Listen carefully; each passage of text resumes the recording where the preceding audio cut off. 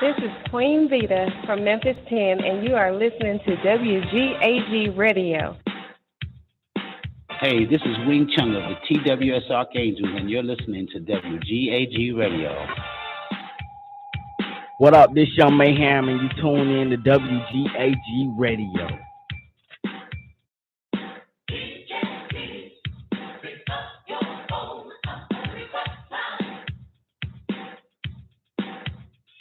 This is Yusuf with Private Side Solutions, and you're listening to WGAG Radio. Keep it locked right here. Hey, this is Katie. Mama, listen to WGAG Radio.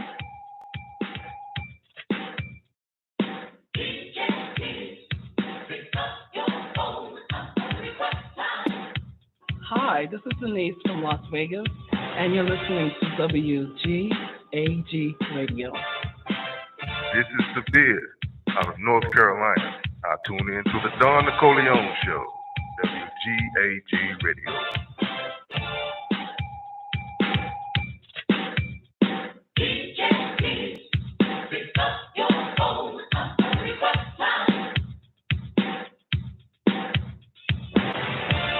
Yeah, what up? It's the God, Sakim Ra, WGAG Radio, live from Brooklyn, you heard? Hi, this is Minesweeper from Houston, Texas, and you're listening to WGAG Radio.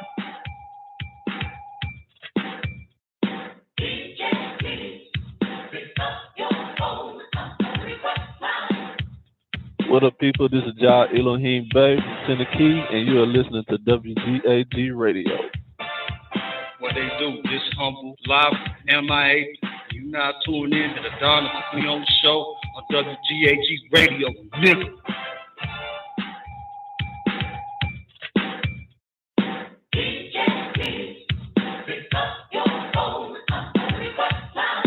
This is 50 and retired, just outside of Chicago, and we listen to the Don Nicoleon Show on WGAG Radio.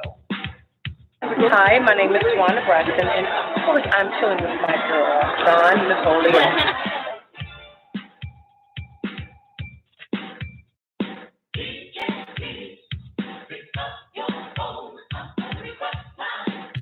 Hi, I'm Dr. Heavenly Counsel, Married to Medicine, and I'm with Don Nicoleon. I'm Renee Lawless, Catherine Cryer on Tyler Perry's The Haves and the Have-Nots, right here on the Don Nicoleon Show. Hola, me llamo Tiana. Tú escuchas WGAG Radio.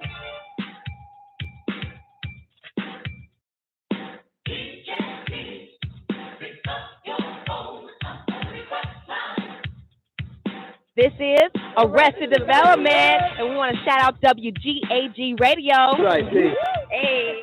What's up, everybody? It's Dondria Nicole, and you're checking out WGAG Radio. It's your boy Jahan Jones with WGAG Radio.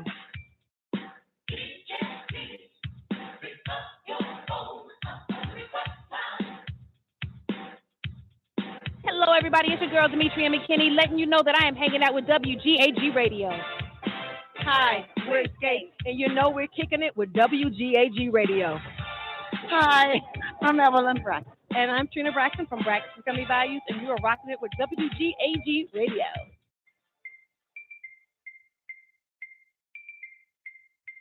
What up, y'all? It's Jermaine Dupree, and I'm chilling with WGAG Radio. Yeah. Hi, my name is Ashley Love Mills, and I'm here with WGAG Radio. Yo, this is Lorez Tate, and I love you. What's happening, y'all? This is Ed Lover. You're listening to WGAG Radio. That's right. Keep it locked right here.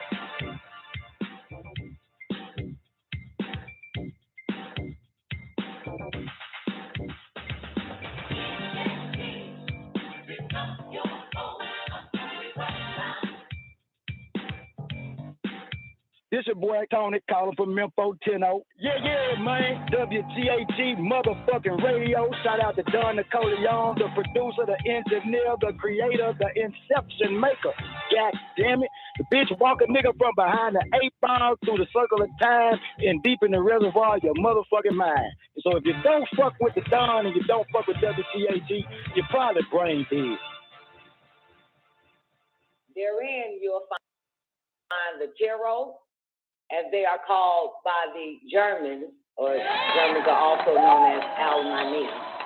However, originally they are called Sunanan or Sinin.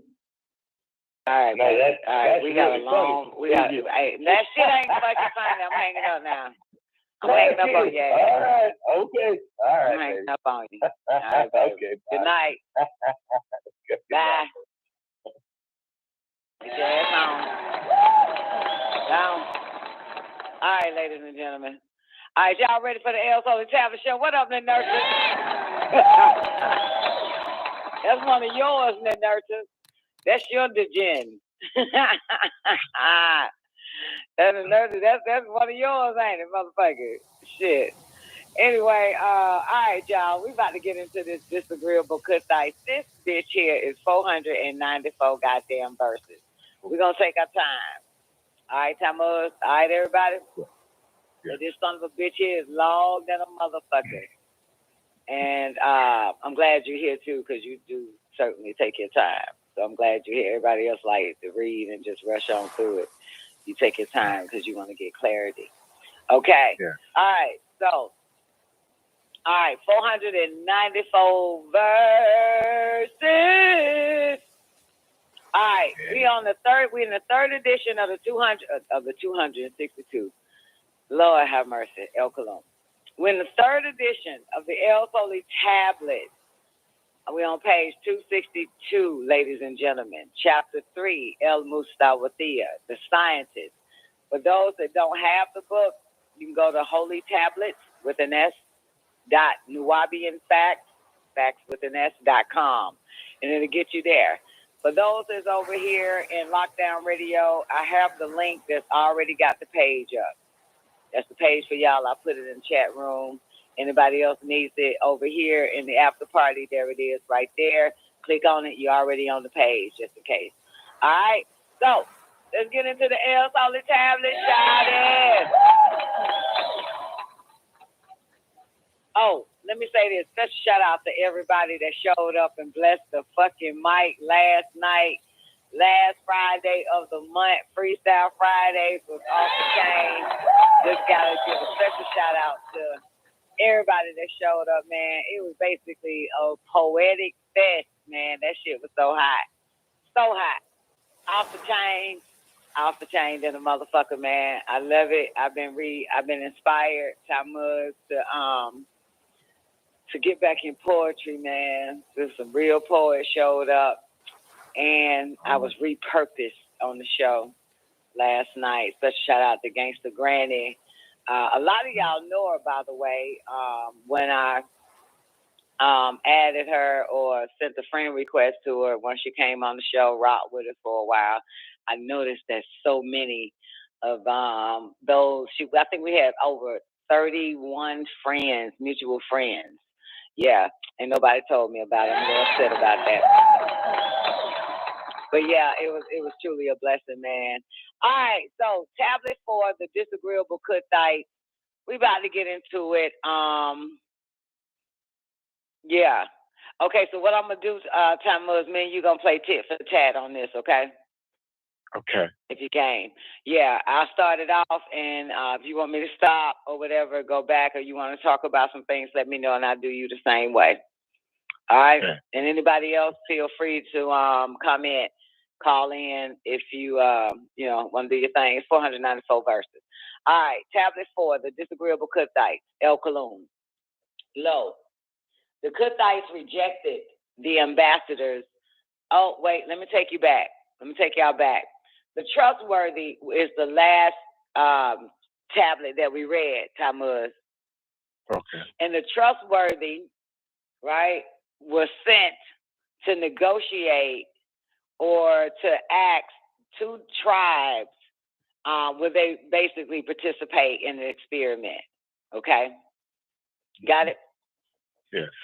And these are your ambassadors, the trustworthy. They were selected. And that's Gabriel, Zodok, Michael. I'm missing somebody. Oh, it was Nagal, Inky, Gabriel, and Michael. They came down and spoke with these tribes. One happened to be the High Willowites or the Hollowalites from Eve, the Ta'ites tribe, the Pygmies. And the other one is basically from the Hindus or the Kuthites, the Kushites, the Kuthites. Got it? Yes. All right. So when Michael and this going to show you here, but it says that they were rejected. If you see it, in the first verse. And tablet 4, the Kuthites rejected the ambassador Gabriel and Michael, okay? But they selected Nergal and Inky to be their ambassador. That's Adam's side, Cadman's side of the family, okay? They rejected Michael and Gabriel. You got it? Right. Right. Okay, but they accepted Inky and Nergal because of their nature. You understand? And that's fucked up because Michael was converted from disagreeable to agreeable. And remember, the Kuthites are disagreeable. So that's in the trustworthy tablet that they were selected to go down and be the ambassadors of the Zodokites. Okay? Right. All right, so that's where we at now. And now it's about to take place, and he's about to explain all this, what happens, tablet 4, the disagreeable Cuthites. And that's pretty much it that happened in last Saturday. It was more information, as a matter of fact, I just thought about it, of the trustworthy. Yeah, it's more in it, but I should have played it. I didn't know you were going to come on. I would have played the tablet 3 for the first hour, one you missed, but you'll catch up. If you got any questions or, do our best. Of course, me and Zena argued back and forth over the word fear and a few other shit last Saturday. Not really argue. All right, so El Kalum, tablet 4, the disagreeable Kuthites. Lo, the Kuthites rejected the ambassadors Gabriel Zodok, who was the son of Raziel and Zamael. And they rejected Michael Zodok, who is the son of Inky and Damkina, who were called El Musalamat. Yet, they could not refuse Inky himself, also known as Israel Zodok, son of Anu and Id, because the Kuthites were of a disagreeable nature. They were called El Kafurat, those who conceal what they know to be true, called Kafarun, in Ashuric, Sereric, Arabic, Kafarun. Nagal became ruler of the Kuthites, a disagreeable tribe. Ninti and Ninky, I'm all wrong, Kalum. Ninti and Inky were on the surface of Eridu, falsely called Earth, while Erishkigal and Nagal were in Zuab or Abzu. All of them were the children of Anu, who were rulers of the skies. The Inky Dewites were of a barbaric nature, and they stood 7 feet tall, and they were covered with 6 ether fur from head to toe. So from this, you get the word barber. Some of y'all go to the barber today. The Inky Dewites originally came to Tiamat, which is now called Earth, to hunt dinosaurs and other prehistoric animals. Pre-Adama story. They loved it so much that they claimed it as home. The Ta'ites, also known as Kishites, were on Tiamat, now called Earth, when the Inky Dewites arrived.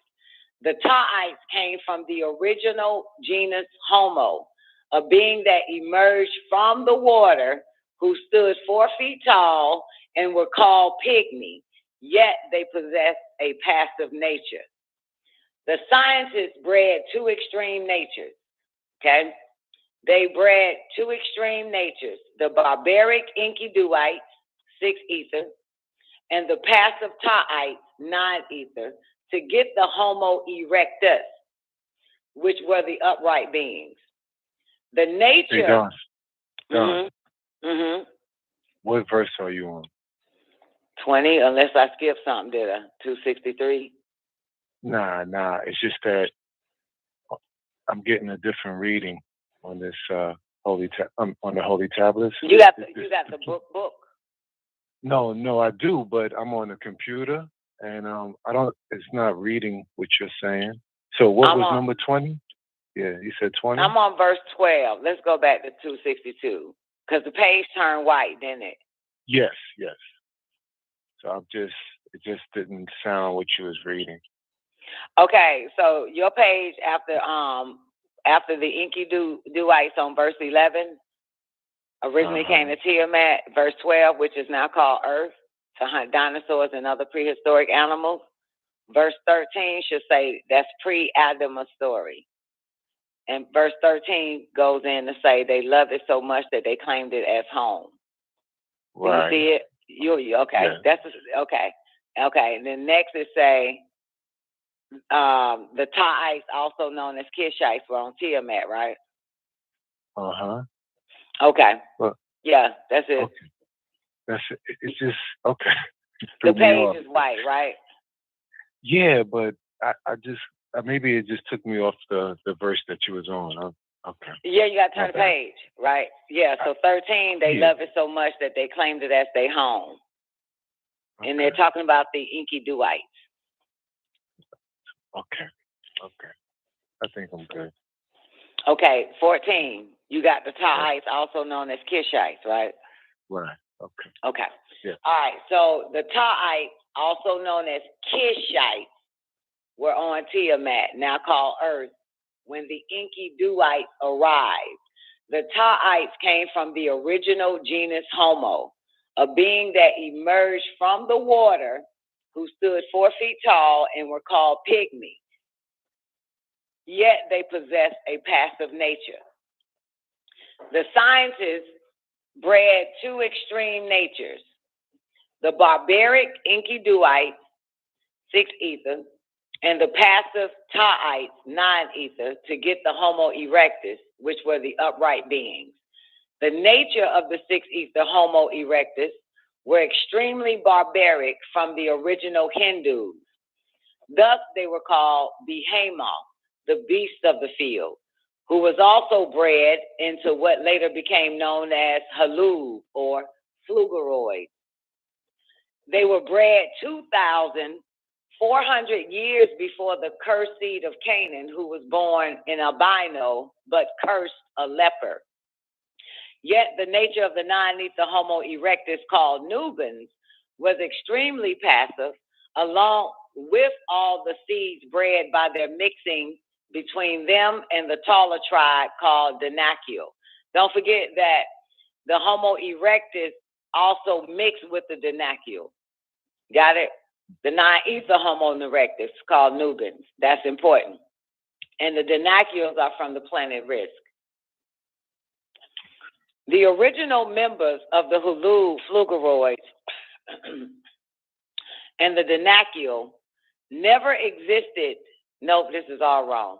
The original members of the Halub Phlugoroids and the Danakil never exit the caverns of the earth to become surface dwellers again. Many of the dissatisfied amongst them came to the surface. They are often called the 7 men of the caves, with their backs to the light, seeing only shadows of themselves. But of their seed did these tribes of beings come: the Negroid of the Danakil, dark skin, woolly hair, wide nose, big lips, and the Caucasoid of the Phlugoroids, blonde-haired, blue-eyed, and pale skin. Also in the caverns of the earth, not as far down as Shambhala, for there are 8 caverns. Therein you'll find the Tiro, as they are called by the Germans, or Germans are also known as Almani. However, originally they are called Sunanan or Sinin, the Teros. The Teros, for those who need to know, they're like the cone heads if you ever watched that movie, the Teros. You also find the Wani, also called leprechauns or bucks. And you also have the Deros, originally called Sumunin or Samin, and the Ganesha or Ganesh or Ganesa and Gananapi. That is the fourth and favorite son of Siva. He was called the king of obstacles and the leader of Impish, attendants of Siva. He was used before battles to prevent snags and hindrance. He is portrayed as an elephant's head and a pot belly and two forearms, often holding a pot of sweet meat and radish, or holding one of his tusks in his hands and prayer beads. Y'all seen it, especially if you watch American Gods. The fact that this Hindu deity has an elephant head and trunk is no coincidence.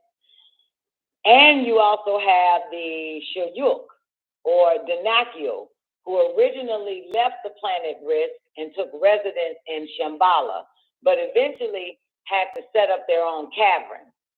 The chief of the Danakil, called Rabboni Fakor, the Negroid seed, or Moor, married a Sunanin, a Tero, the Mongoloid seed, a brown seed chieftain's daughter named Lucinus, against her will, just to establish peace in the cavern. She did not want to marry a Danakil, this Tero conehead chick.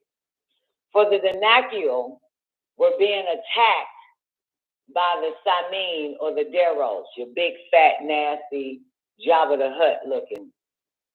Samin Tero were supposed to keep under control because they were violent, destructive, and aggressive beings, the Deros. So, to bring about a peaceful coexistence, the chief of the Teros, whose name is Lamsa, gave his daughter to Fakur, the chief of the Danakil. Can y'all follow it? Can you follow it, Tamur? Yes. Okay, because this is about to get into the whole Yakub story. Oh. Yeah. Fakur, the chief of the Danakil, gave his daughter, Radia, to Lamsa, chief of the Teros, to marry his oldest son, Hatif. Lucinus, the Tero female, bore Fakur no children. She, by shadow hour, left the caverns and went to the surface and sought out Fakur's brother, Yishak. Another word for Yishak is Isaac, okay? This is where they get Jacob and Isaac's story from, all right? It's why Yakub, actually Jacob. There's no J in Hebrew. It was pronounced Yakub. Son Isaac, Ishak. So 36, who lived, okay, let me take it back to 35. Okay, Lucinus bore Fakur no children. She, by shadow hour, left the caverns and went to the surface and sought out Fakur's brother Yishak, who lived in the best part of the planet in the enclosed garden in Saudi Arabia in Mecca. She was welcomed by Yishak, who hated his twin brother Fakur, who took his wife, Lucinus, as his own. Fakur and Yishak had 5 other brothers, namely Amo, Hasi, Rama, Aksad, and Tunde, all save the first 2 stayed within the caverns. Amo, who was also a runaway, lived 20 miles outside of the enclosed garden at the site where the bodies of Cadman and Eve are buried after Mount Arafat. There was originally a village within which, in an illegitimate birth between Yishak and his brother Fakur's wife, Lucinus, occurred. Lucinus was mad at her father, Lamsa, for giving her away, but she always longed to marry a Tero, such as herself. So she, out of anger, had a child by Yishak, the disagreeable yet reformed brother of Fakur. So her child would be of no service to her tribe. Can you follow that so far? Yes. Lucinus, tall head, all right, a Tero. She wanted to marry her own kind. The problem was that the Deros, the big fat Java the Hunt, nasty motherfuckers, was killing off the Danakil. And the Teros is supposed to protect the Danakil or keep the peace between the Deros and the Danakil. So in order to keep this peace and prevent the Deros from killing off the Danakil, they married off. So the leader of the Teros, Lamsa, gave his daughter to Fakur because he's the chief of the Danakil. Got it? His daughter, the Teros, to Fakur to be his wife.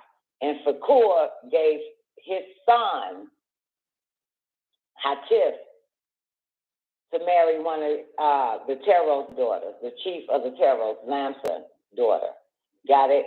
And so Fakur's wife now is Lucinus, the Teros. She left. She would leave at night and go fuck with Yishak, the twin brother of Fakur. They ain't like each other. That's where you get Isaac from. Yishak. And so boom. So out of anger, 41.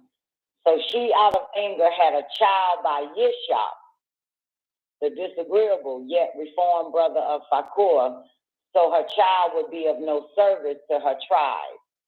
They gave birth to an unsightly being with the head the size of two men by no fault of his own.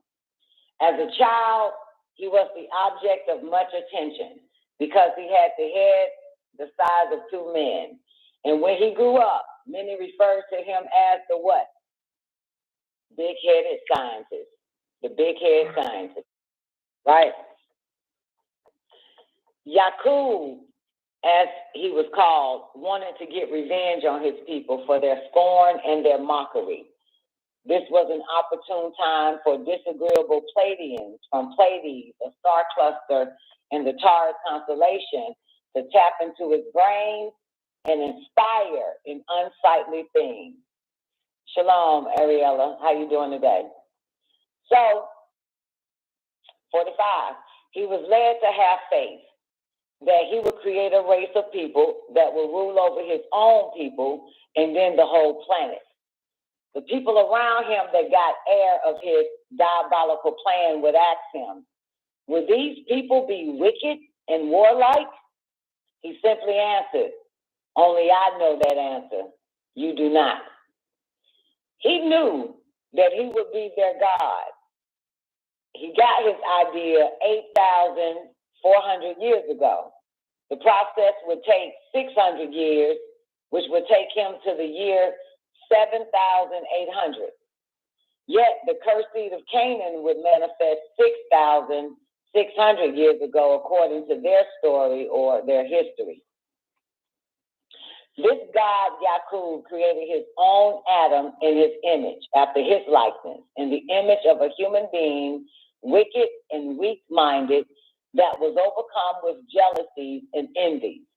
He was born with an inferiority complex and to subject the world to their wish of superiority. A new man, a kind of man, simply mankind, kind of sort of, but not really ish like. Yakub owed his peculiar appearance to the fact that he was mixed. For Teros were hydrocephalic, and Yishak was a Danakil who also had a large cranium.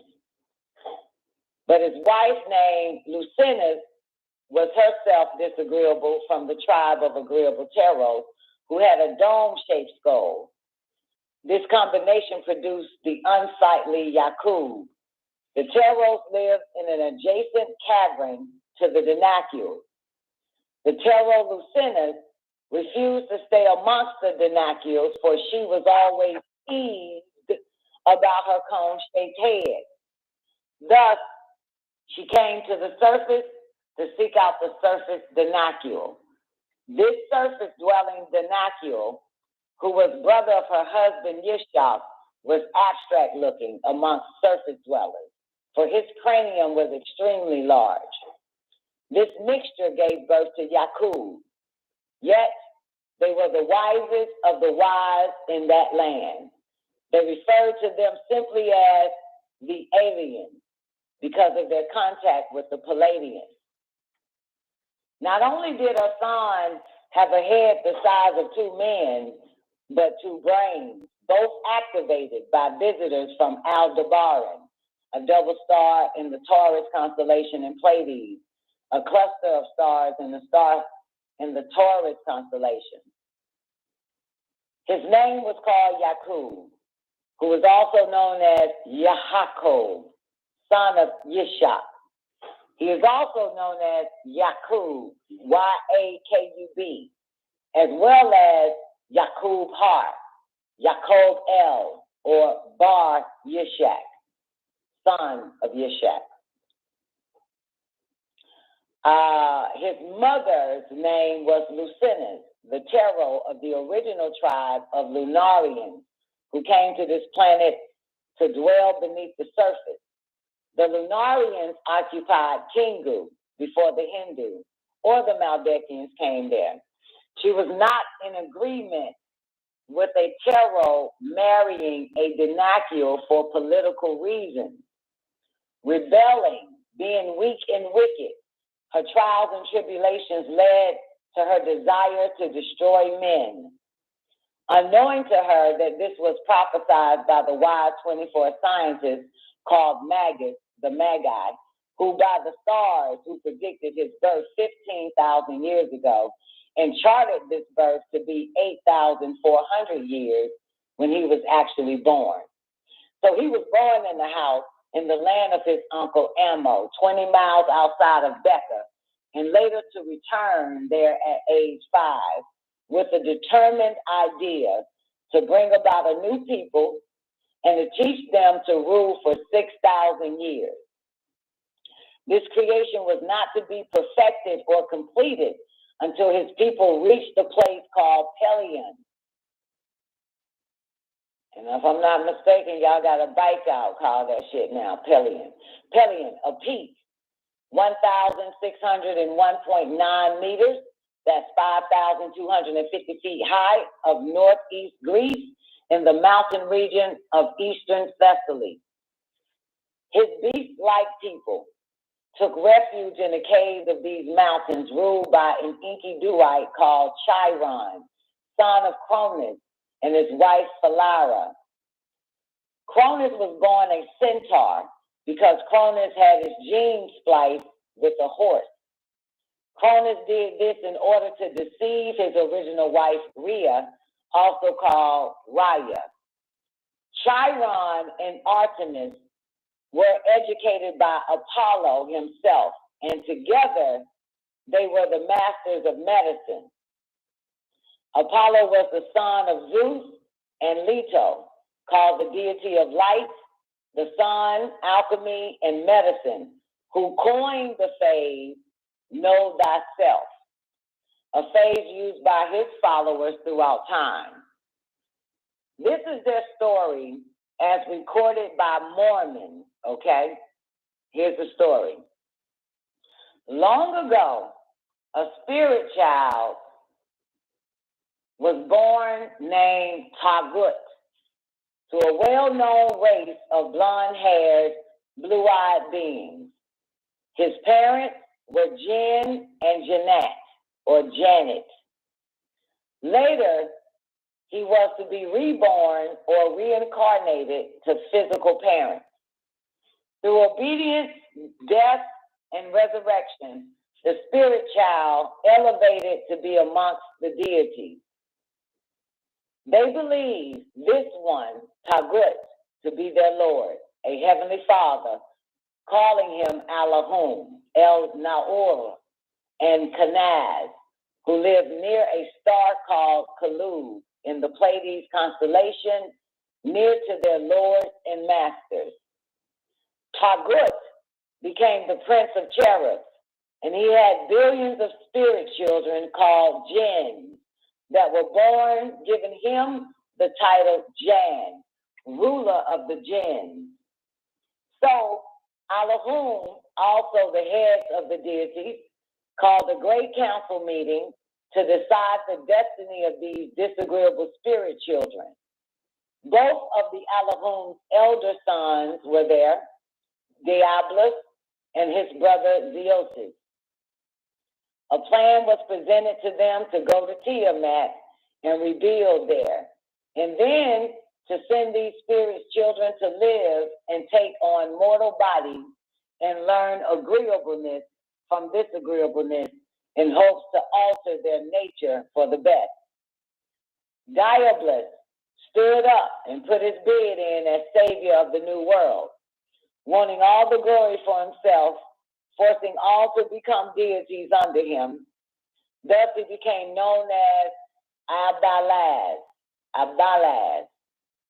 Opposing this idea, Zeosis said, why not give them freedom of choice as other beings? The vote that followed was in favor of Zeosis. This enraged Diabolus, who convinced a great many of the spirits destined to go to Tiamat, the earth, to revolt. Thus Diabolus became the devil, and his followers became demons. Those who stayed neutral in decisions were cursed with black skin. This is your dark-skinned, straight-haired Hindu, also called Dravidian. Those spirit children, destined to be banished from their own star constellation of Kalub, also Caleb, fought on behalf of them, not wanting to be exiled to the planet Earth. They would in time be grafted and would become pale-skinned and be born to human parents. One of the Dravidians and his wife came down to earth as their Adam and Eve to start their race. Then thousands of years after that, a Dravidian named Cronus came in human form to earth from the star-based Kalub to have sex with the virgin Rhea to provide Zeus with a physical body. After Zeus came to adulthood, he took 3 wives, Maya, Metis, and Neosimone. Nemosin. Sorry. He took 3 wives, Maya, Metis, and Nemosin, and fathered a number of children. Amongst them were Opolia, father of Hamathia, from which many pale-skinned earthlings claim to be a direct descendant before his crucifixion. Many think him to be Yeshua bar Dawid, HaMashiach, Yeshua ibn Dawud el-Masud. After Zeus is resurrected, he appeared in the land of frogs to the Navajo, who are of the original Israelites or Yisraeli or Yakubites. By 421 AD, the dark-skinned Navajo tribe, called also Lamanites, who are of the original Hopi tribe, had come to this land 16,000 years ago. The name Hopi comes from the word Hapitu Shinumu, meaning peaceful people. The Hopis first settled in Arabia, Arizona, America. They descended from Hapi, the 4th son of Har. Har means high up on the mountain, the ancient name of Horus of Egypt, whose symbol was the falcon, and each of his sons symbolized a falcon as well. which resulted in the Hopi tradition of the Kachina doll, which is a symbol of the spirit embodying the power of the divine eagle spirit called Kwahu. His other sons were Imset, Kwebehisnif, Dualmatif, and the last was Hapi, Hapi. They protected the dead. Horus was the son of Osiris and Isis, not to be mistaken with another Horus, who was the brother of Set and the son of Amun-Ra, the grandfather of Osiris. They were guided to this sacred place by way of a flying craft, saucer, that was piloted by Kachina, the deity of the Hopi. The deity Masah placed in the hands of the Hopi a set of stone tablets called Teponi, a symbol of power and authority. The Hopis are direct descendants of more ancient Anunnaki, who claim their origin from the star people. The word Anazi, I keep fucking that word up, Anazi, is from a Navajo word meaning the ancient ones. The Anazis built the numerous communal dwellings or pueblos,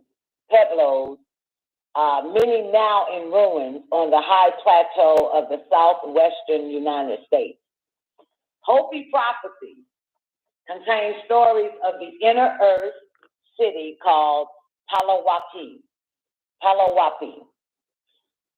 which have secret openings or passageways leading inward and downward to the inner earth, which are located throughout the Grand Canyon area in northwest Arizona, America.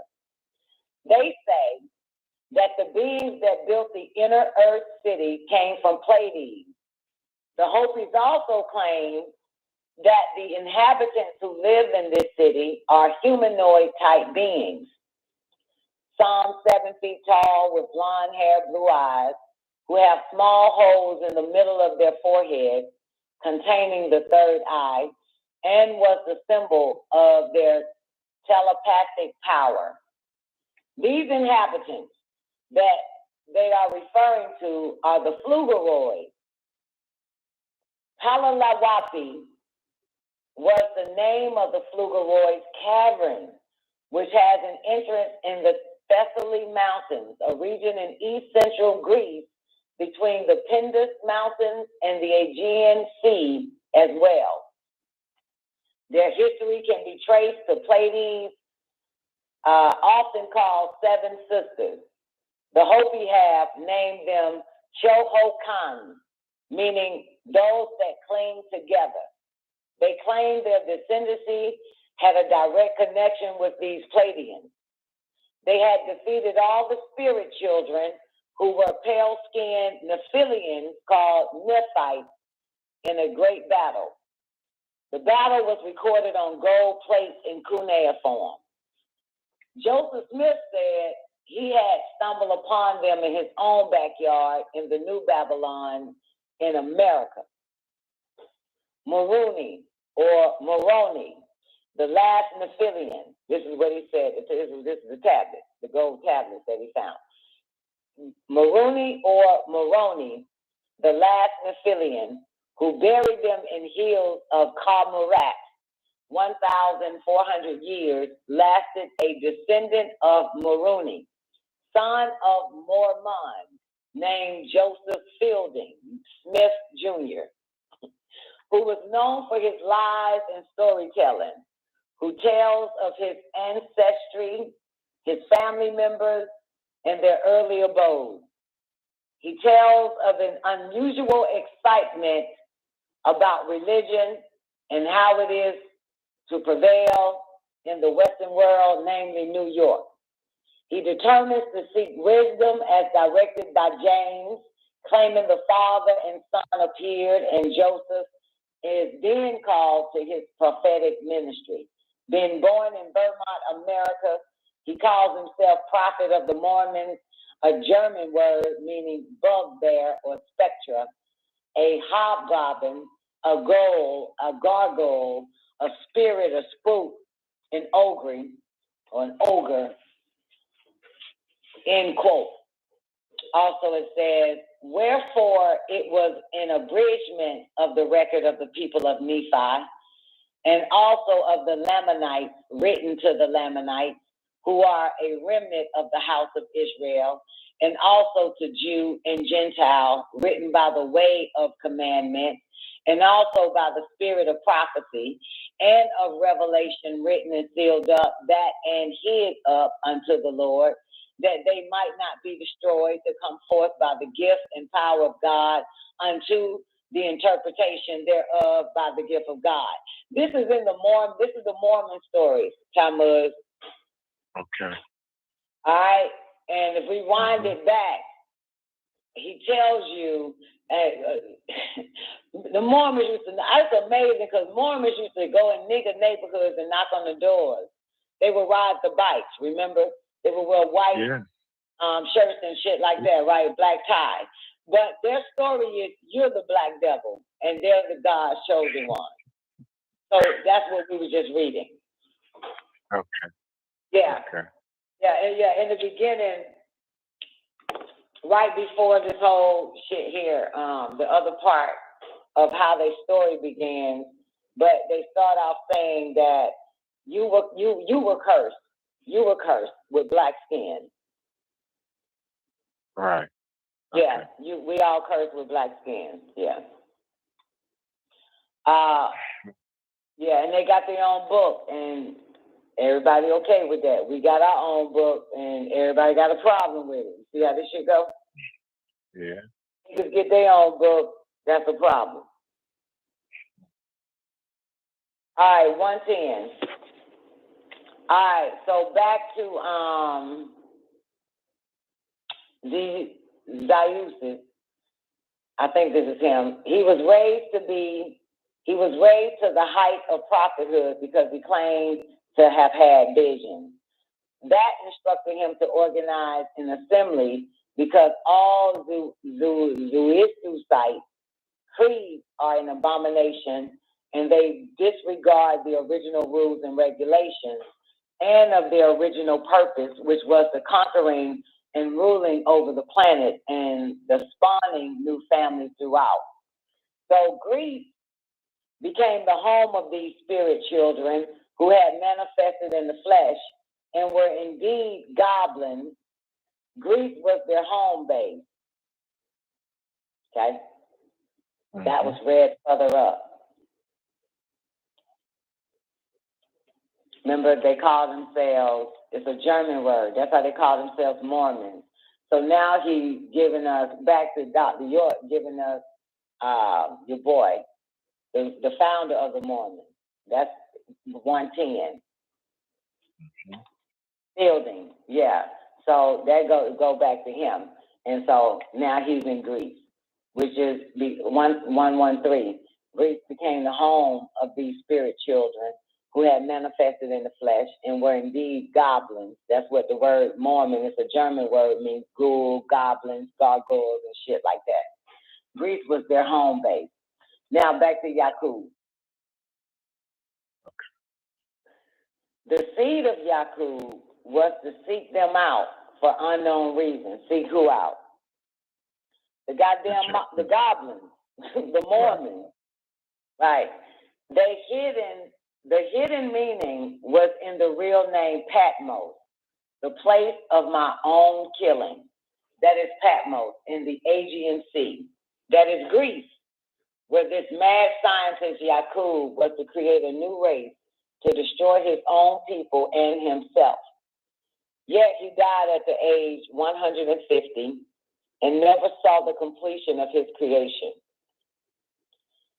They were all to be healthy, strong, and good breeders. This new god, Yakub, made the phlugoroids by genetic splicing called grafting. They were called Jews, G-E-W-S, or Jews, J-E-W-S. You hear this shit? Don't this go hand in hand with what Don Nicoleon show on Friday? Don't it go hand in hand? Y'all still alive out there? You weren't here on Friday, Talmud. I played Rabbi Finkelstein. Yeah. When he was talking about the bodies and using McDonald's. Yep.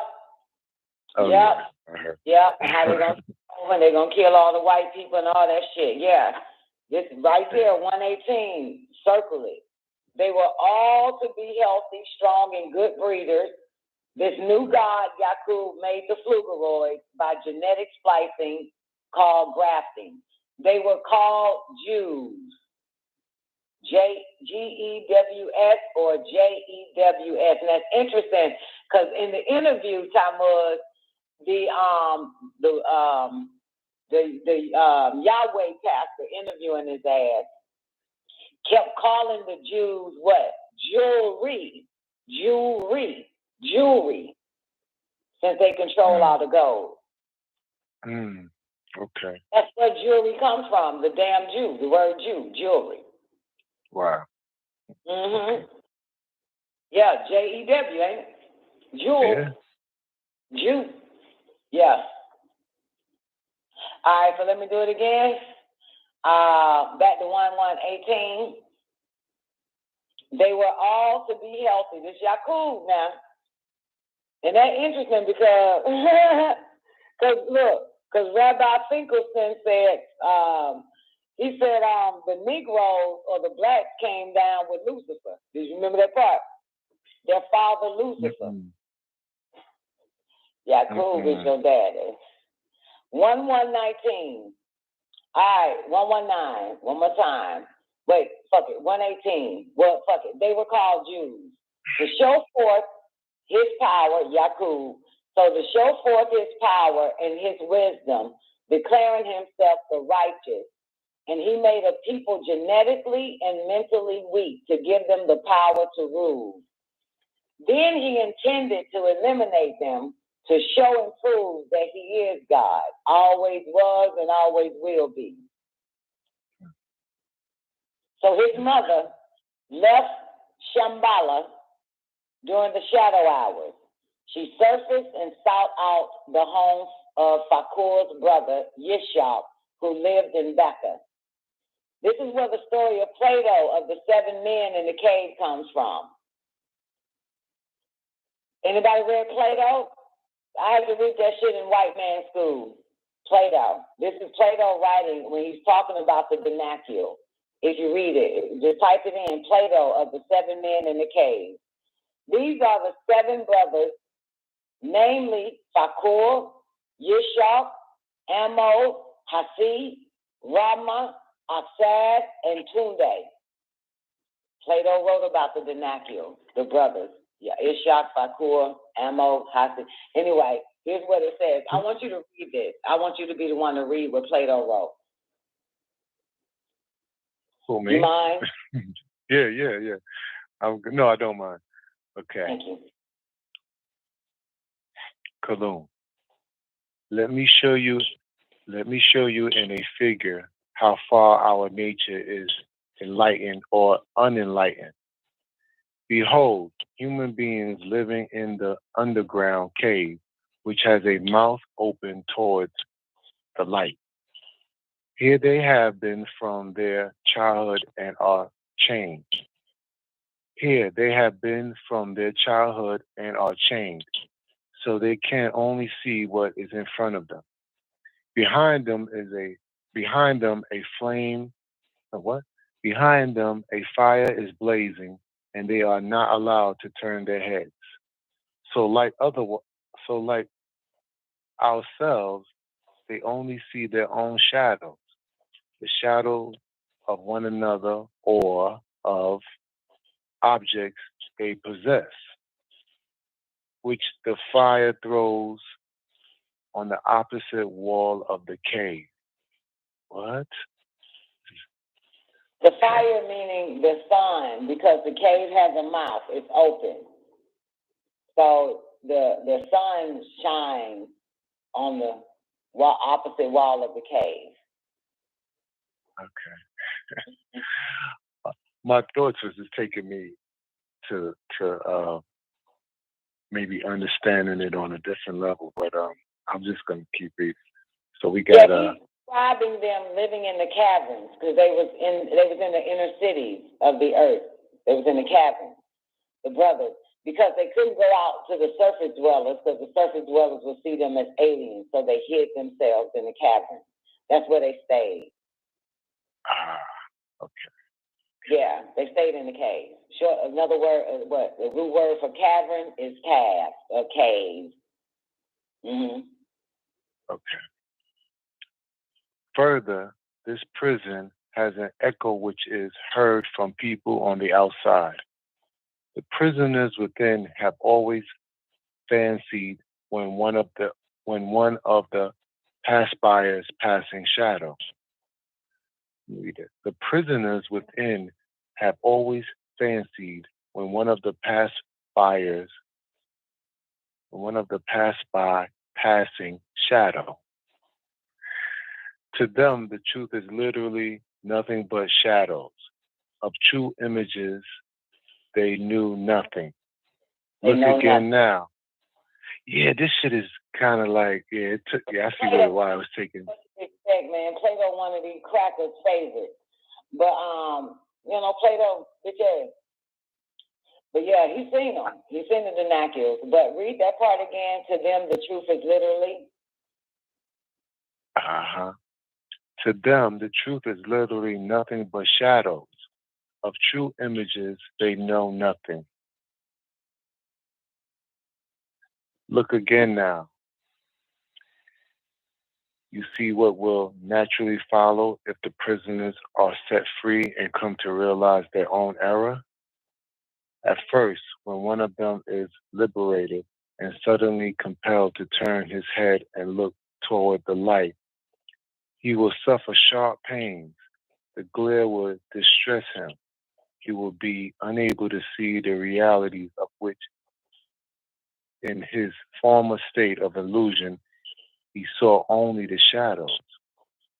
He will, at first, fancy that the shadows that he formerly saw are truer than the real objects which are now revealed to him. He will be required to grow accustomed to the sight of the upper world. At first, he will see the shadows best. Last of all, he will be able to see the sun in its own proper place and not merely its reflection. He will then understand that the things which he and his fellows have been accustomed to behold, when he remembers his old habitation and the wisdom of the cave and his fellow prisoners, he will pity them. And if the inhabitants of the cave have been in the habit of conferring honors among themselves, he will no longer care for such honors or envy the possessors of them. Let me read that again. And if the inhabitants of the cave have been in the habit of conferring honors among themselves, he will no longer care for such honors or envy the possessors of them. He will endure anything rather than think. What? He will endure anything. Yeah, he will endure anything rather than think as they do and or live after their manner. And if such a one were suddenly to come back out of the sun and place himself again in his old situation, he would be certain All to Eyes have on his Egypt eyes presents still the Holy dark. Tablets, backed by popular demand, written and transcribed by Dr. Malachi Yakub, the receiver. This is the scripture that is divinely inspired that will bring about a long overdue change. Like the phoenix bird rising up out of its ashes. Up, you mighty people, come forth like Lazarus from the tomb. This tablet is food to feed the hunger and to nourish the soul, to give it strength. Rise up, stand up, be counted amongst the people of this world. Be the first to get your copy of the Holy Tablets while supplies last. At All Eyes on Egypt, Monticello, Georgia, 706-468-2319. Tune in to the El Holy Tablet Show every Friday and Saturday night at 9 p.m. Eastern Standard Time on WGAG Radio. Great day, ladies and gentlemen. You are tuned in to the El Holy Tablet Show Saturday night. I'd like to thank everybody for tuning in. So far, so good. That's a little bit of last Saturday show, the Disagreeable Cuthites. We actually going to entitle this thing. We're entitling it. What the fuck just happened? We're entitled. We're doing it again. We're doing Disagreeable Cuthites again. This is season 5, episode 20. Back to the beginning, baby. All right. And this time we're gonna take it slow. We're gonna take it a little bit slow because it's a lot dealing with, especially after we get with the whole Yakub and you know. And of course the Hindus and everything, the Disagreeable Cuthites, and yeah. We're gonna do it. We're gonna do it again. Back to the beginning, ladies and gentlemen. Great day to everybody on the call line. If you need the call-in number, the call-in number is 425-569-5274. That'll get you in. That right. Special shout out to everybody over there in the after party. Hope all is well with y'all, man. Great day. Number 1 at the top, my man Brian Orion. What up, Brian? How you doing today, baby? That last Saturday, though, we're going to do it again, Miss Hudson. Great day to you, too, Miss Hudson. Hope all is well with you. My man C9 him. What up, baby? Great day, Ethereum forevermore. Hey! Special shout out to my man Jah Elohim Bttb in the building. One time for Mush Mouth, Nefertiti surviving the game. Great day, Neff. Great day, everybody tuning in. El Holy Tablet Show, baby. Let me take my ass over here to Lockdown Radio real quick. One time for Sister X in the building. Great day, Zena. Hope all is well with you, baby. One time for Pasta in the building. Great day, Pasta. And anybody else over there, man, just throw some ones up in the chat room. Great day once again. It's Saturday night. It is the El Holy Tablet Show. It's 400 and I think 9 verses. We're going to get to it. Matter of fact, let me drop some links. We're going to do it again. We're doing it again, Pasta. You know what I'm saying? Because it's a lot. It's a lot. That was last Saturday. Well, this is this Saturday. And we're doing the Disagreeable Cuthites again. Got to do it again. Got to do it again, man. It's actually 494 motherfucking verses. You gonna call in? You who got the Holy Tablets? You gonna call in and read? We need some readers tonight, man, so we can take it slow. Because we've already read it all the way through last Saturday. Now it's time to go through the Disagreeable Cuthites. Just the get some overstanding and some clarity for it. Come on in, 470-712. You're on the El Holy Tablet Show. Can I get a mic check? Unmute. 470-172. Great day. How you doing today, babe? Me and son, anything. All right. Great day, Hassan. All right, let me get a mic check from 678-718. Can I get a mic check? This you, Tamuz. Yes, it is. Great day. Tamuz in the building. Yeah. Anybody else want in? Let me put your hands together for the one and only Sister X in the building. Zena, great day. Great channel. All right. How you been, Zena? Doing my best. You settled in yet? Yeah. Are you settled in? Kind of, sort of, not really-ish? Yeah. Not yet. Kind of, sort of, not really-ish. Yeah. Have you slept there yet? Yeah. I've been here all strong since last Sunday. Okay. All right. Okay. Good. Is your rest different? Do you rest a little bit better than the old home? Is it different? It's about the same. It's different is I don't have internet. Oh, okay. I didn't Yeah, that's move. gonna take a I minute didn't for them move to come to a bring it. town. No, shit, man. Exactly what we've been talking about, basically. I moved outside of Houston, and they don't have Xfinity, so I couldn't transfer it. And trying to find a new provider, they all pushing the 5G.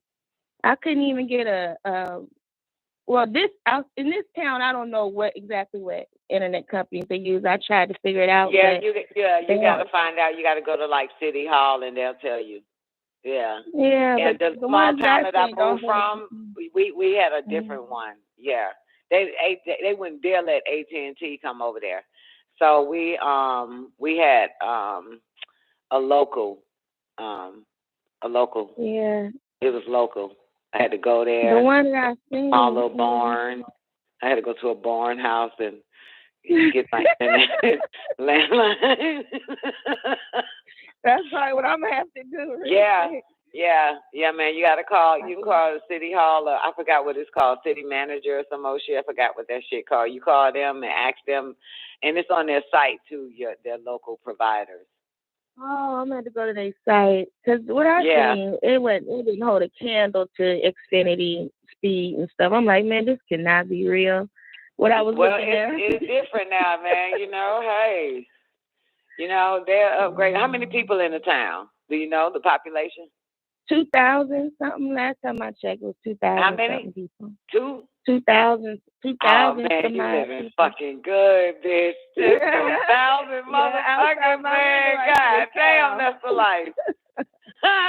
That's what's up. I step outside on the porch, I'm gonna see a cow right up there the street. Oh man, that's the life. Yeah. Well, check their website, the city website.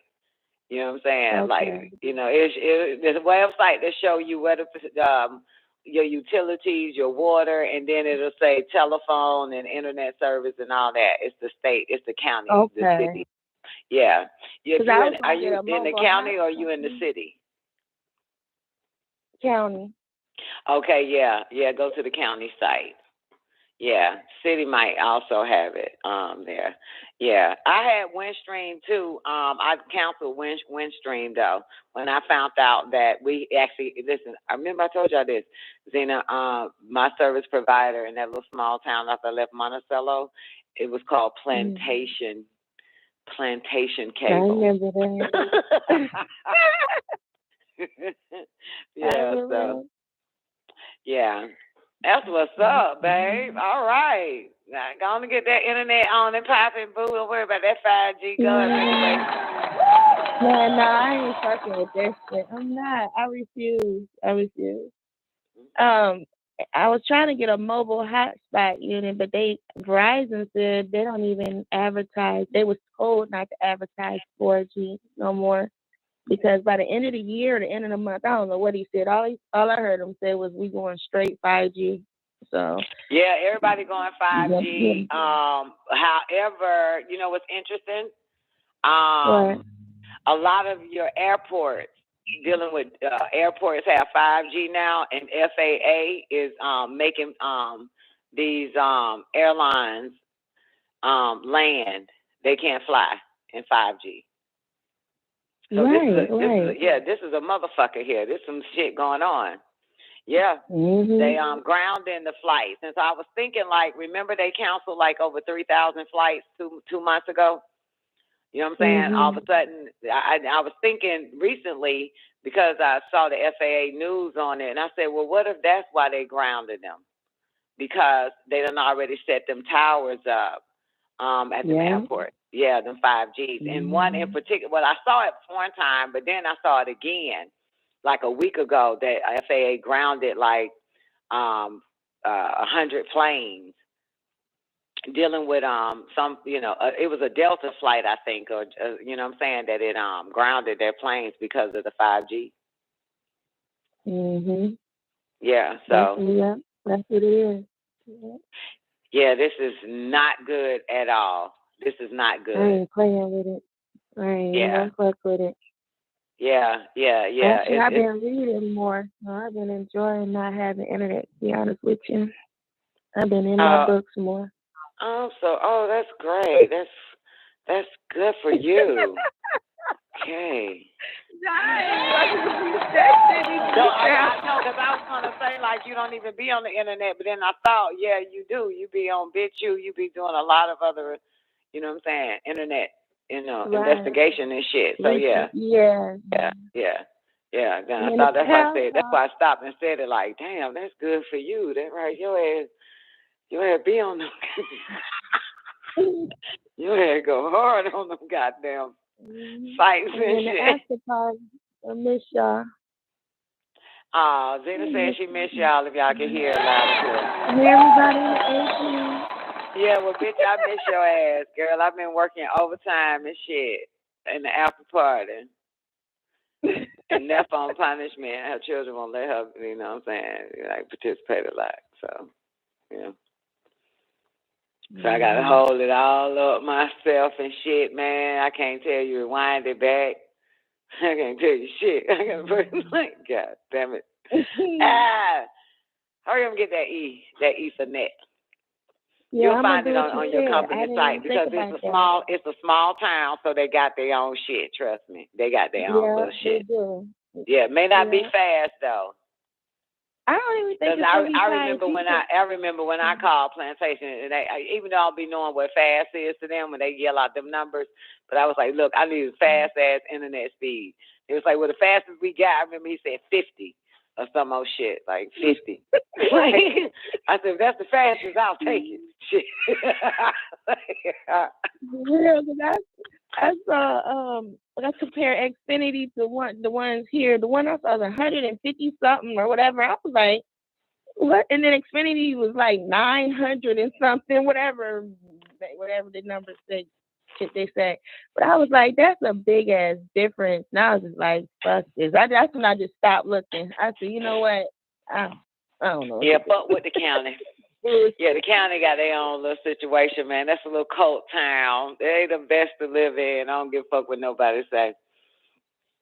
I don't think they got 5G out here, too. I ain't seen none of them towers out here. No, they ain't fucking with that shit. So they probably still got dial up.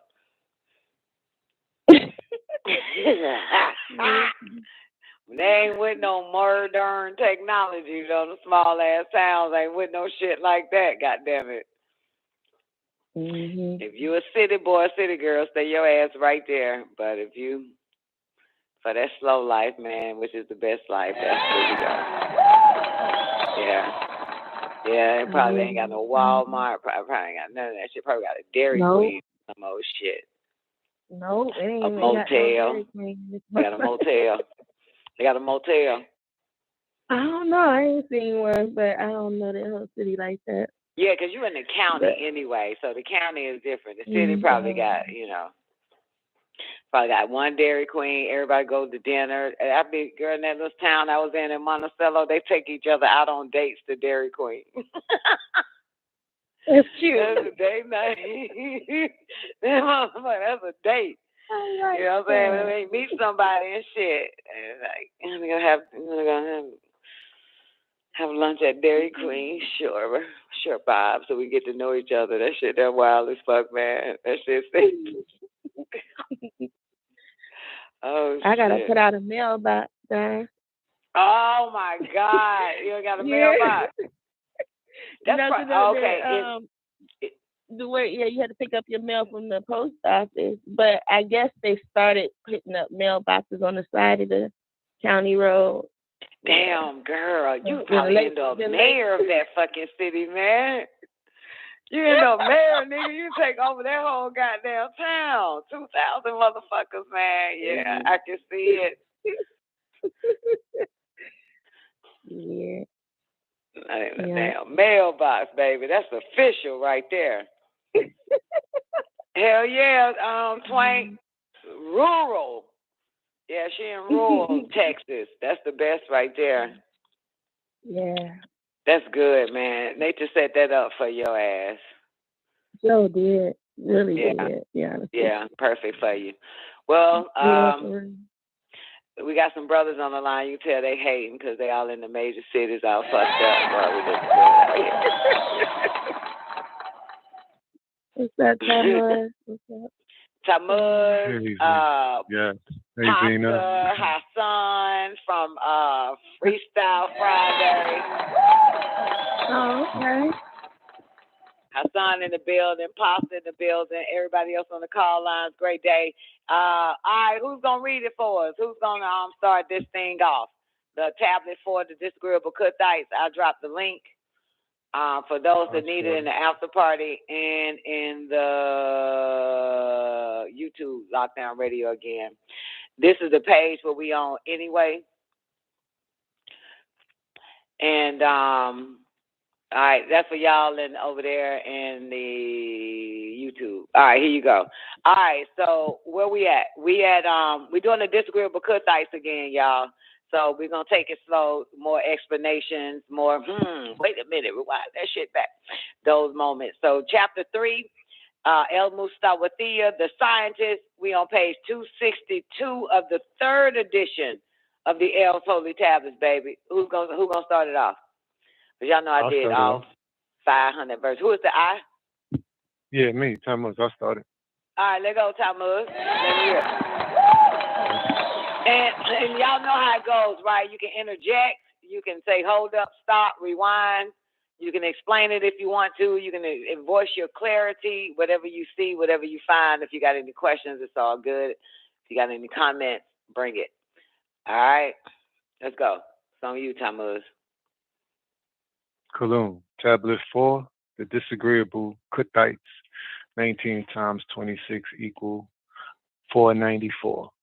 Lo, the Cuthites rejected the ambassadors Gabriel Zadok, son of Rashiel, and Zamael, and Mikael Zadok, son of Inky and Damkina, who were called Muslamat.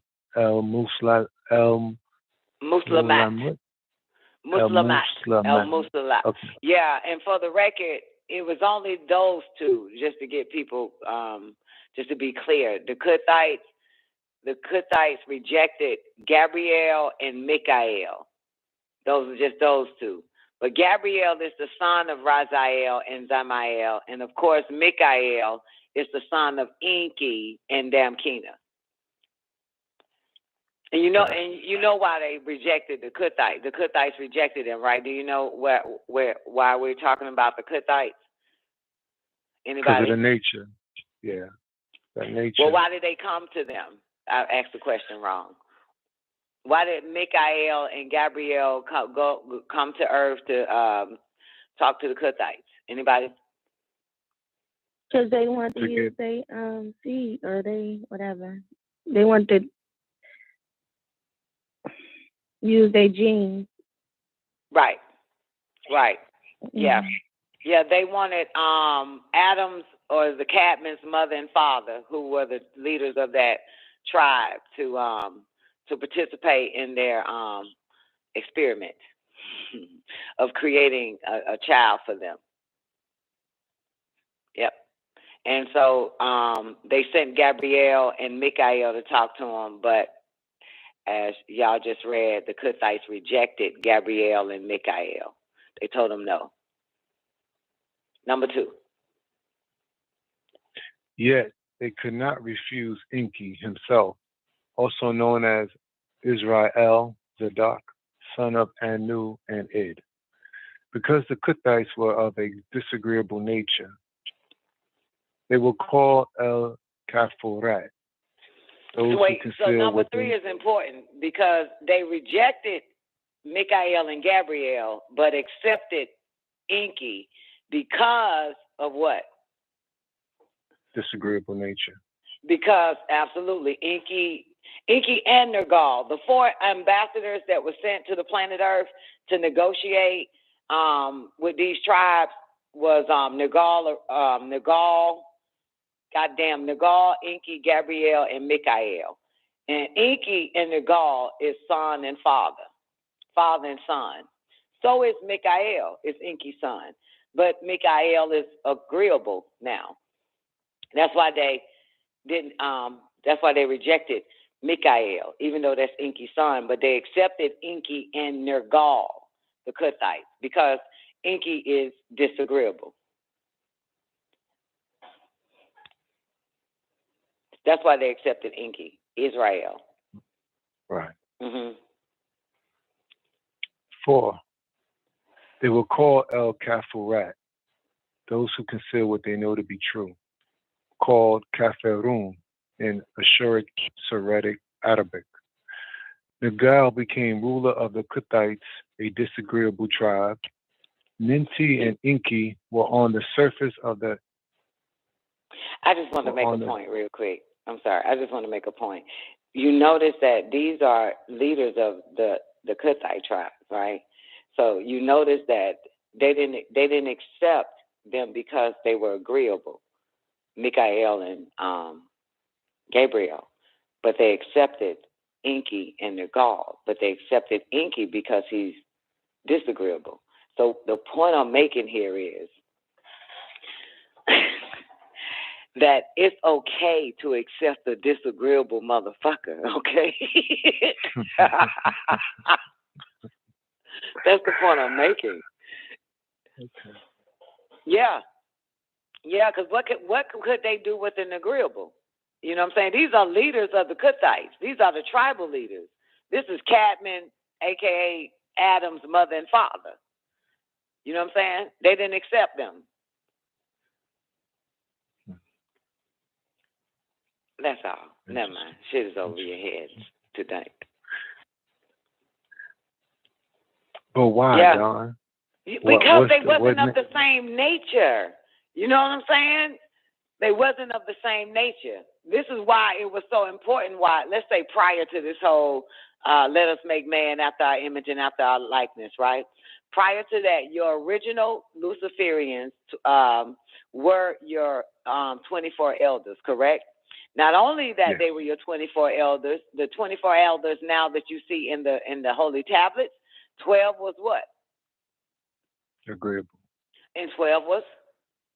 Disagreeable. So who decided to make sure that it was 12 agreeable and 12 disagreeable? Somebody had enough intellect to make sure that it's balanced. You understand? Right. Right, because it wouldn't be balanced if 24 was disagreeable and 24 was agreeable, would it? So somebody has enough sense. This is why he is Elunel, the Most High. That's why Anu chose 4 ambassadors to go down to earth and speak to these 2 tribes. One happened to be the Kuthites from Adam's side. But those 4 were what? 2 were agreeable, Gabriel, Michael, and 2 were disagreeable, because man plans the plan, but the Most High is the best of planners. The Most High knows that he had to send people of those natures so that these tribes would be able to accept them. You understand? That's smart. Correct. That's intelligence. That's not emotional. That's not none of that. That's a match made in fucking heaven. That's how matches are made properly. Not of the same characteristics or the same nature, but the opposite. Don, can we say that being a disagreeable doesn't mean that you're evil? No. I mean, no, you're right. Yeah. Right, it doesn't make you evil. It doesn't, and being agreeable doesn't make you goddamn righteous. Right. Okay. It's just the nature, you know? And of course, being that the Kuthites were what is considered disagreeable, so you can imagine they just wasn't feeling Inky. They wasn't feeling Michael and Gabriel. Maybe they was just, too agreeable, and that wasn't something that they could actually sit down and have a great time with. You know what I'm saying? Be comfortable with. So Inky, and we know the personality of Inky really good, right? We should know Inky personality by now. So I'm pretty sure when Inky showed up and Nagal, you know what I'm saying, they enjoyed their company and accepted them. You know what I'm saying, to be the ambassador, to, be a part of this, experiment. You know what I'm saying? So it's just people you got to be cool with naturally. You got to be, you got to trust them. So they didn't trust, Michael and Gabrielle. They trusted someone of their own kind, their own nature. Maybe they liked the same shit. You know what I'm saying? Had a great time with each other.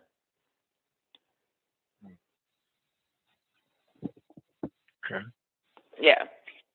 Yeah, disagreeable don't mean you're evil. That's right. Yeah, I would prefer, to kick it with somebody that's, a little bit similar to my motherfucking ass, not somebody like totally on the other side. You know what I'm saying? You too. So, we want somebody that if we are disagreeable, we want somebody still that our nature agrees with. And the root word for disagreeable is agree. Right. So their nature agreed with Inky and Nagal. It just didn't agree with Michael and Gabriel, the Cuthites. Let's go. 6.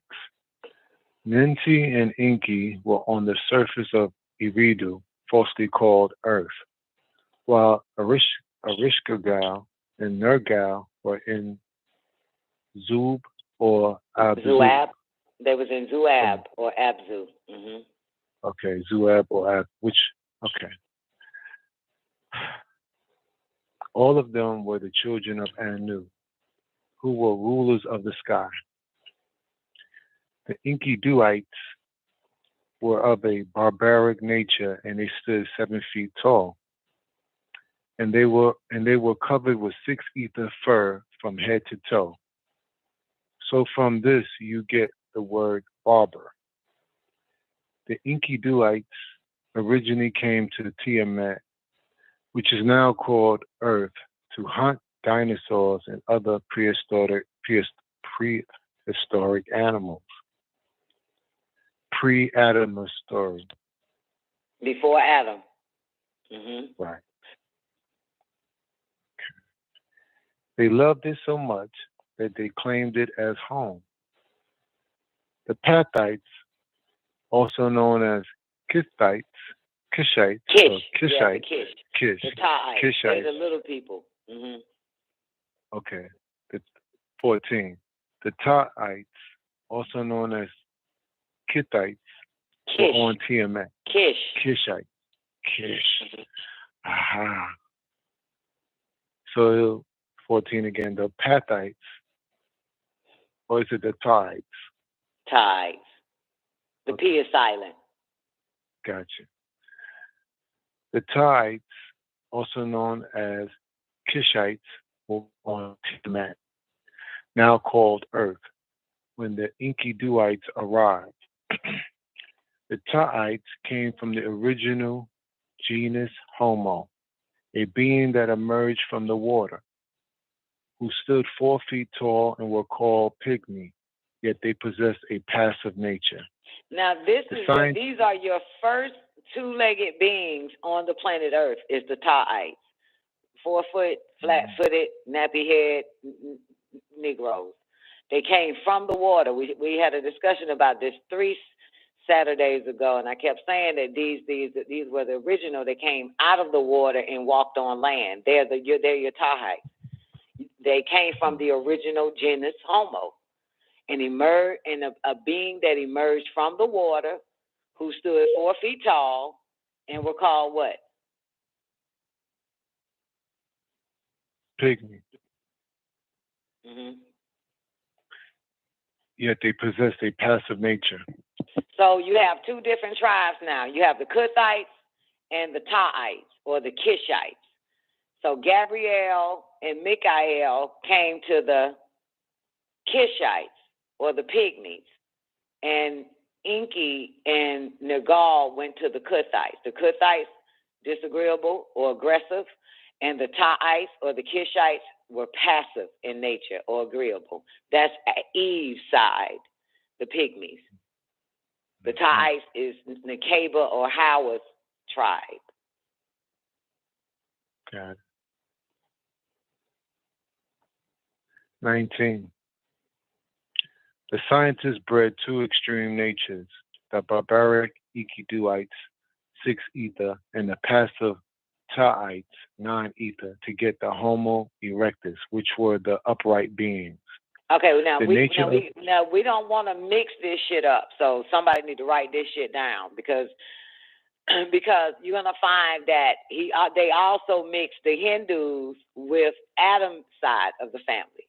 You know what I'm saying? So for now, let's just keep in mind that the scientists, the four scientists, Inky, Erishkigal, Ninti, and Nergal, they bred two extreme natures, the barbaric Inky Dewites and the passive Taites together to get the Homo erectus.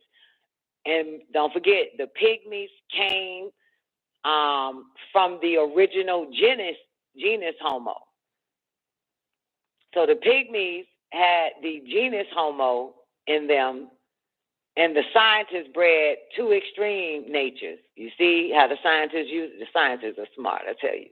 So they took the aggressive, barbaric Inky Dewites, 6 ether, and the passive Taites, the pygmies, the 9 ether, to get the genus, the Homo erectus, which means the upright. Homo erect. Erect means upright. Get it? So write that down, put that to the side. So then y'all can find out, you know what I'm saying, what they bred with the Cuthites, with Adam or Cadman's side.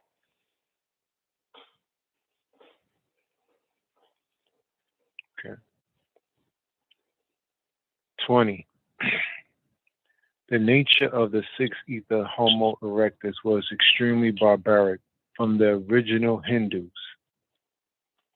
Thus, they were called Behemoth, the beast of the field, who was also bred into the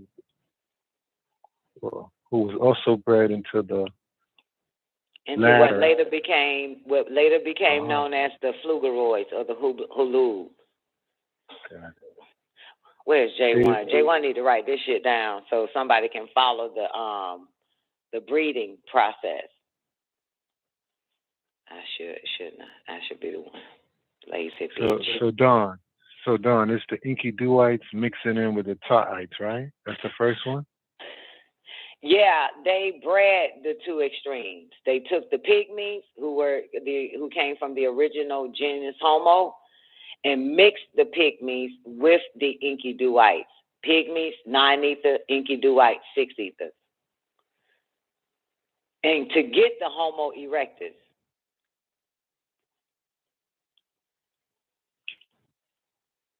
And if you stop what you're doing and just Google Homo erectus, you'll see what they look like. Homo erectus. It's good to look. Look at the pictures. I think he got them in the Yeah, so if you look at the picture, I'm Googling it now. And it's interesting because they got a picture of a dark-skinned nigga that looks like an Inky dude. Yeah, you see it? Did anybody Google it? Yeah, you see it? They got the picture of like a dark-skinned Negro. A Homo erectus. That's the mixture of the Inky Dewite and the Tide blood. Now, when they're saying the scientists bred too extreme, they took the blood, okay? They didn't have no barbaric animal beast man fucking pygmies, okay? Uh-huh. This is all done by genetic engineering, cloning, breeding process, in the lab. Mm-hmm. 22. Oh, and notice that it says the Homo erectus, of course, means upright man. I'm on fucking Google, not Google, but Bing.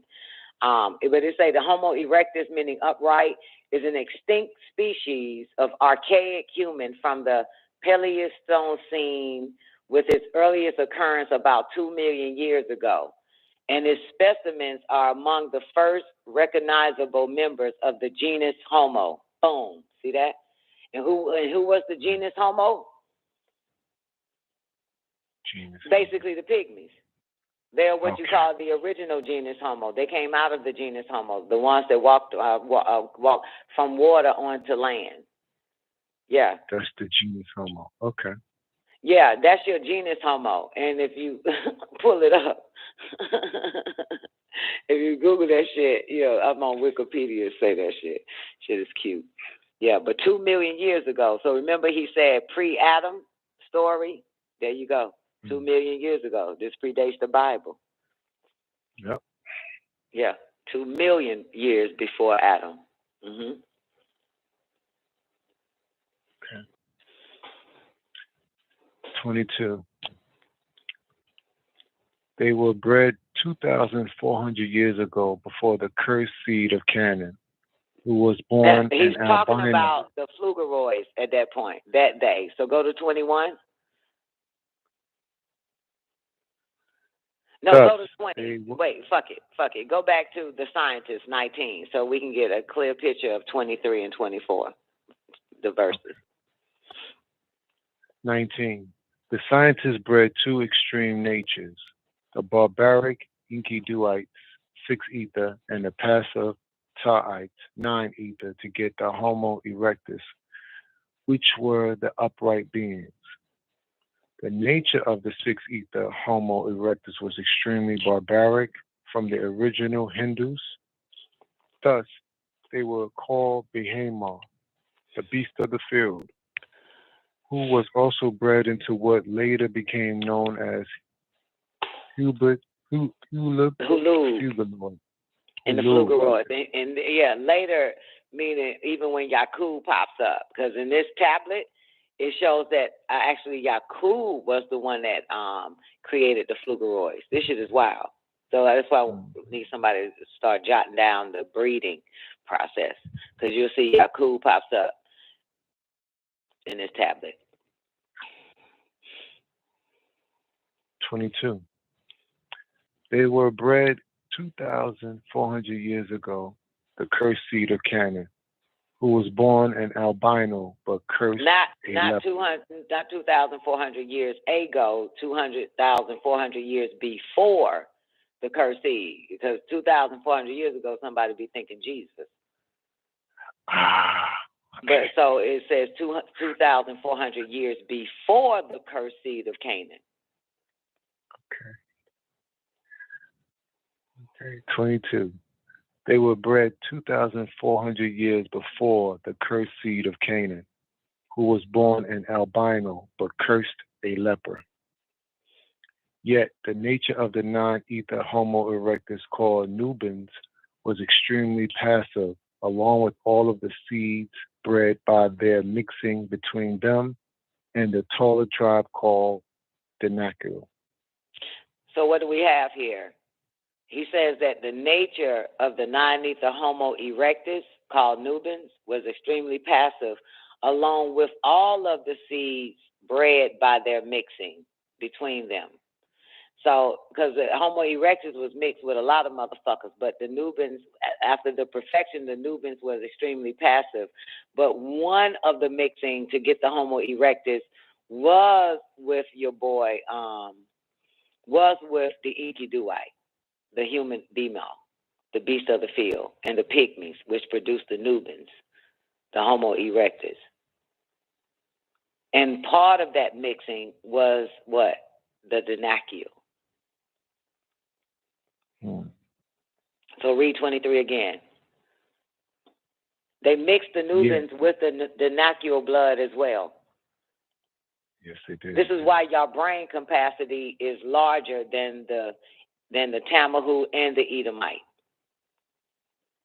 Your brain weight, because of the Denakiel. Wow. 23.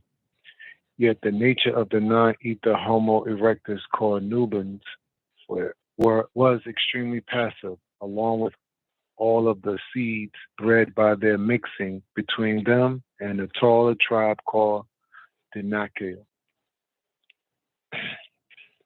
The original members of the Hulub, Flugeroids, and the Denakiel never existed. The carvings of never Earth exited. They never left the cave. Never exited. Okay. The original members of the Hulub, Flugeroids, and the Denakiel never exited the caverns of the earth to become surface dwellers again. Many of the dissatisfied among them came to surface. They are often called the 7 men of the caves, with their backs to the light, seeing only shadows of themselves. But their seeds did not did these tribes be but of their seeds did these tribes of beings come.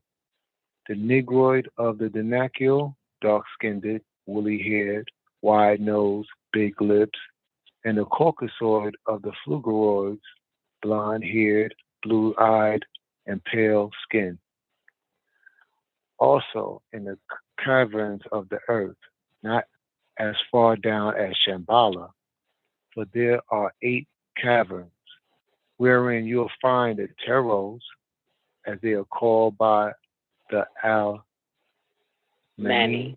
The Germans, yeah. The Germans is the one that called them Teros. Ah, okay. Yeah, as they are called by the Germans, Teros. Okay. However, originally they are called Sunayans. Sunanans. Or Sunanans, yeah. And you notice that he put the Germans there. Again, if you watch Above Majestic, the military sent a guy into the Germans who never been taught by American education, read the books, and none of that shit, went to their school so that they won't be shell-shocked to find out what the Germans knew. And the Germans knew of these species, these extraterrestrials, in the city, in the inner cities in Shambhala, or the 8 caverns, and also from the stars of Pleiades, or Pleiadians and Aldebaran. That's if you watch Above Majestic. That's why the United States government needed someone to go into the Germans' camp and learn from them.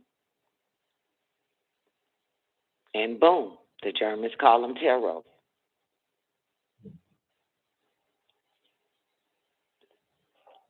The conehead. 27. Mm-hmm. Right. 27. You also find the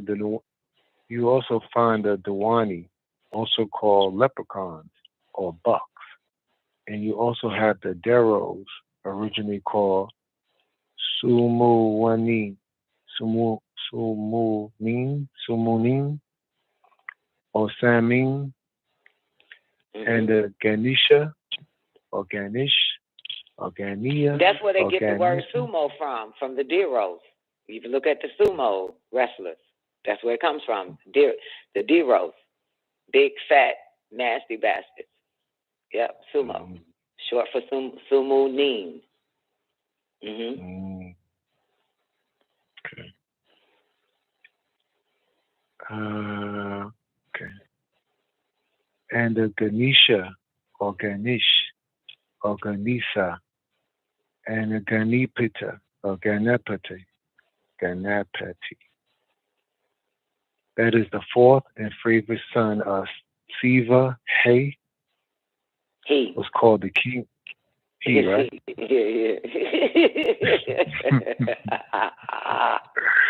Siva, he was called the king. Oh, okay.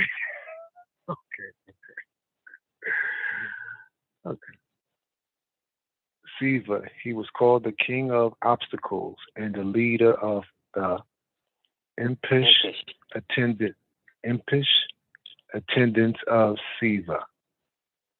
He was used before the battles to prevent snags and hindrance.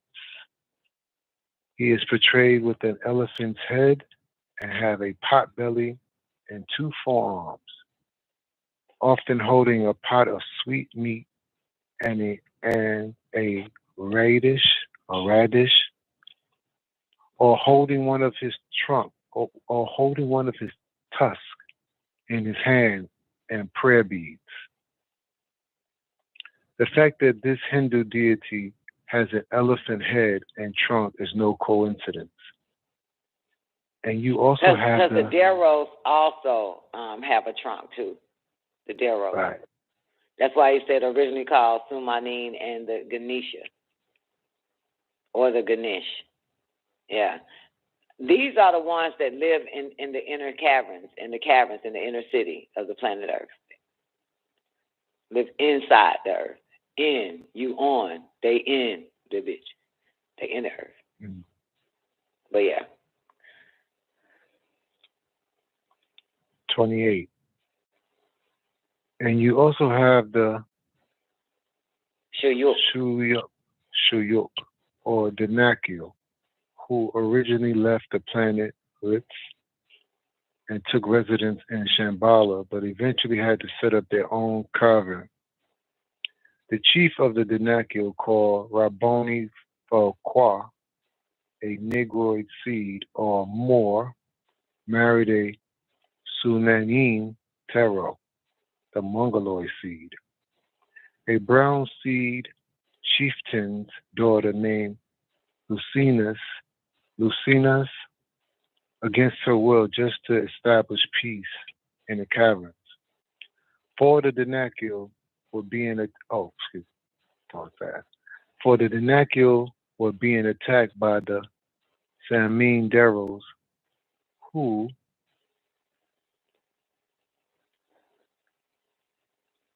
That's the Tero.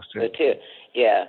They were being attacked by the Denakils, the Negroid Denakils were being attacked by the Deros.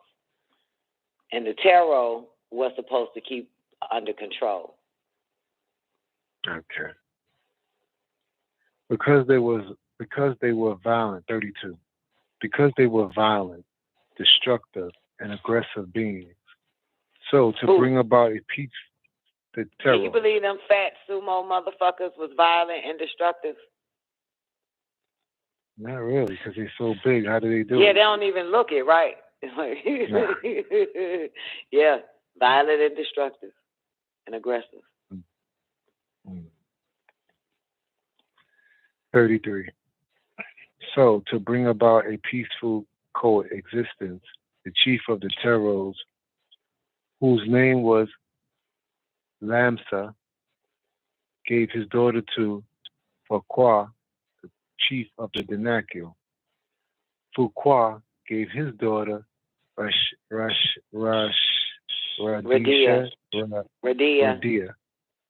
Okay, yeah, Radia, to Lamsa, chief of the Teros, to marry his eldest son named Hatif. Hatif. Mm-hmm. Hatif, yeah. All right, so we'll stop right there. What have you just read thus far? What do you get? A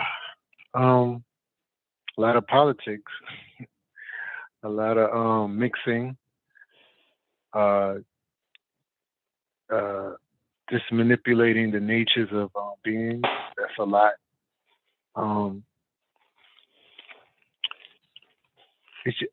You know what? I'm just not sure about, is the Denakils aggressive or,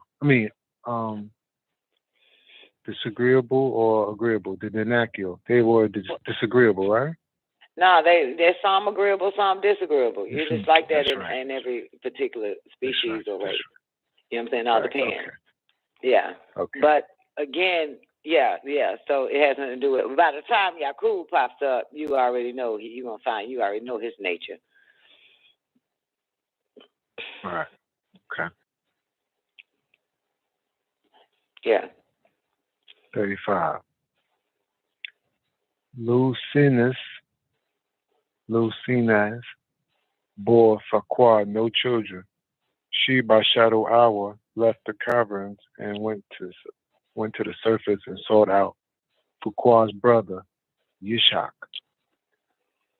who lived in the best part of the planet in the enclosed garden in Saudi Arabia in Mecca. She was welcomed by Yishak, who hated his twin brother, Fuqua, who took his wife, Lucinas, as his own. Fuqua and Yishak had 5 other brothers, namely Almo, Hasi,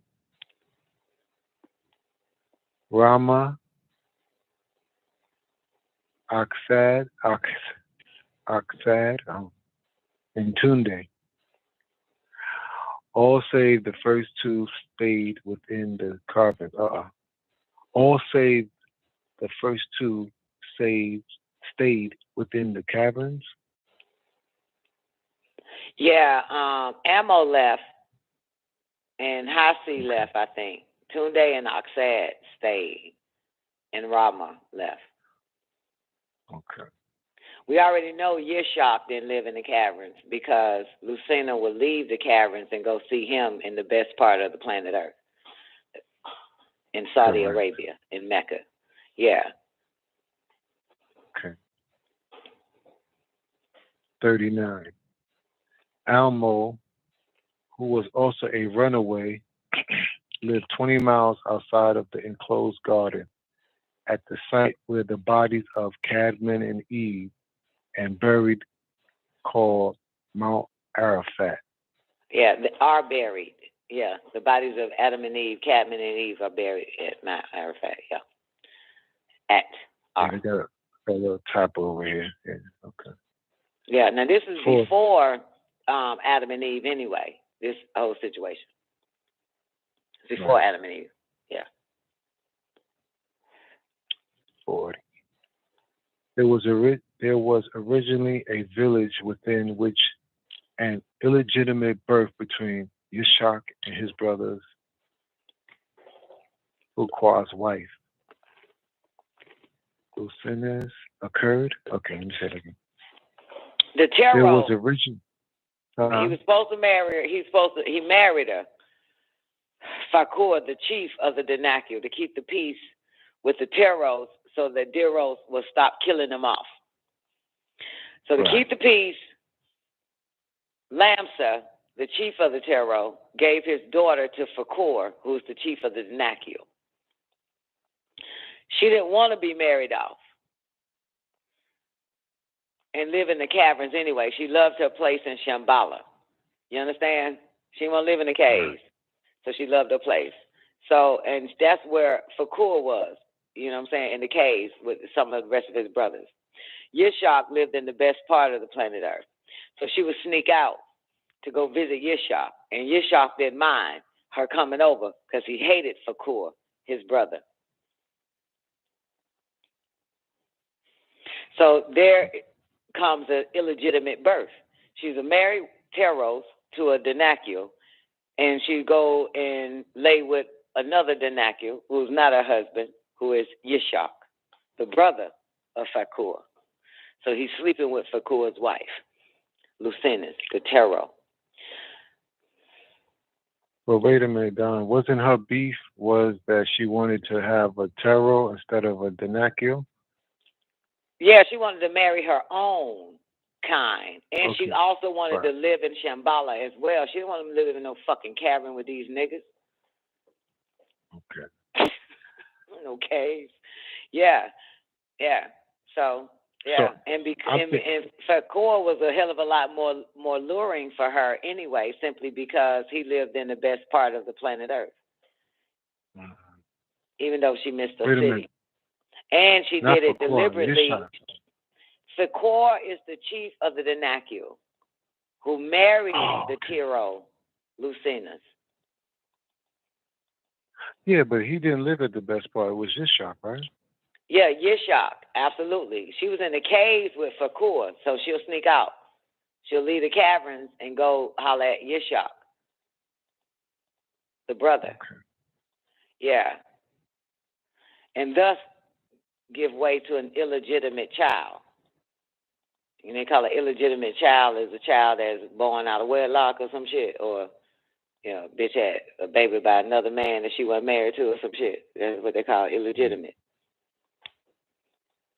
And that's what they call illegitimate. Yeah. Okay.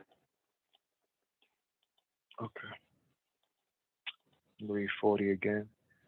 There was originally a village within which an illegitimate birth between Yishak and his brothers, Fuqua's wife, Lucines, occurred. Lucina was mad at her father, Lamsa, for giving her away, but she always longed to marry a Tero such as herself. So she, out of anger, had a child by Yishak, the disagreeable yet reformed brother of Pokwa, so her child would be no service to her tribe. So we know He that gave Yishak had a nature of disagreeable, but yet he became reformed, because it say yet reformed. Right. Yeah. Okay. Mm-hmm. So a child. Oh, so she was agreeable, and Fuqua was disagreeable? I don't know what nature she was. You know what I'm saying? I don't know. I just know that the bitch didn't want to marry no goddamn big head ass nigga that wasn't of her tribe. That's all I know. Now that makes her disagreeable, then that's what it is. Right. They gave birth to an unsightly being with the head size of two men by no fault of his own. As a child, he was the object of much attention because he had the head the size of two men. And when he grew up, many referred to him as the big head scientist. Yakub, also he was called, wanted to get revenge on his people for their scorn and their mockery. This was an opportune time for disagreeable Pleiadians from Pleiades, a star cluster in the Taurus constellation, to tap into his brain and inspire an unsightly thing.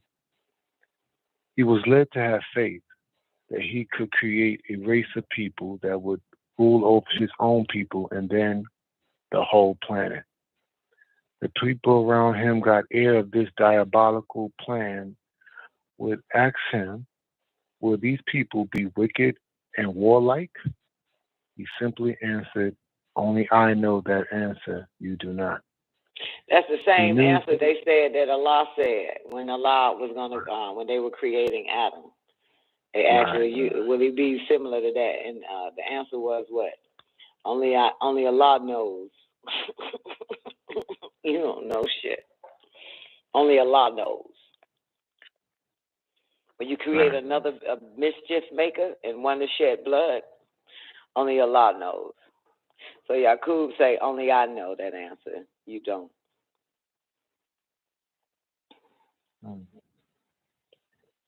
48. He knew that he would be their God. He got the idea 8,400 years ago. The process would take 600 years, which would take him to the year 7800. Yet the cursed seed of Canaan would manifest 6,600 years ago, according to their story, or his story. This God, Yakub, created his own Adam in his image after his likeness. It's going to pop up where he say it's the Jew. He created the Jew. In the image of a human being, wicked and weak-minded, that was to overcome with jealousies and envies. He was born with an inferiority complex to subject the world to their wish of superiority. A new man, a kind of man, simply mankind. Yakub owed his particular appearance to the fact that he was mixed with Tero or hydrocephalic. How you pronounce it, Newbie? I'm muting Hydrocephalic. Hydrocephalic. Thank you. I wanted to say you first, but I wasn't sure if you were hydrocephalic. You know, on the railroad with a straw in your mouth.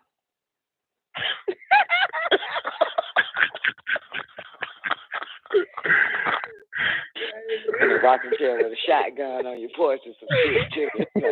I ain't want to disturb your peace.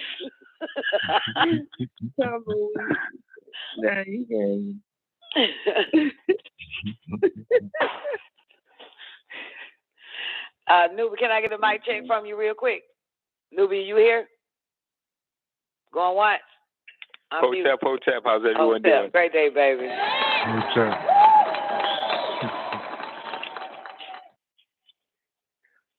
Yeah, I'm just sitting listening in. Hydrocephalic, yes. Hydrocephalic. What that mean? Water on the brain. Water on the brain.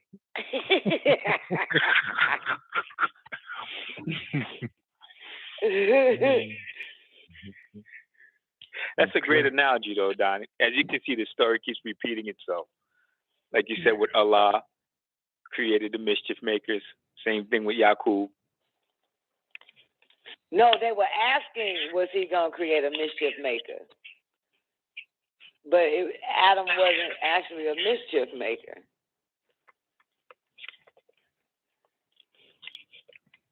It is said that, you know, like the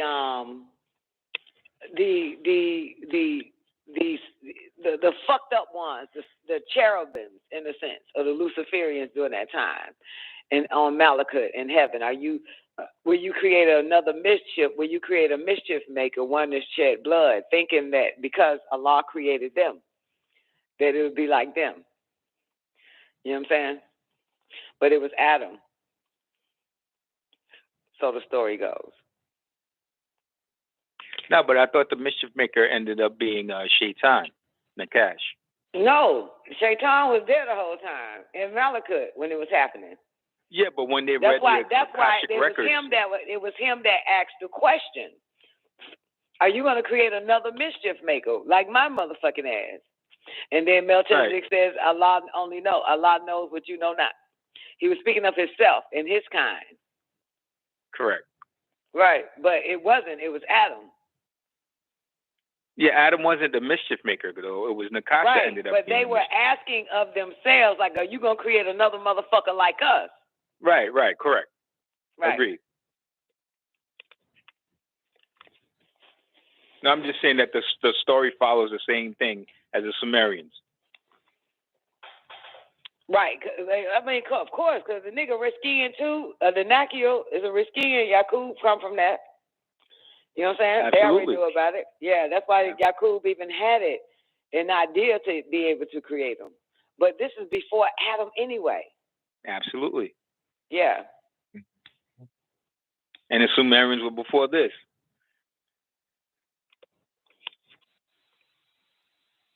That's right.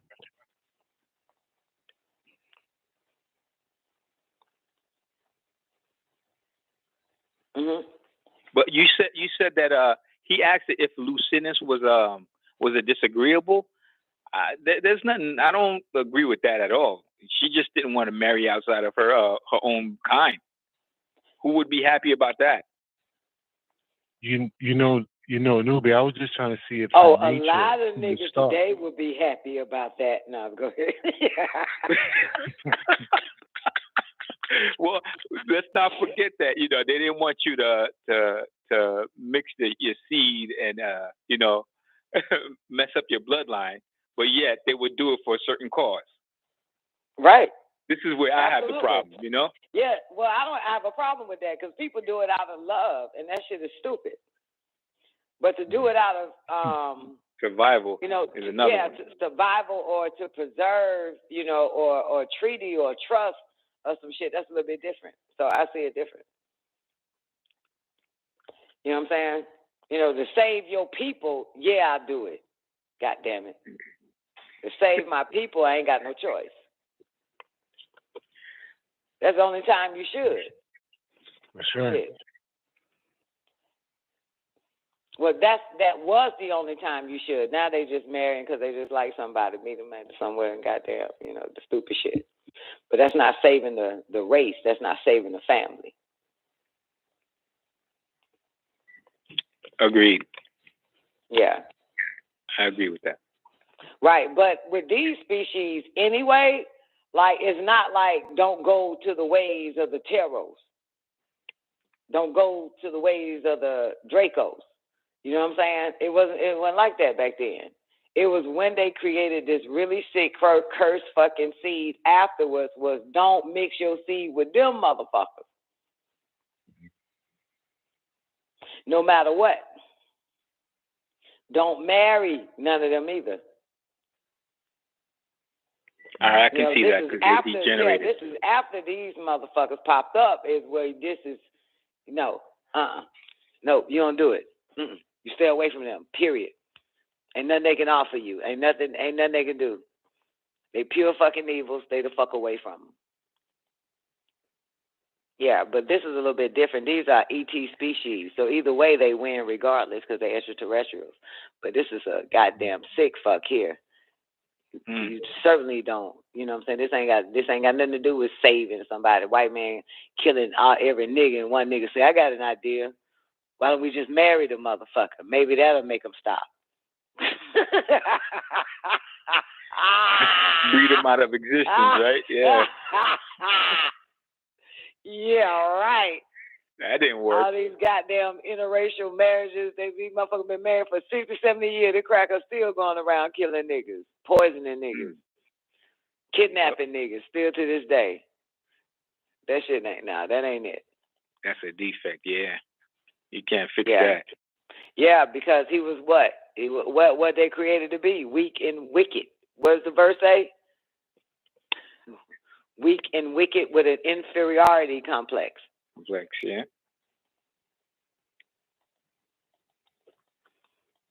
And can the devil be reformed? Nope. Not nowadays. No matter how many motherfuckers marry that bastard. Let's go.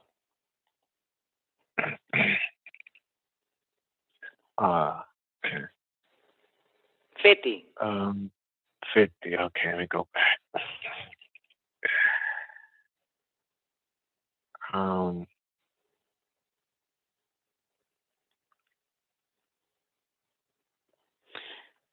You said this guy Yakub.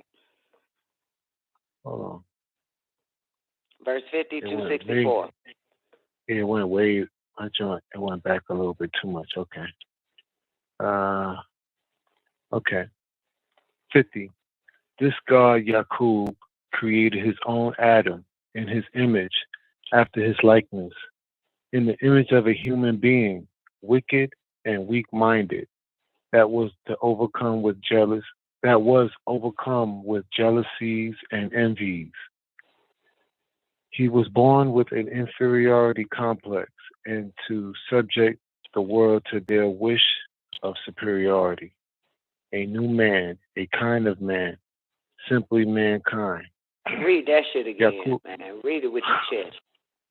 Okay. This God Yakub created his own Adam in his image, after his likeness, in the image of a human being, wicked and weak-minded, that was overcome with jealousies and envies. He was born with an inferiority complex to subject the world to their wish of superiority. A new man, a kind of man, simply mankind. Yakub owed his particular appearance. Peculiar. Okay. Yakub owed his peculiar appearance to the fact he was mixed. Pteros were hydrocephalic. Hydrocephalic. Okay. And Yishak was a Donakio who also had large craniums.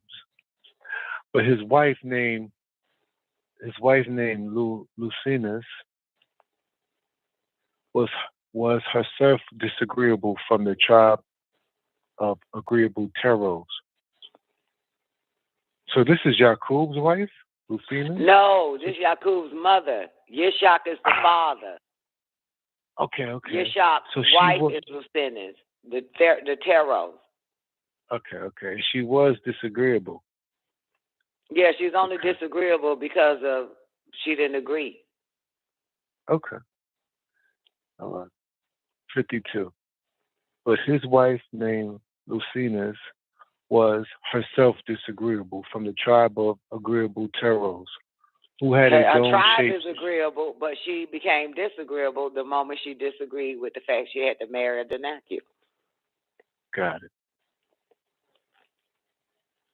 Who had a dome shaped skull. This combination produced the unsightly Yakub. The Teros lived in an adjacent cavern to the Denakils. The Tero Lucinus refused to stay amongst the Denakils, for she was always teased by her cone-shaped head. Damn, these big-ass cranial motherfuckers tease this whole football head. Oh, boy. It's like calling it kettle black.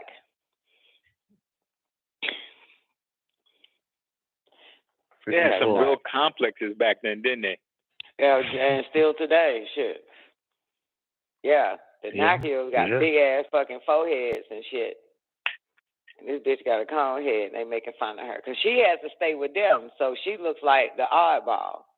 She looks like a deformed creature, according to the Denakils, you know, that she has to live amongst.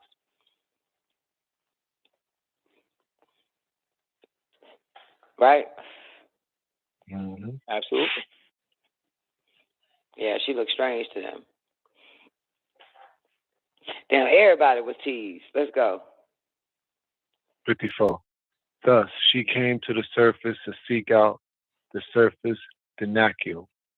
This surface-dwelling Denakil, who was the brother of her husband Yishak, was abstract-looking among surface dwellers, for his cranium was extremely large.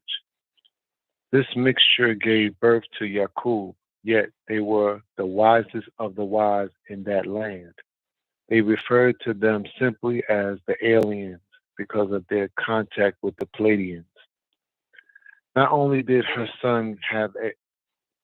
So wait a minute, he was considered wise because of the large cranium?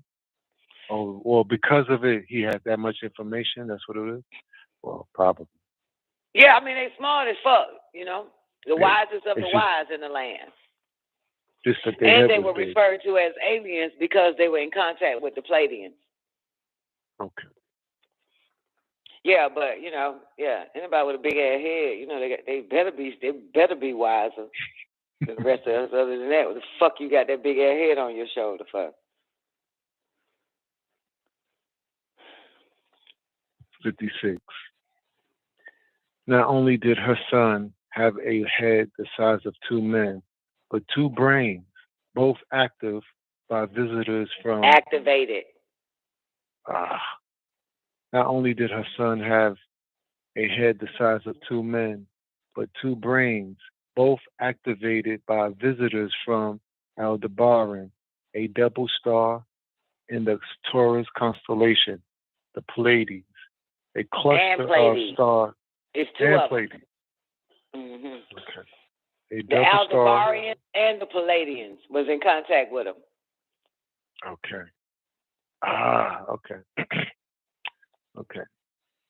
Not only did her son have a head of the size of 2 men, but 2 brains, both activated by visitors from Aldebaran, a double star in the Taurus constellation, and Pleiades, a cluster of stars in the Taurus constellation. His name was called Yakub, who was also known as Yahakobi.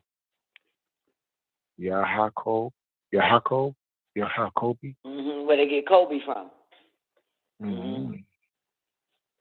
Son of Yishak. He is also known as Yakub, as well as Yakub Har, Yakub El, or Bar Yishak. His mother's name was Lucinus, the Tero of the original tribe of Lunarians, who came to this planet to dwell beneath the surface. The Lunarians occupied Kingu before the Hindu or the Meldekians came here. She was not in agreement with a Tero marrying a Denakil for political reasons. Let me stop right there real quick. The Kingu, for those that don't know, is the planet Moon. Yeah. I say that. It's the planet Moon. Kingu. That's why Lunarians. That's what they were called. The planet Moon. Right. Yeah. Okay. Yeah, so the tarot, I see that part is clear now. You know what I'm saying? I don't know where they get the name tarot from, who named them that. Oh, we do know who named them, the Germans. But they're actually Lunarians. Right, the Germans. Yeah, the Germans called them aliens tarot. But they're of the original tribe of the Lunarians who came to this planet to dwell beneath the surface. So they came from the moon. The Lunarians occupied Kingu before the Hindu or the Meldekians came there. So the Taros was there first then on the moon before the Hindus and the Meldekians. The moon is like a pit stop on your way. I thought, correct me if I'm wrong, but I thought the Meldekians were the ones that helped create the moon by way of that. No? Okay. I mean, not help create. The moon broke off and became, the planet Earth broke off and became the moon. But that shit was billions of years ago. It was a long time ago. So it was still beings on the moon, on that side of the planet Earth. When the planet Earth got hit and boom, it became the moon. Right. Okay. It just broke off. Same way if Florida breaks off and flies into the ocean, you know what I'm saying? It's still going, whatever left of that shit, there's still people on it. Gotcha. Okay. That wasn't a good example. But in the saying of the people that live in Key West, they said if the bridge breaks, they'll just float on off. You know what I'm saying? If that 7-mile bridge that connects the island Key West to Florida, because it's a bridge, if that bridge blow up, they'll just float. So it'll still be there. So it's still beings that was occupying the planet Earth at the time of the blast. You know what I'm saying? Of the hit. Right. Yeah. It just ended up being a satellite, a moon. That's why it was life on moon. Everybody go there and say, "Goddamn, moon base." It's always some shit there. Yeah. But the Meldekians was just part of that simply because of the war that they was having that caused the Earth to be split in half. Okay. 61. Rebelling, being weak, and wicked. Oh, baby, go back to she was not in agreement first. I missed that. Okay. 60. She was not in agreement with a tarot marrying a denacule for political reasons. Rebelling, being weak and wicked, her trials and tribulations led her to desire to destroy men. Unknowing to her that this was prophesied. 62. Unknowing to her that this was disagreeable. Okay. Unknowing to her that this was prophesied by the wise 24 scientists called Magus, the Magi, who by the stars who predicted his birth 15,000 years ago and charted this birth to be 8,400 years when he was actually born. So he was born in a house in the land of his uncle, Amo, 20 miles outside of Becca, and later to return there at age 5, with a determined idea to bring about a new people and to teach them to rule for 6,000 years. 6,000 goddamn years. Is it 6,000 years up yet? Newbie. Yeah. Yep, absolutely. Should be up. How you know? You sure? I believe so. Okay. I know so. We don't believe, we know.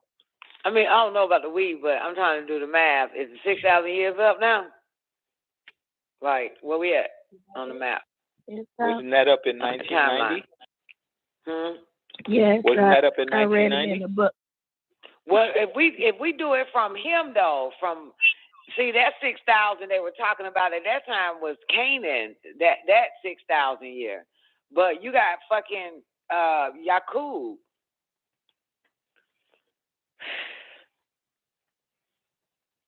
You know what I'm saying? So that would be like at 24,000 years ago? I don't fucking know. No, I'm trying to ask you. You the mathematician, man.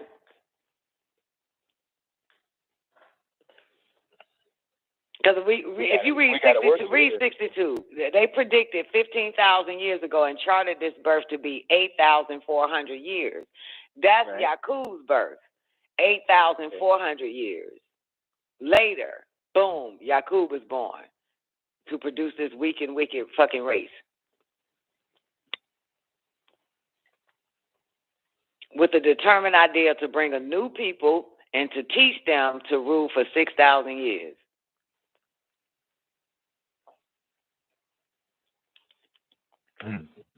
Here's the confusing part, man.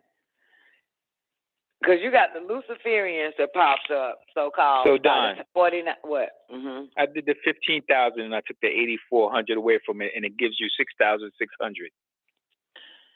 15,000 years ago, prior to Yakub's birth, the Magi charted it, right? Okay. Not 15,000 years our time ago. No, it ain't 15,000 years our time.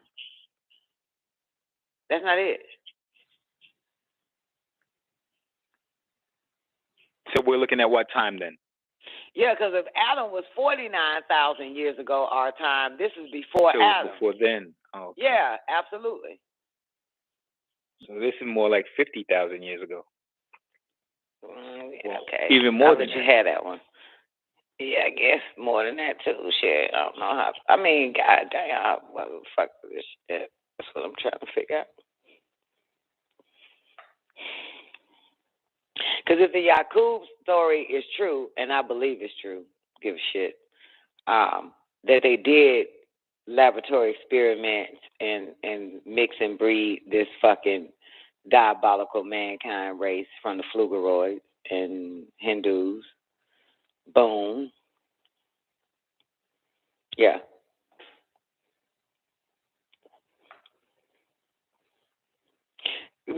Listen, I think we got two different species happening. You know what I'm saying? You got me? I think we got two different species happening. As far as? Like the Luciferian conspiracy, right? Okay. And of course, if you have the Platonians and the Aldebarans using his brain along with how they use Hitler. Remember that? To keep same exact thing, yeah. Yeah, for an extension of time. This is why they keep breeding them bastards, so that they get an extension of 6,000 more fucking years. You see what I'm saying? Because by the time Hitler pops up, you know what I'm saying, he was in contact with them motherfuckers to breed a superior race. Blonde hair, blue eyed. Right. Yeah, so it seemed like we got like a few, you know,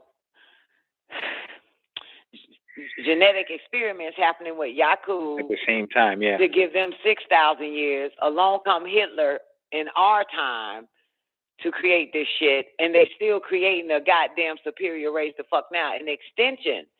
This is their extension. How do you get an extension of time? If you keep breeding them better and better, wickeder and wickeder. Keep breeding, right? Wouldn't that extend that 6,000 years? Absolutely. Yeah, that's what I say too. That's what I say. Oh, damn. So what kind of extension are we're looking at here? This is great. I don't know, man. Because we breeding slaves for them, and they breeding masters for the slaves. Right. Mhm.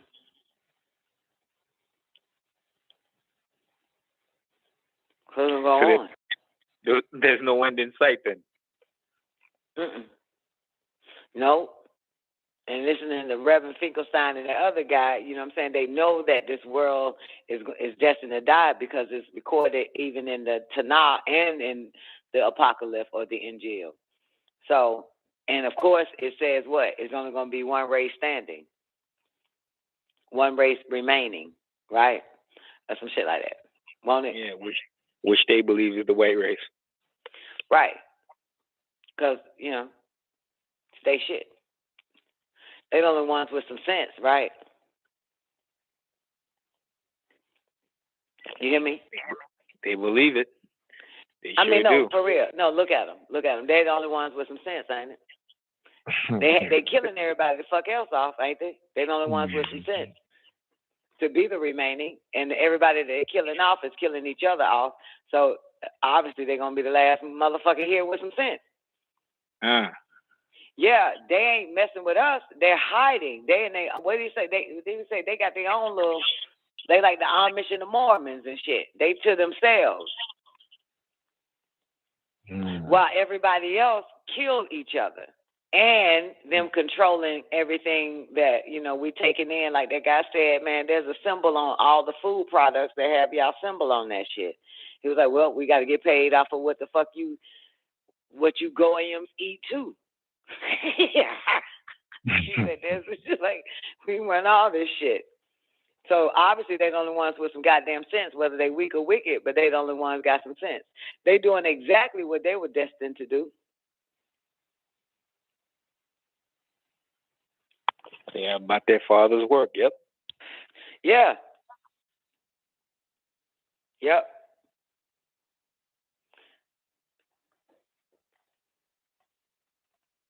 And damn, man, I wish we could get to the point where he actually says, and the goddamn creature that Yakub motherfucking created and grafted is the goddamn Jew.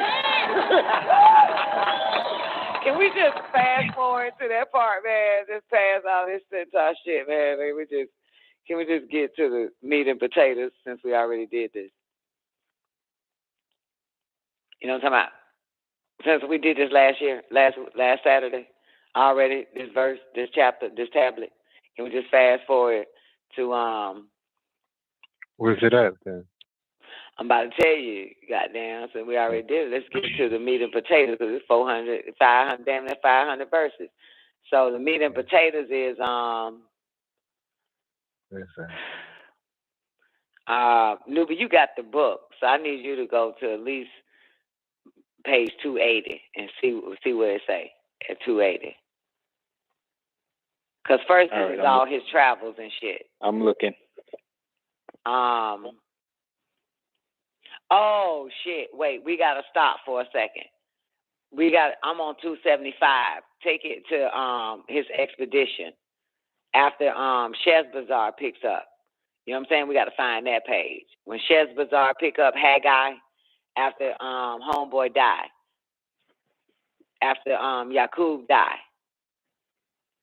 And Haggai or Sheshbazzar ended up getting 59,999. Him being the plus one makes 60,000 to continue on in Yakub's plan to graft and create a weak and wicked motherfucker. Yeah. So I think it's 272 since you can get there faster. Maybe page 272. I'm looking. I'm on 272. Everybody else on page 272 yet? Yep. He first traveled 20 miles inland. That's 196. Blah blah blah, blah blah blah. He died of 200. All right, he's dead now. Wait. Yeah. Fuck it. He dead. Yakub died of a brain tumor at age 150 before they arrived. But his scientists were prepared. 203, yeah. Take it to 201. Yeah, all right, y'all. We gonna fast forward this shit to page 273, verse 201. After Yakub dies at 150 years old from brain tumor, he never saw his experiment, his little shit. But his scientists and his wise men is gonna carry on the mission and make it happen. 201. 201. The scientists or his wise men El Hakumat of his day said it couldn't be done. He departed, but they planned a plan to kill him and exile his followers. Let me read that again. 201. The scientists, all his wise men, El Hakumat of his day, said it couldn't be done. He departed, but they planned a plan to kill him and exile his followers. However, those who supported his undertakings prepared the greatest fleet of ships to sail. All right, so this is it right now. So now they about to start selling. Yakub is dead. They got the blueprint. They got everything that Yakub left behind, and Haggai is going to make this shit happen. This is when it gets good. Okay. 203. Haggai, with 59,900 followers, sailed 999. Okay. Haggai, with 59,999 followers, sailed on a journey for a home in Ganawa, there to stay for 50,000 years or until the new cycle. This journey took him and the prophet Yakub's followers completely around the continent. Let's stop right there because we skipped damn near 200 verses in a sense. But Yakub ended up getting followers everywhere he went. Now Yakub is dead. The followers are still in the building, okay? And the followers' children's children, I reckon. You feel me? And so that's why the scientists and his wise men wanted to kill him and exile his followers. But boom, however, those who supported Yakub's undertaking prepared the greatest fleet of ships to sail. What you're about to hear and witness, and I hope it's visual for everybody, is the fact that they about to hit up, they already in Ganawa, but they're going to hit the outside of Ganawa, all the countries or states or cities on the outside of Ganawa, not in the inner heart of Ganawa or Africa. So they can start experimenting with people, fucking them, having sex with them, genetic blood, breeding with them, and all of that to create this little mixture. So you're going to find out. These are Hindus now at this point, because I'm sorry, we skipped a lot, but these are Hindus that also on board of this ship, 59,999 followers. A lot of them are Hindus. Black hair, straight beings, straight hair. Black skin, straight hair, 6 ether beings. Okay. Since we skipped a lot, but go ahead. 205. But not before there was a great falling away. The dissatisfaction amongst Yakub's followers, in fact, about 9/10 of them were dissatisfied, for many did not want to leave their homeland. And why did they not want to leave? Where were they going? They didn't know. I don't know where they was going. You read it. They were about to hit up Ganawa. They didn't want to leave their homeland, so they on their way to Africa. Yeah. Okay. Remember? You read it. They sail on a journey for a home in Ganawa. Right? But not before there was a great falling away, because Yakub's followers didn't want to leave their home, their homeland. 206. Great ships were prepared at the dock port in Sudan called Sardé, the outer field. The Asiatic black men who were followers of Yakub and lived on the best part of the planet Earth was banished for following this alien in disregards to the laws of their own land. The time came for them to seek a new homeland of their own. Yakub promised them a land flowing with milk and honey and streets paved with gold. Where'd that come from, newbie? Oh, yeah. Where did we hear that story, Don? The white man gave it to you. And so who is the white man father? Yakub. Promised them what? Oh, man. Absolutely. Milk and honey.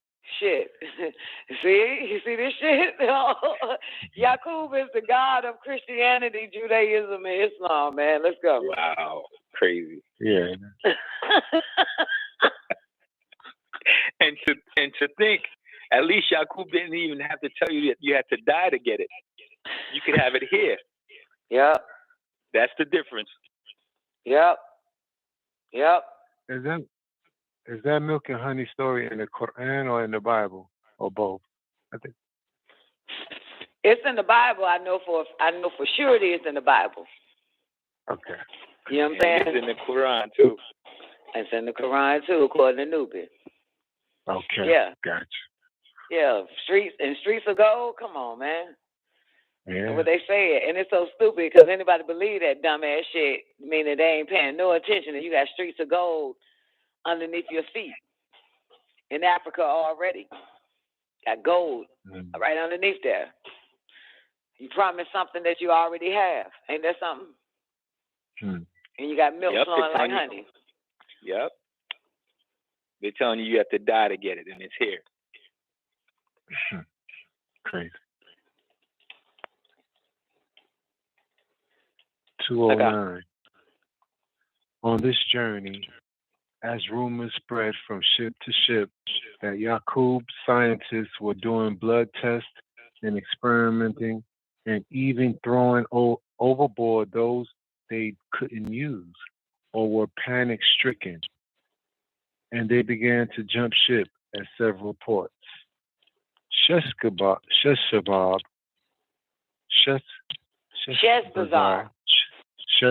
yeah, okay. Sheshbazar, called Haggai himself, jumped ship in Cape Town, being without guidance. They wanted to go home and repent. These descendants of the dissatisfied had no remorse against their ancestors, the Chaldeans, Hindus. They wanted just to return to their homeland of Asia. Their leader... that was one of the questions, Nubi, that the homeboy asked them. They said, how the fuck are you the chosen seed or some old shit? And were you in Asia? Remember? That's what he asked Rabbi Finkelstein. Yeah. Yeah, Finkelstein. Remember that? Because this is where it comes from. Because they're basically saying that the original tribes of the Jews, so to speak, came from Asia. This is the Asia story here. And he gonna tie it in. Dr. York gonna tie it in. You'll see it. 214. Their leader, Zerubbabel.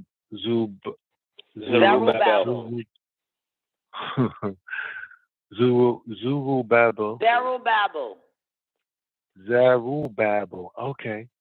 Okay.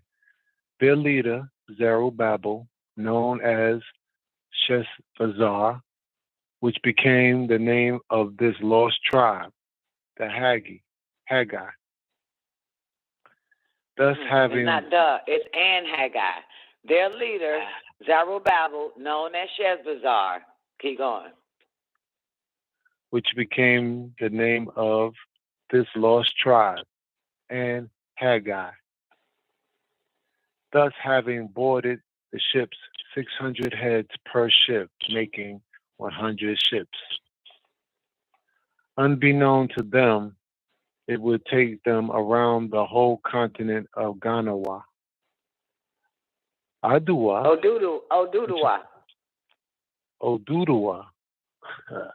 Oduduwa, which is another name for Sheshbazar, had led the tribe Shabazz on a pathless journey.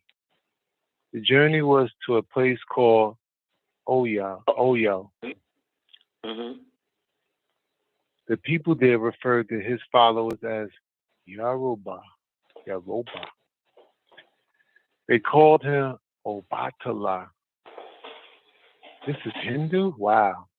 This priesthood was called Orisha. Each was an Oba or a Papa. He was the first You know what the papal is, right? The Pope. Nah. Okay, got it. He was the first Pope. Yeah, Shazbazar. Yeah, was the first pope. So this is a Hindu dude because they showed the picture. Shazbazar is also known as the lost tribe of Shabazz. Yep. When they went to, that's him. So this is all voodoo connected too. You'll see it kick in. You'll see it. Yeah. Okay. Start back to unbeknown to them, it would take them around the world, the whole continent of Ghana, Africa, 217. Oduduwa. Start there one more time. 217. Oduduwa, which is another name for Shazbazar, he led the tribe Shabazz on a pathless journey. The journey was to a place called Oyo. The people there referred to his followers as Yoruba. They called him Obatala. His priesthood was called Orisha. Each was an Oba or what my man said, Papal. Papal. The priesthood was called Orisha. Ain't that something? You see how it got watered down, the lost in translation, all the way up to now? These people don't even know who they're worshiping. Called Yoruba. Crazy. Got it? They don't even know who they're worshiping. They called Shabazz Obatala. And his priesthood was called Orisha. And each of the priests was called Oba or Papal, and he was the first pope. Wow. Keep going, this shit gets good. Okay. 221. They sailed around the world. Sorry. They sailed around the whole of Ganawa. There were 59,999, and Shazbazar or Oduduwa, called Baba. Shazbazar made the 60,000th person. They had to make a 360 circle of Ganawa, leaving off the Suez Canal. Suez. They had to make a 360 circle of Ganawa, leaving off the Suez Canal. They sailed in 100 boats with 600 people each. Shazbazar himself was on the first ship. Shazbazar jumped ship in Cape Town and never completed the journey.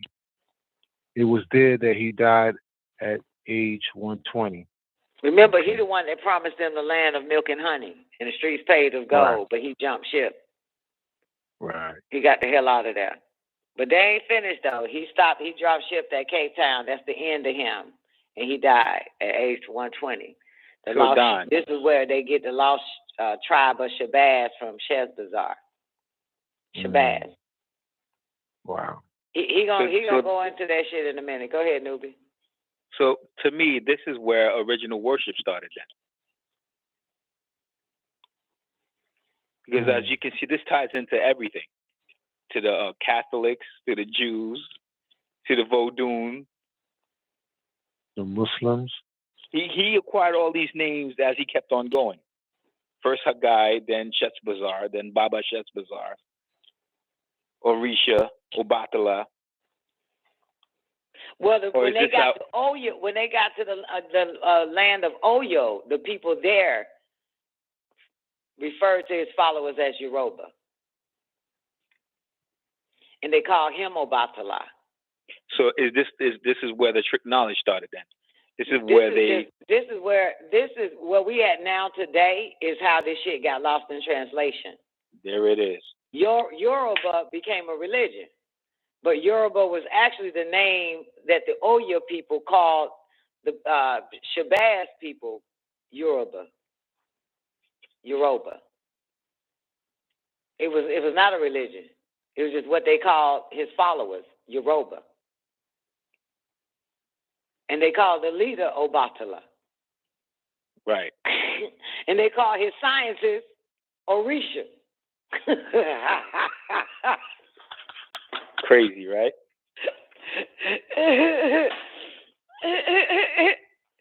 Goddamn, Shabazz. If people only knew. Yeah. If they only knew who and what they were worshiping.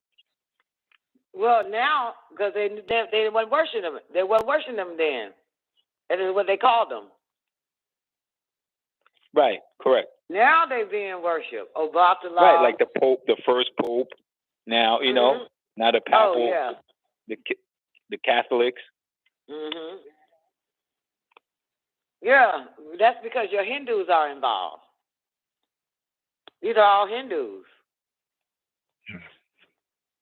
Asiatic black man. Look, across the street. Look over to the left. 207. The Asiatic black man who were followers of Yakub. That's the Hindus. Great day, Patrice. Great day, Moon Pie. J1. Yeah, they were Hindus. And you're going to find out. Let's keep going. It's all Hindus, man. It's your Asiatic black man. Father on the cream of the planet Earth. Father civilization. God of the universe.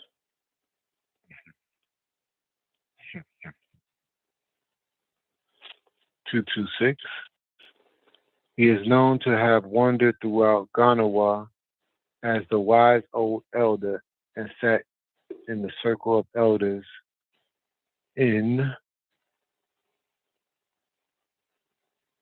Omduwanban. Omduwanban?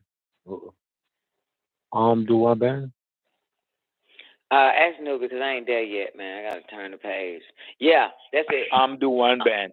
Yep, that's it. Omduwanban. Yeah, you said that shit right. God damn. 227. Where the eternal fire burns, and there he was buried.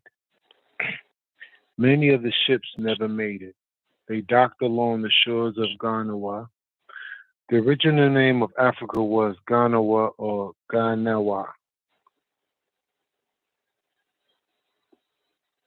They often mix up the name Cuthites with the name Cushites. These Cuthites were mixed Hindus having straight hair, and they were the original black man. The original black man shouted.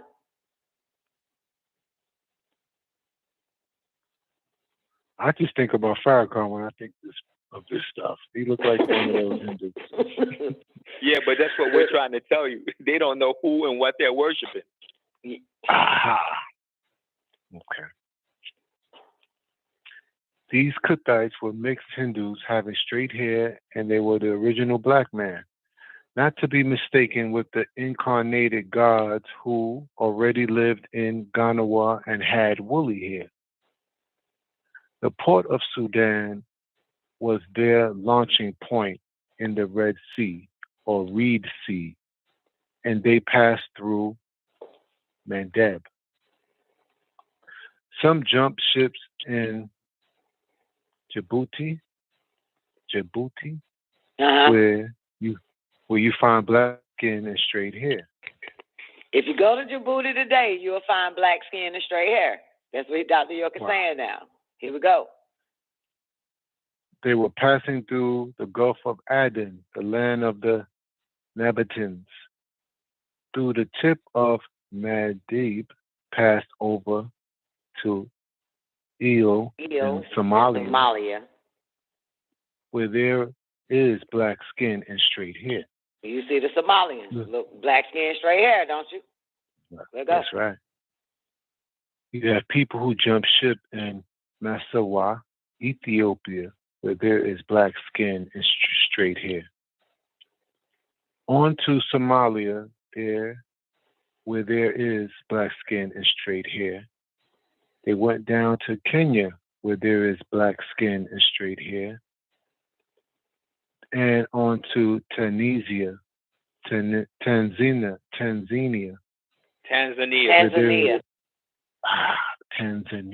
gotcha. Where there is black skin and straight hair. Down to Mozambique, where there is black skin and straight hair. going around from India Ocean on around to the Atlantic, stopping off at Cape Town, where Sheshbazzar disappeared. Sheshbazzar disappeared. The ships continue up to the Atlantic Ocean. They drop people off in Walvis Bay, an inlet of the Atlantic Ocean, on the western coast of Namibia,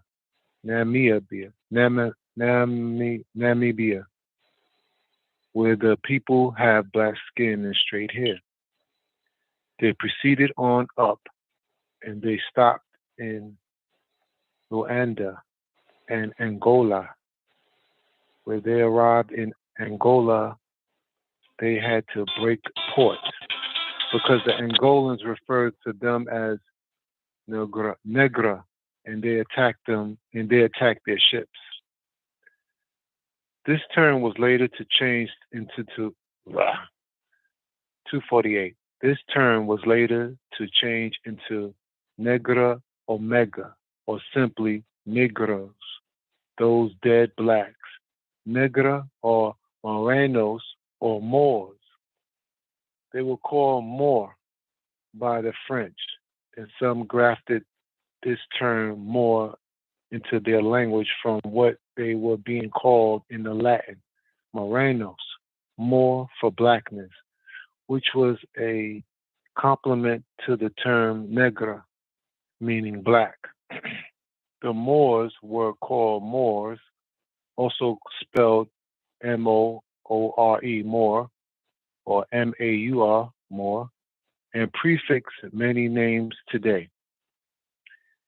As Mar in Martin, Morris, Morrison, Mauritania, Morgan, Moorhead, Maurice, Maureen, Morgan, Morel, Morehouse, Mary, Maori, Murphy, and many more.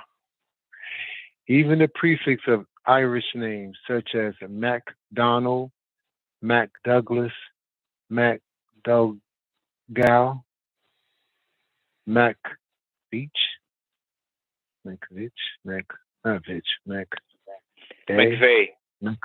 McVeigh, okay. McCrae. The MC was the abbreviation for the presence of Moors in Ireland. So they took residence and named the place Nigeria, home of the Yoruba tribes. But the woolly-haired people of that land refused to mix with them. Wow. So they were forced to depart, only leaving their religious systems of Orishi, a system of ancestral worship which they brought from Arabia called Yoruba. Okay. The land where terraforms.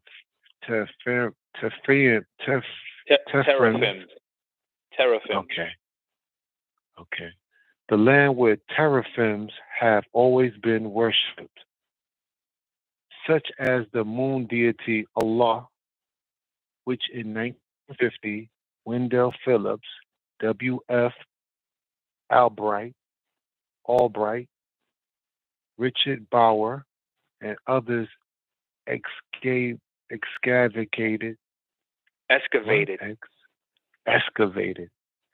Okay. And others excavated sites at Qutaban, Timna, and Marib, the ancient capital of Sheba. Thousands of inscriptions from walls and rocks in northern Arabia have also been collected. A major temple to the moon god was excavated at Hazor in Palestine.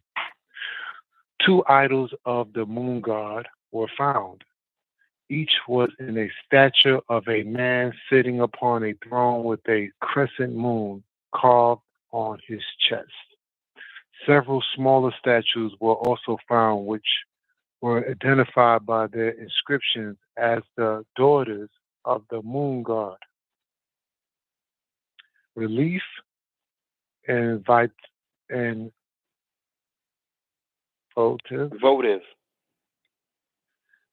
Okay.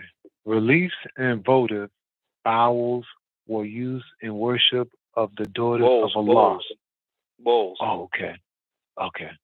Reliefs and votive bowls.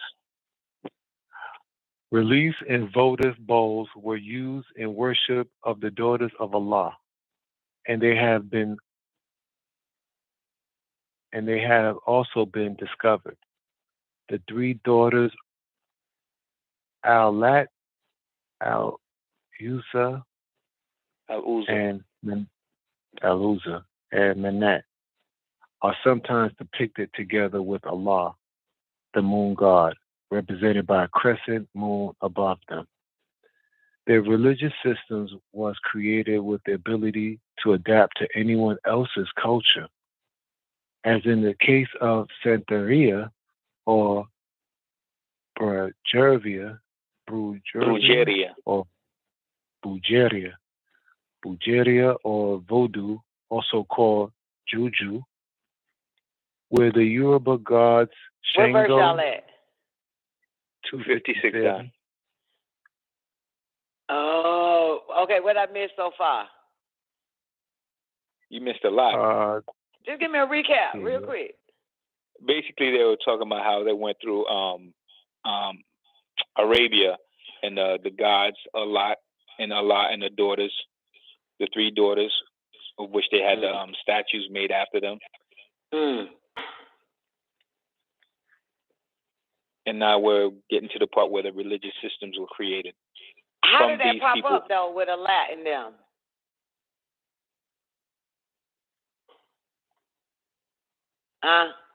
The ancestral worship, that's where it came from.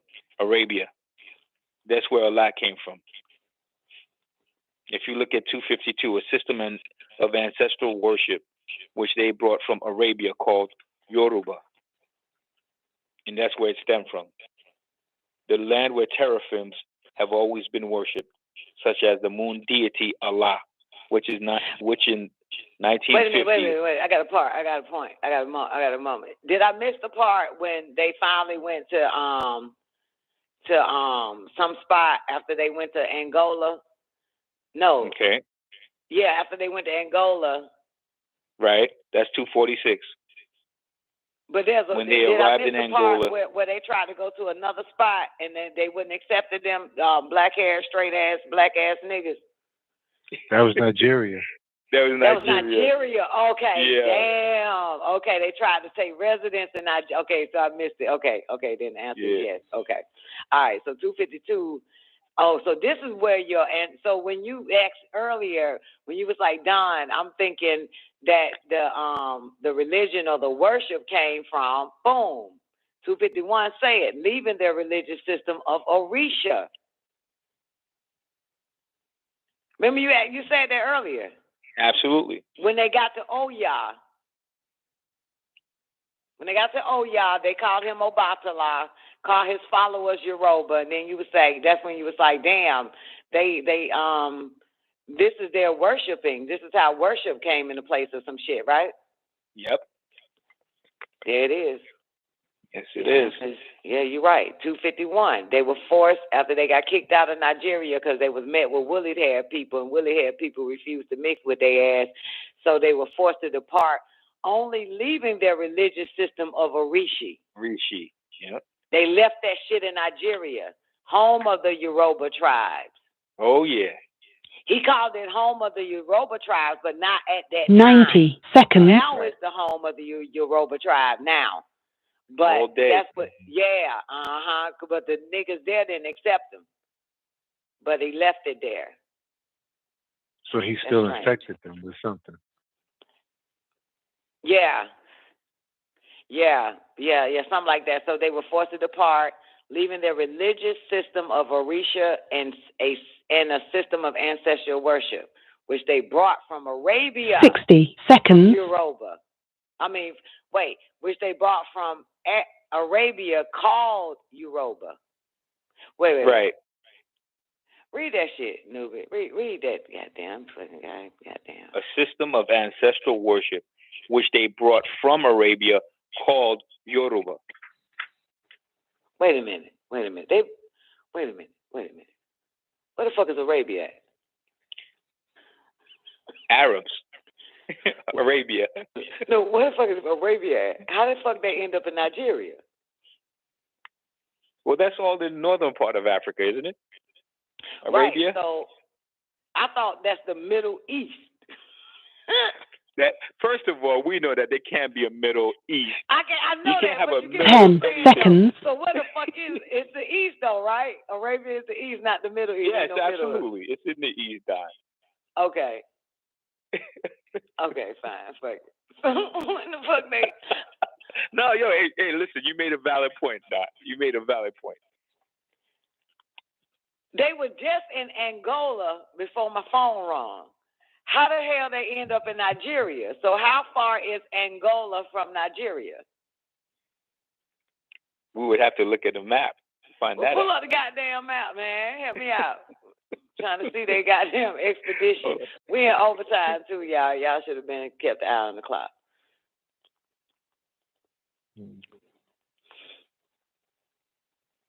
So them motherfuckers. So is Nigeria on the outside too, or is it inland?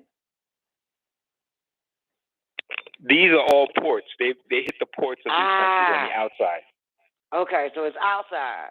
And Yeah, Nigeria is on the outside. So them niggas, them woolly-haired, black-skinned Negroes, Don, fuck with them. the distance is 1,531 miles. Oh, shit. That's like going to, California? Somewhere? Yeah. Las Vegas from where I'm at? Well, Georgia. It's a trek. Yeah, it's a trek. That's like from here to Houston. And that's Angola. That's right, the difference from Nigeria. From Angola to Nigeria, yeah. Okay, got it. All right, I can see it. All right. And they left the ancestral worship from there. But they brought Yoruba from Arabia. Correct. The fucking Hindus, the Asiatic black man. They Yep. own the claim of planet, father of the universe, father of civilization, God of the universe. Okay. Got it. So what happens to what happens to 254, the land of teraphims? How did that pop up? Oh, yes, that's in Arabia. Because it can't. Yeah, Teraphims okay, are from Arabia. Okay, yeah, such as the moon deity Allah.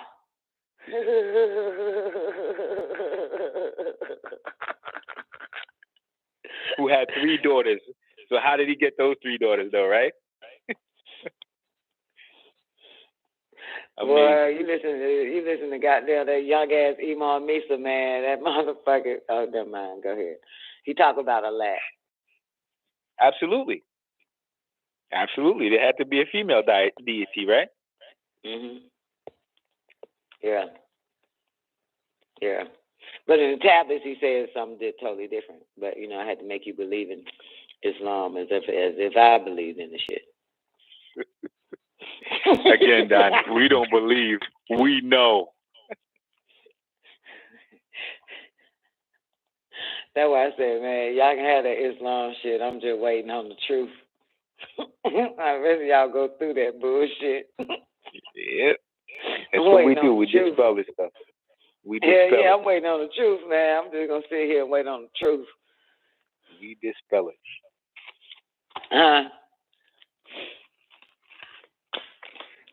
Nah, but all that shit was necessary, though. Let go. No, absolutely, because there are people that are, gone. You got to reel them back in. Yeah, but all that shit was necessary, wasn't it? Yes, it was necessary for Yakub to get his plan in the process. Oh, we talking about 2 different necessaries. Go ahead. Well, what necessary were you talking about, Don? Necessary. Al-Islam necessary with only one God, Allah. But in the Holy Tablet, he's like, Allah daughters.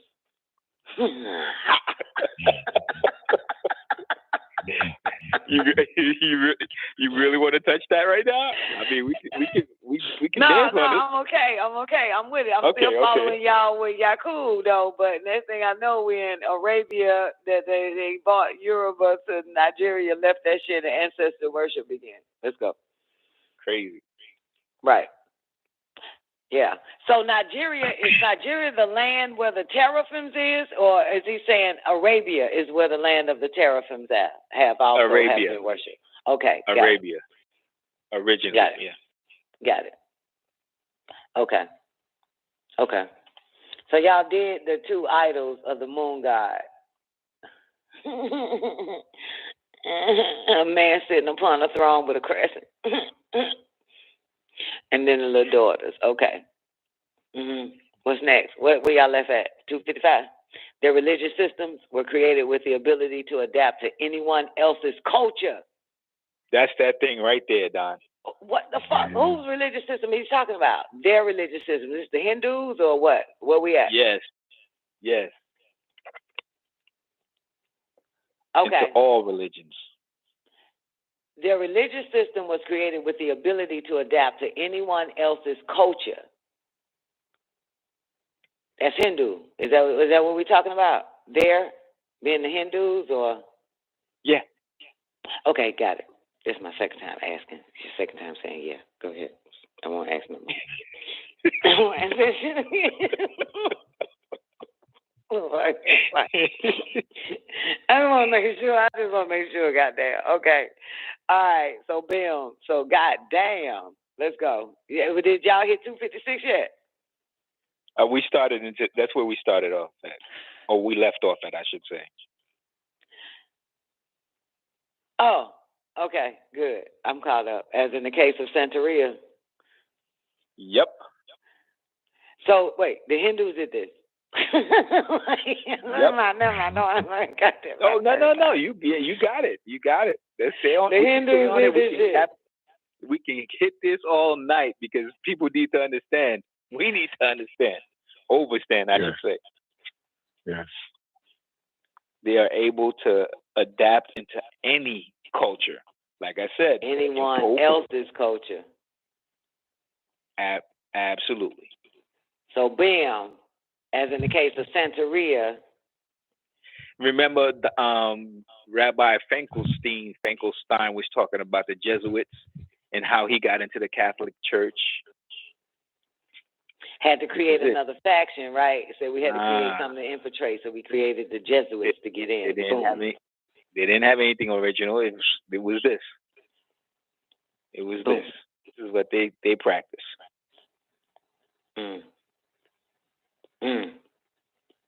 Like you said, the Jews. That's amazing because, I just keep thinking of the fact that, with these creatures, the Caucasus Asian race, is that they were given 6,000 years to rule, but Adam's seed was given just dominion. The difference? Dominion and rulership is totally different, ain't it? Different. Yep.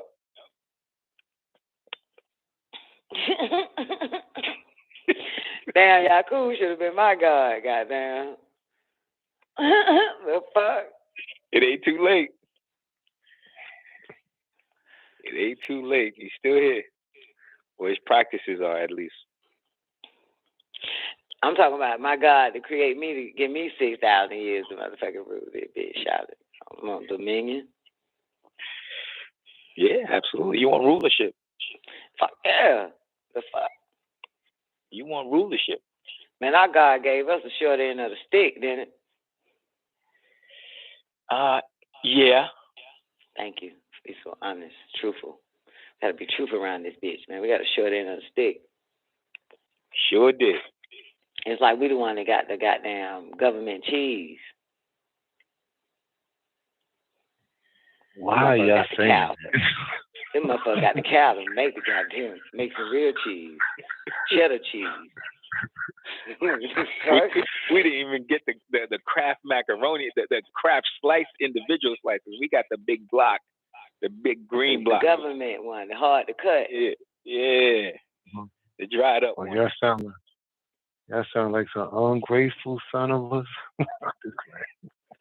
Nah, that ain't ungrateful. I'm just saying, man, like, goddamn. If he understood, he would know. Man, let us make man the mind for the gold and make some Lulu Amalus. That's our God.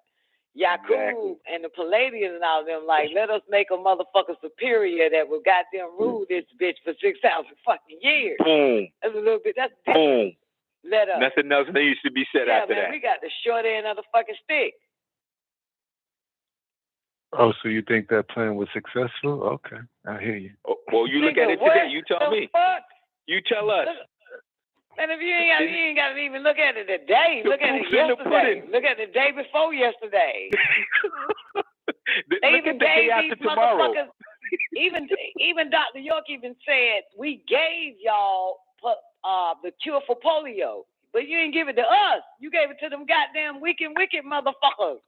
Yep. Yeah, he said we gave y'all the cure for polio, the cure for cancer.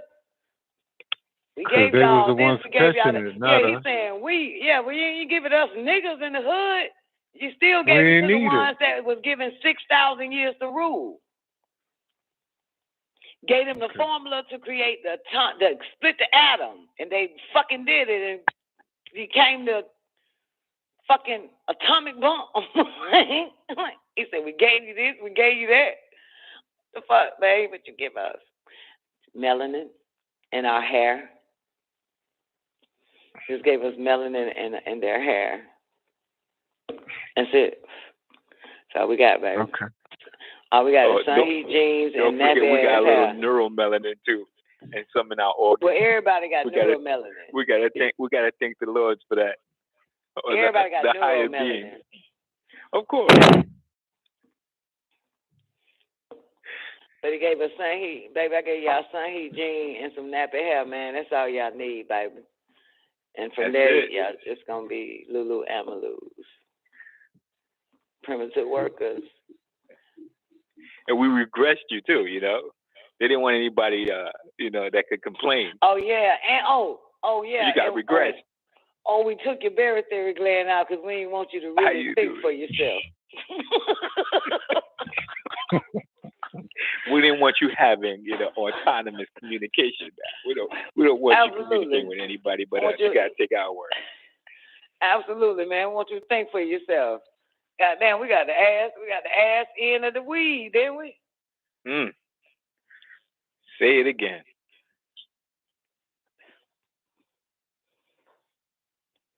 God damn. Didn't laugh, you was cry. Hell yeah. We ain't even, these motherfuckers done left a religious system. They know how to infiltrate. Real intelligent. They create the narratives. Don't they? Smart little bastards. Evident till now. They got the whole world saying "nan nigga."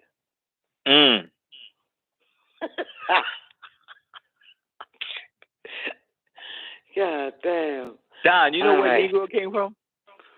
Where? Dead Omega. Negro. Dead nigga. Dead Negroes. the first black. Negro. Negro. It came from Negra Omega. Crazy. Dead nigga. Nigga, this the end for you. Dead blacks. Dead blacks.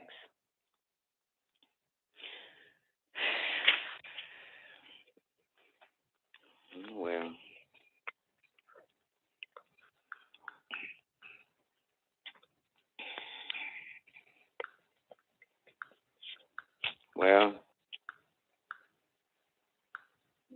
Some motherfuckers waiting on the bureau, some motherfuckers waiting on 6,000 years to end so we can rule. I'm waiting on the rule. I want to rule this bitch. You forgot one sect as well. How about the ones that are going down under? Into the earth crust. Shambhala and Agatha. That's where I want to go. That's where you want to go? Mm-hmm. Okay. Yeah. Yeah, he said the empires that still exist today is underground, and it is the one I played today for the Man of the Hour. But he said it's underground, and the empire is called Atlantis. And then he says, I'm not going to get into this fucking Atlantis. Yeah, nobody wants to touch that subject, Atlanta or Lemuria. Nobody wants to touch it. Yeah, he said, I'm not even going to get into that. You know what that says for you. But mind you, you know what I'm saying, who he's talking to at that time, man. You know what I'm saying? He's making this, he's saying that in the 80s to a bunch of niggas that Believers, don't even understand the law yet. You know what I'm saying? Yeah, believers. Yeah. So he says, I'm not even gonna get into that. That wasn't for the scientists. That was for the believers. Yes.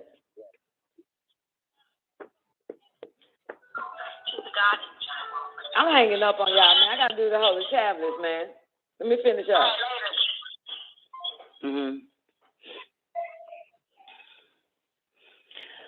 All right, where we at? Come on, say some of these goddamn Aruba gods, Yoruba gods' names. Juju, Voodoo. You gotta say it, newbie. You want me to go through it, Don? You from them bastards. So you know their names, you know them, motherfucker. Man, goddamn. Don, I can adapt to any culture, Don. I can adapt to any culture. No shit, nigga. You speak every goddamn language. You can read and write it. Come on. Say these goddamn names. All right, 255. Their religious systems was created with the ability to adapt to anyone else's culture, as in the case of Santeria or Brujeria or Voodoo, you hear this shit? also called Juju. And they say Brujeria. Well, it came from Bruja. You know what a Bruja is, right? Hell no. It's a witch. It's a witch. See? So, you know this shit. Okay, I didn't even know that. So, what? It's Spanish, Brujeria. And what it means? It's like a witch, witchcraft. Witchcraft. Okay.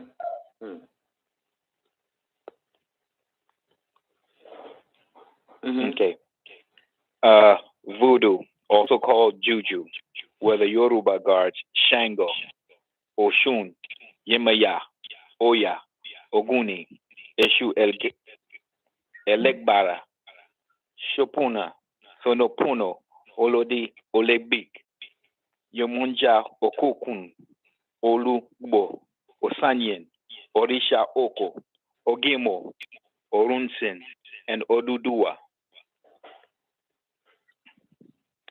This was taught by their great ancestor and god Yakub. Damn. Yakub brought that shit on in there. Let go. This is good. The religious system was created to be able to supplant itself over others and absorb them like a dying star consumes other stars. Wow. Here we go. It vamped down. You said something, Don? I said, here we go. This is my favorite part. Right here, 274 on down. Let's go. Yep. All right. This religious system. Let's go. This religious system was created to be able to supplant itself over others and absorb them like a dying star consumes other stars. It vamped down on Judaism to create Islamism. It vamped down on Christianity to create Santeria. It vamped down on Satanism to create Voodoo. Then, isn't that crazy? That's nuts. Yep, because you asked a nigga today about voodoo, they literally say that's devil worship. Yep. Satanism. Same shit. Yep.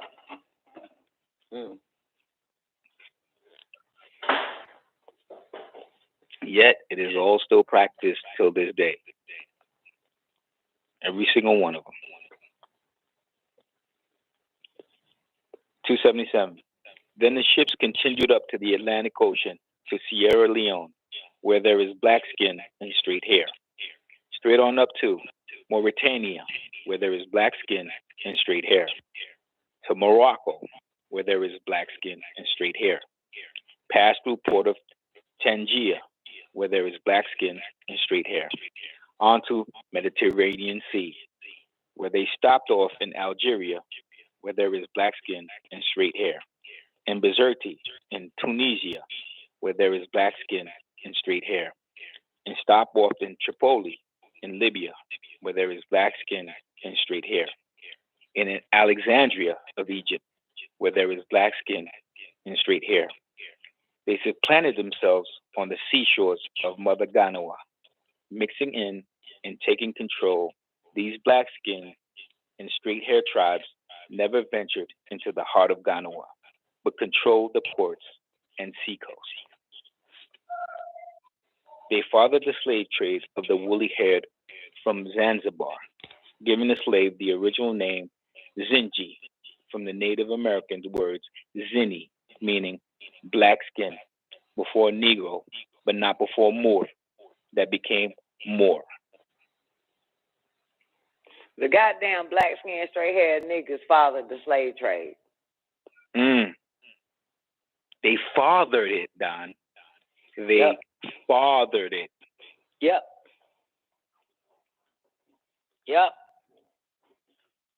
Started from Zanzibar. Yep. So whoever's blaming the Caucasus Asian, guess again.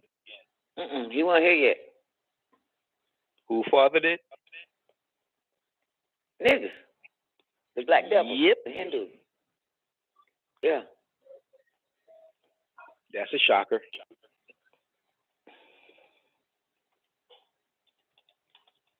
Yep.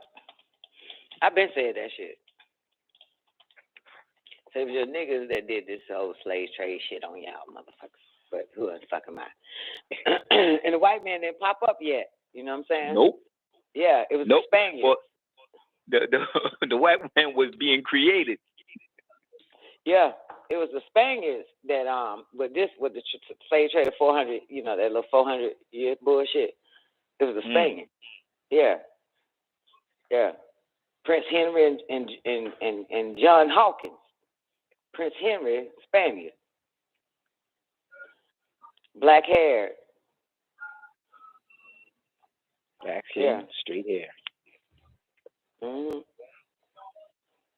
Prince Henry, John Hawkins. Come on, let go. 288. The lost tribe of Shabazz are still the majority on the seacoast around Mother Ganawa. They replaced their X with the Arabic names. They call themselves by new names: Egyptians, Ethiopians, Djiboutians, on around to Mauritanians, Moroccans, Tanzanians till this day. That's where Malcolm got the X from. Yeah. That's how they started treating that shit. And you got Malik Shabazz and all the rest of them little motherfuckers. And we know who Shabazz is. Sheshbazar. Yeah. That's what they call them, the lost tribe of Shabazz. Enlightening. Very much.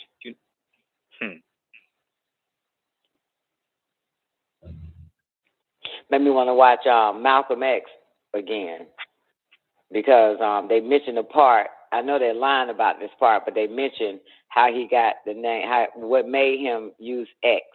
Because, you know, he the only one that don't have an Islamic name. He's just Malcolm. No such thing as fucking Malcolm. He's just Malcolm X. I know, right? It's not Arabic. Malcolm's not Arabic. It's not Arabic. Correct. He learned that shit in prison.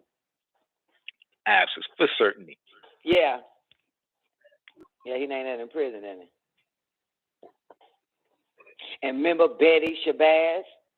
Yeah. Oh, yeah. He was still fucking with them goddamn, he was still, yeah. It made sense that he was going to betray Honorable Elijah Muhammad. Yeah. He was still with the lost tribe of Shabazz, but then again, Honorable Elijah Muhammad teachings is what? Asiatic black man. Of course, on the Yoruba. cream of the planet Earth. Yoruba. All day. Father of civilization. God of the universe. God of the universe. Correct. Yeah. Yep. Yoruba. Yep. Hindu.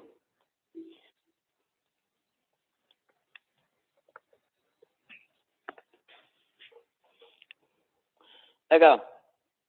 291. So they sailed north across the Mediterranean to Cyprus, where they were home with their original mother goddess, Yoruba, stopping first at the Isles of Crete, where Yakub's rules and regulations and system on grafting and making were prepared. Wow. That's where it started, huh? Yeah, he was in he did all that shit in the cave. In the Isles of Patmos. He drew the whole plan out. 293. Those that remained behind by jumping ships at different ports in Ghana stayed and oppressed their original woolly-haired Nubians. Remember, they captured them from Zanzibar. Zinji. Yeah, they enslaved them because they needed their blood as well. This is how they end up on the ships. Oh, yeah. Yeah, this is how the Nubians end up on the ships. The Zanzibar. Zanzibar, yep. Yeah, because they slaves now. They part of the the grafting of the white man. Mm-hmm. Yeah, they're gonna use them to breed.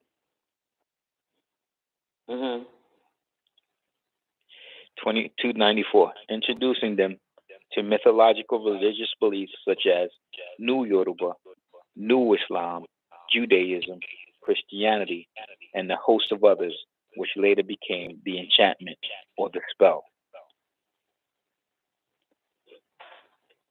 They also call the spell a hex, he X, like John, who's the he, and the X, also called the hexagram, hex, X, agram. He X, agram. The like hexagram Malcolm is the he, X, and the agram. Yep. He don't want to say Malcolm and those types of stuff. So that's what, like John, who's the he. But you're right. Yeah, he don't want to say. Yeah, he don't want to say. But then again, yeah. Anyway, who gives a fuck? 6 good. Let's go. No, talk on it, Don. Let's go. I have to use Malcolm X so that everybody knows that he got the X. He's the only one that started with that, yeah, because we didn't hear the X anywhere else. Well, there was a whole bunch of niggas walking around with the X, but he's the most popular one. Malcolm X. All the little tribe of Shabazz niggas back in the days, even in the 80s, they had an X at their name. When I was growing up, I think some rappers too and shit. Oh, yeah. And all the rest of them. You're right. Yeah. Name of that. Zulu Nation, I believe. Yeah. Zulu yeah, Nation. there you go, Zulu Nation. Yeah. Then of course the Lost Tribe of Shabazz. All them niggas that claimed that was with the Lost Tribe of Shabazz had an X by their name. After their name. Yeah.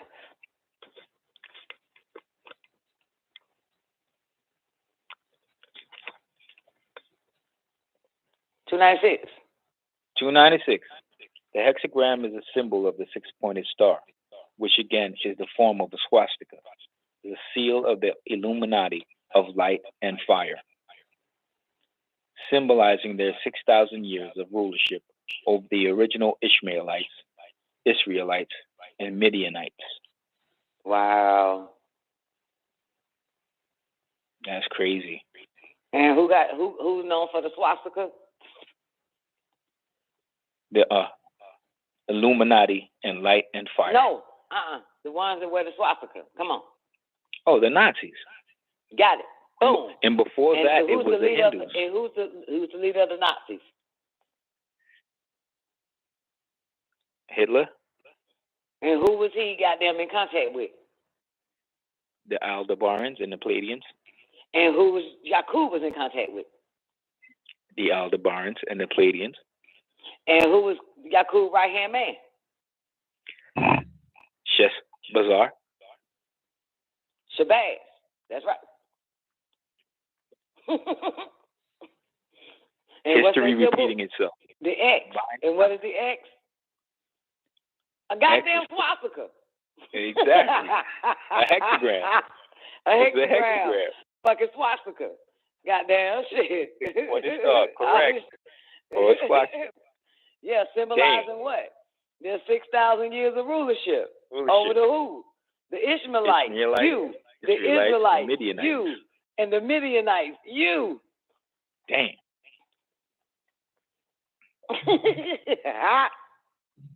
That shit, wow. It's crazy.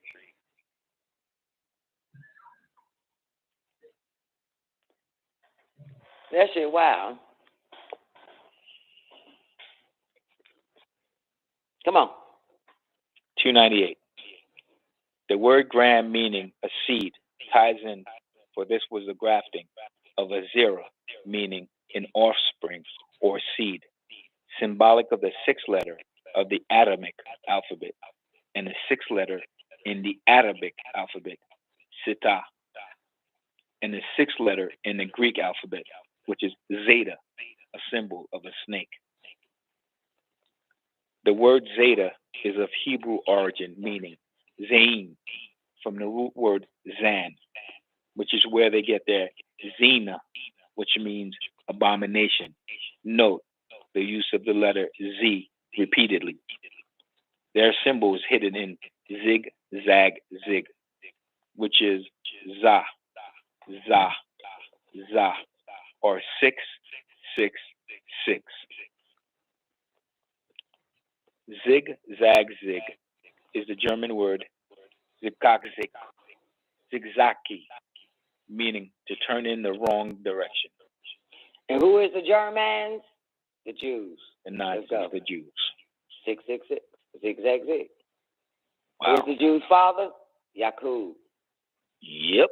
Where you find them at? In Asia.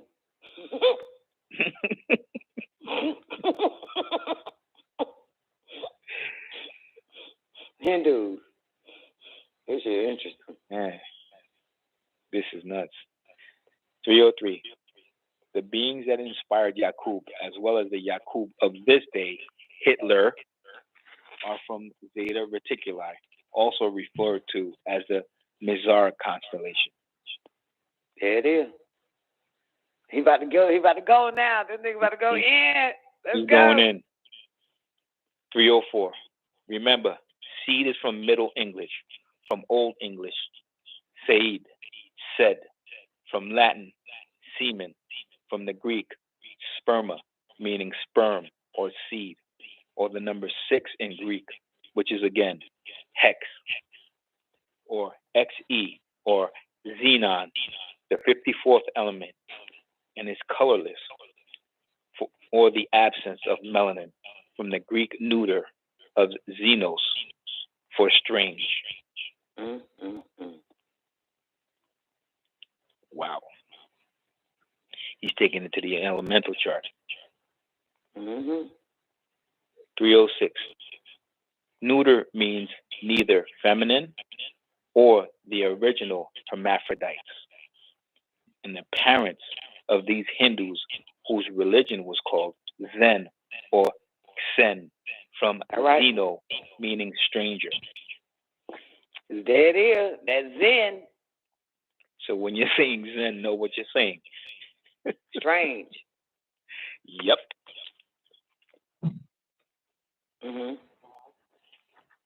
Okay. 307.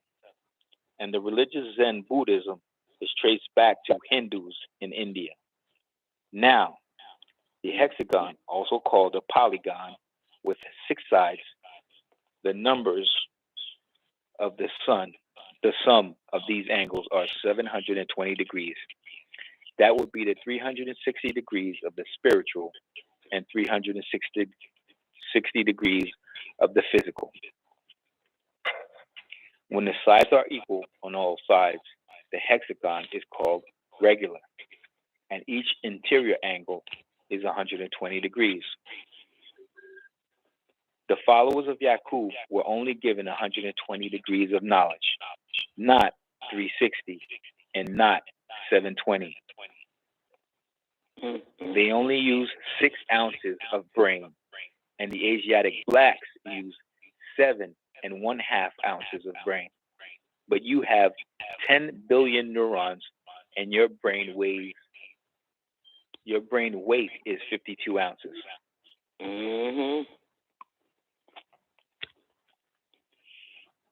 So them in mind, and you got the goddamn Asiatics and the goddamn Caucasians thinking for you, and you one got 7 ounce brain, and your brain weighs 52 ounces. 52 ounces with 10 billion neurons.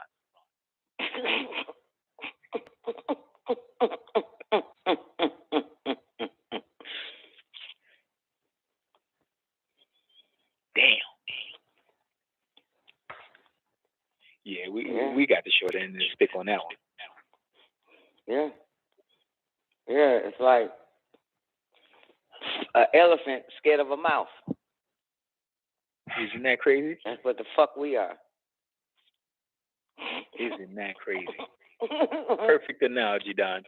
The only reason why I use the elephant, because I was going to say, man, that's just like my ass, scared of a bug. But then I said, fuck it, elephant in the mouth. Leave me out of this shit.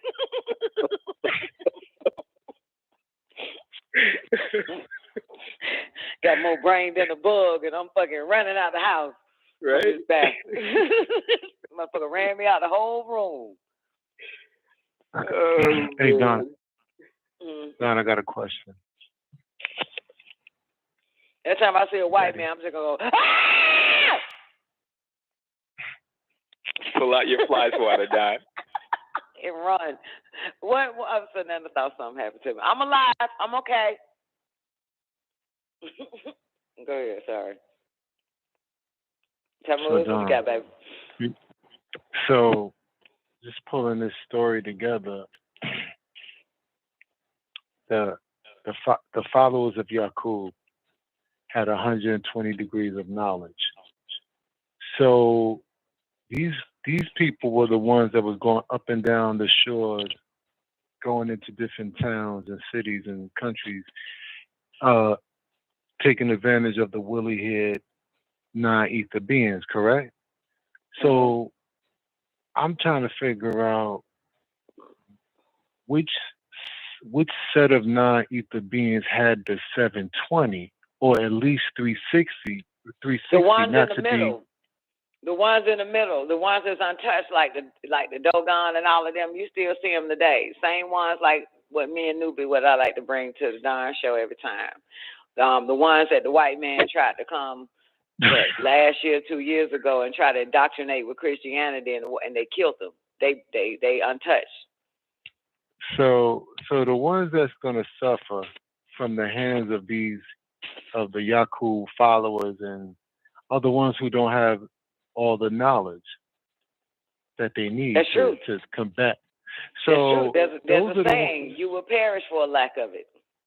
Yeah, so anybody who's worried about them are the ones who don't have enough knowledge against them. They're not worried about them. They don't even know this shit exists. No, exactly. The thing about it is he's explaining the same followers who vamped down on all this shit and got people in the mind fuck they in now. They only have 120 degrees of knowledge, not 360 and not 720. This is why there's no growth. We're being taught by the fucking idea of Yakub, and we're dumber. You understand? We're taught by motherfuckers who has, you know what I'm saying? No, so it makes us dumber. You got to define who you're talking about. You got to define who you're talking about. Who the fuck you think I'm talking about? Who the fuck got goddamn 6 ounces of brain? Nah. What I'm saying is that they're dumbing down who? Those who don't know. Not people us. in the world, people everywhere. Yeah, well. Yeah, but he's explaining that the white man ain't got goddamn 720 degrees of fucking knowledge. That's what he's explaining. You know what I'm saying? So why is you being taught by this bastard? Okay. Nah, that's the point. I think I'm big. I'm you know just thinking about when y'all. I'm sorry. Mm-hmm. I'm just thinking about when y'all was talking about we should be on that side or you should be back with them. They only got 120. I think Newbie was talking about that. Oh, we should be with them. Well, but they don't know enough. What are you talking Well, about? not be with. Well, see, that ain't the point. That part, what you talking about, the part where I said where you mentioned was y'all sound like y'all a little ungrateful. When I said, goddamn, we got the short end of the goddamn stick. I wish Yakub goddamn created my ass a motherfucking fucking rule for 6,000 years. Listen, I've seen dumb motherfuckers rule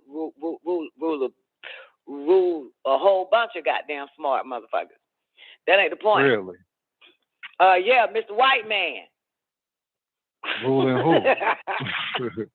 Who you calling smart? Y'all motherfuckers. It's still being ruled by this shit. I don't know Listen, about that, y'all. It's one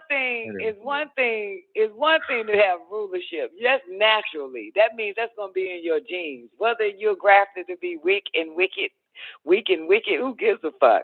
But you've given 6,000 years to fucking rule with your weak and wicked. Only 6 ounces of fucking brain ass, motherfucker. Not bad. And it's the same thing with y'all. Y'all are degenerate females, and y'all are ruling.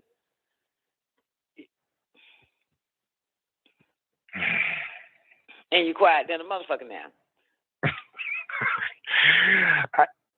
Yeah, because I was looking at that on multiple levels, what you just said, but me too. Okay. Shit, me too. Goddamn, you old half-ass bitch, and you meet a goddamn whole-ass woman, you want to rule over her ass, dominate. You old retarded motherfucker, your damn self. But you gonna be the head of the fucking house. Ain't this a bitch?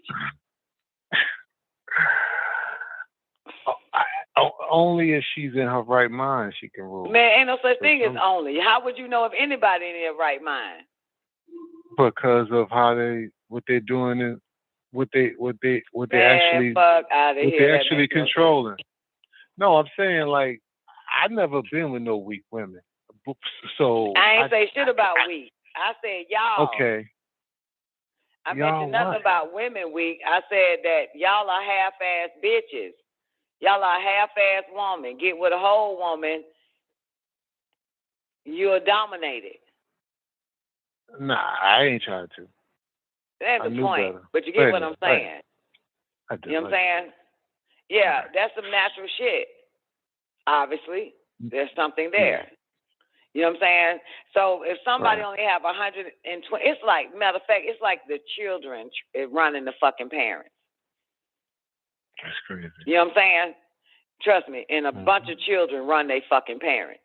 And that child ain't got, but they ain't even got 120 degrees. They got 80 degrees of fucking knowledge and running the whole goddamn household.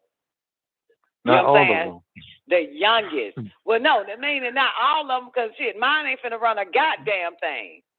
But okay, Don, women like you, wasn't you running your family at a young age? I'm just talking about the special women that are out there that have that three. That ain't about the woman conversation, man. It's simply about the fact that somebody has less fucking knowledge than you and can still run fucking circles all around your ass. Have you bow the fuck down to it? How? If I got more knowledge than them. It depends on where my knowledge is in. It doesn't matter. It doesn't. That's the point. They still have They still have the ability to fucking rule over you, no matter how much knowledge you got. They still will rule you, no matter how old you are. We're the oldest motherfuckers on this goddamn planet, and look at and this younger ass piece of shit race is running your ass with goddamn 6 ounces brain ounce, only 120 degrees of fucking knowledge. So it doesn't matter. If they have it in them to rule your ass, you're going to be ruled regardless of how much knowledge you got or what you got or how old you are. They'll still run circles on you because it's in them to rule. It's in them to rule. I just never experienced that. None of them has ever ran circles around me. You don't have to experience it. You can just broaden your fucking goddamn scope. Look around you. Others, I ain't never experienced that shit either, goddammit. So it's kind of hard for me to relate. Motherfucker is. You ain't finna run shit around this motherfucker. Exactly. I am created to rule with my dumb ass, but I be damned. Exactly. Yeah. I'm weak and wicked and created the fucking rule. I be damned. Give a fuck who you are. You ain't finna run shit. That's in my blood. Hey Don, I always had a problem with people talking about the fear of this and the white man this, and I'm really like, how are they ruling you? Like, I never understood it even when I was young, and still to this day, because it's not my persona, it's not my reality. So sometimes you got to step out of your reality to look at others' reality to see what they're going through. Let's do it this way. Because I ain't never had a white man do anything. Simple. We are just only, okay, the how is quite simple, okay? Let's say me and Doc get together, right? Get together sexually with the mission to create a child that would dominate, rule every last one of these monkeys on this fucking planet. This is me and his mission together. Masterfully, mentally, we're going to create this child and probably many others. But we're going to stay focused in that sex force to make sure it happens. Let's say it's sexually.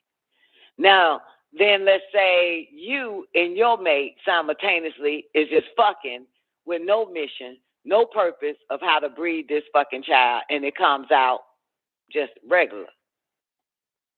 And I say regular, it means just the natural 23 chromosome and all that shit. None of the mental sex that took or the mental reproduction that took place process. Okay, mine comes out, boom. Mine end up running the whole fucking world because when me and Doc was fucking, we are actually mentally creating this being to rule all other beings.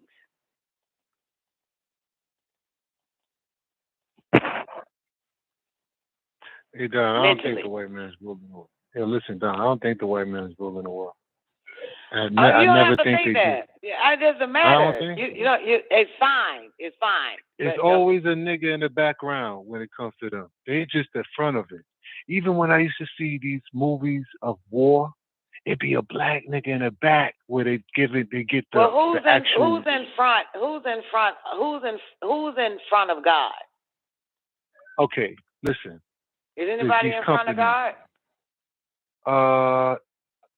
In front of God? Mm-hmm.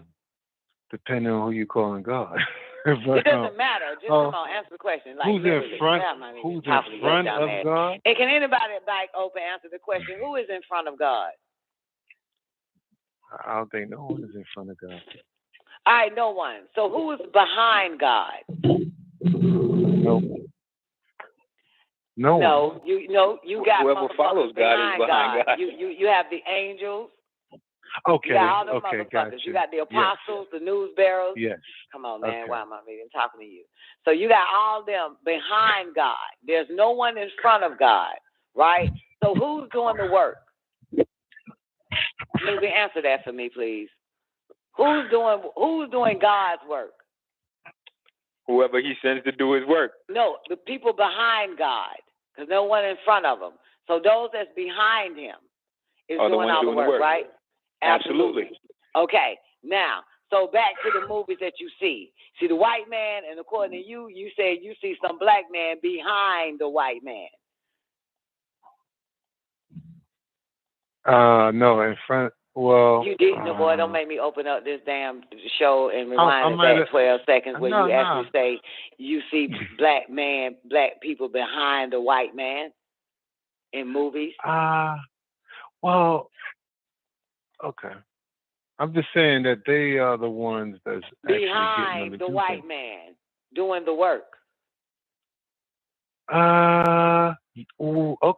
Okay, but I don't think it's from. I don't even think it's their diabolical plan. I just think that it's the original devil. Talking about white man? The white man. Yeah, it's not his plan. It's his. He's just the one executing it. Look, Yakub is a nigga. So if Yakub is a nigga, then it still starts from us. Yakub is the one that is a big-headed scientist. He's their God. Grafted and created. Yeah, absolutely. And they have no problem claiming that. They have no problem with that, but that God gave them 6,000 years to rule, motherfucker. That's the point. And And then again, one more thing. Why we considering Yakub a god? I mean, just because he grafted something? He is. What, you got to take that up with Dr. York because you read it where he says, in this God, Yakub. You got to take that up with him. But he didn't call him but he didn't call him an Elohim. He didn't call. Well, he don't have to call him an Elohim. He ain't got to speak Hebrew all the goddamn time, do it? Okay. All right, I'll feel you. I'm just trying. I have a problem giving certain things so much power. Like, I don't know. It just don't feel right. We ain't giving nobody no goddamn power. I ain't giving nobody no damn power. Yeah, sometimes you be talking like, the white man. I may sound like it to you, but I ain't giving nobody no power. Well, not giving it. Just but I recognize power when I see it. Power I to recognize whom? power when I see it. Only to the weak. Only to the weak he has power. If you're not weak, he don't have no power. Yeah, but it doesn't matter. But I still recognize power, though, when I see it. Don't matter. Okay, well, anybody can have that. Anybody can have what? Recognition to be able to recognize power, or anybody can have power? Anything can have power. Put it like that. Anything can have power, but I just don't particularly glorify the power that thing has, because it may not be that powerful to me. Anyway, is there any being or anyone that you glorify that you consider that has power? El Kalum. All is all. Yeah, El Kalum, that's it. Because it's all. Outside of that, I'm equal. We all equal. Ain't no such thing as outside of all, though. So it doesn't matter. I mean, not outside. No. Inside the all is equal to me. But outside, but the all is absolute. But outside, you just say outside the all. What's outside the all? I made a mistake. It's inside. I meant. I thought you said outside the all, because there's nothing outside the all. You're right. Correct. I made a mistake. I'm talking about inside the all. All is equal. But who has absolute is the all. So anything that's inside the all that we're talking about, power, authority, will, yes. So I just, it's just sometimes when I hear it, it just makes me feel like, they're giving so much power, so much credence to this. But that's, people have enemies. I like it. I like powerful motherfuckers. I don't give a shit what they are. I get high off that. It turns me the fuck on. Yeah. So even when I see like white man in power, that's a turn on. It ain't the fact that he a white man in power. It's the fact that the power is there. The power to rule. You know what I'm saying? The power to rule, regardless of the brain ounce, regardless of it being weak and wicked, and it's inferior, but it was bred to rule.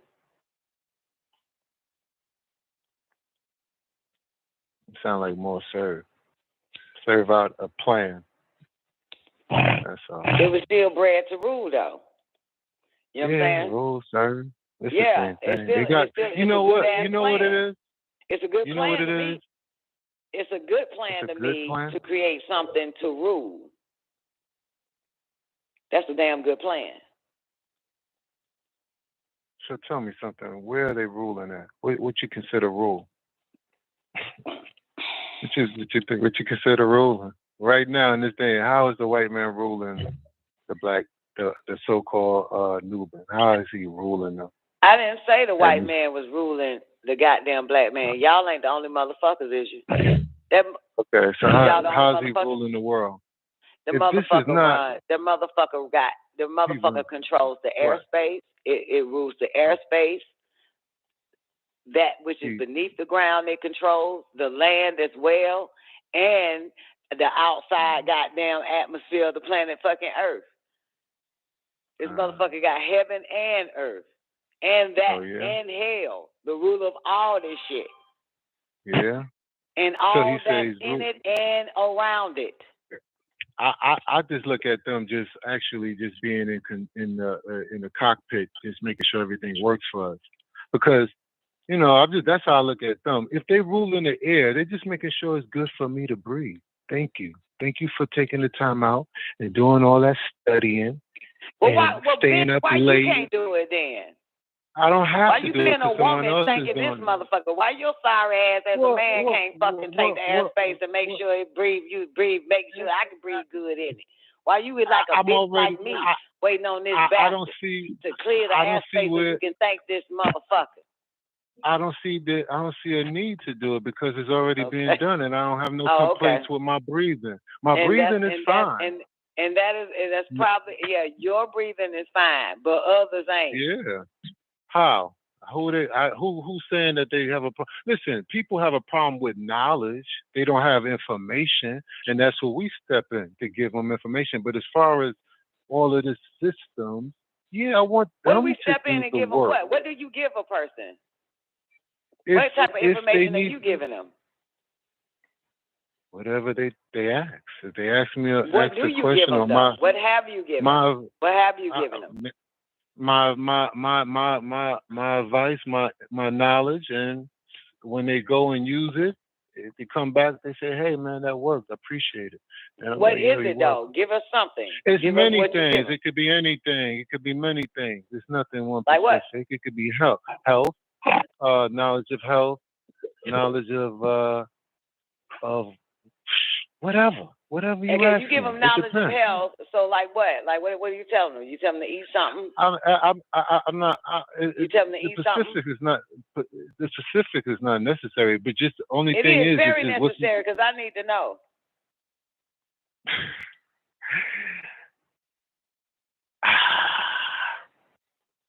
I had a woman one time tell me a couple of months ago at this job, because I was talking about these different species of blacks. There's so many different kinds, and some blacks don't love or don't love their own. So she said to me, she said, I appreciate you because you give us the real, not like what the Bible tells us. There's an older woman, and I ain't really completely was clear about that, but whatever I said resonated with her for her to come out and give a certain thank you. So yeah, whatever it is. So all I'm saying is that I just don't be seeing how I just see these guys as servants. Like, for example, Trump, he's a servant to niggas. He's putting things in place for niggas to benefit. He's working hours a day. I appreciate you because I don't feel like doing that part. So that's all I'm saying. These Caucasians, these people are working for the betterment or the benefit or the detriment of species. Depends on what side you're on. If it's supposed to work for you, you're gonna benefit. But if it's supposed to wipe you out, it's gonna wipe you out. So, like you said before, they fixing the air for us extraterrestrials to live, but it's killing off humans. So so it's two stories here. Somebody's gonna complain about, oh, it's killing us off, and then some people saying, well, shit, I'm breathing better. Thank you. So hey, man, everybody, you got your own, you got your own reality. Okay, so basically, What? I get it. I understand. I mean, we're saying the same thing. I'm just impressed with the fact that their God created them to rule. That's all. That's I cute. don't call them ruling, though. I don't call them ruling. They just But in it doesn't place. matter. It doesn't matter what you call them. You know what I'm saying? But Are they Yakub ruling created you? a wicked. He said, "I'm gonna create a race, weak and wicked, to rule for 6,000 years." The word "rule" is there. That creator, that thinker, that scientist. What's rule. your proof, though? What's your proof? What's Nigga, your proof it's that in the he Holy is ruling? Tablets, motherfucker. I'm just reading this shit in the Holy Tablets. No. From what you see in your reality, how is he ruling us? How is he ruling? Is he ruling you, your kids, your people? Who's he ruling?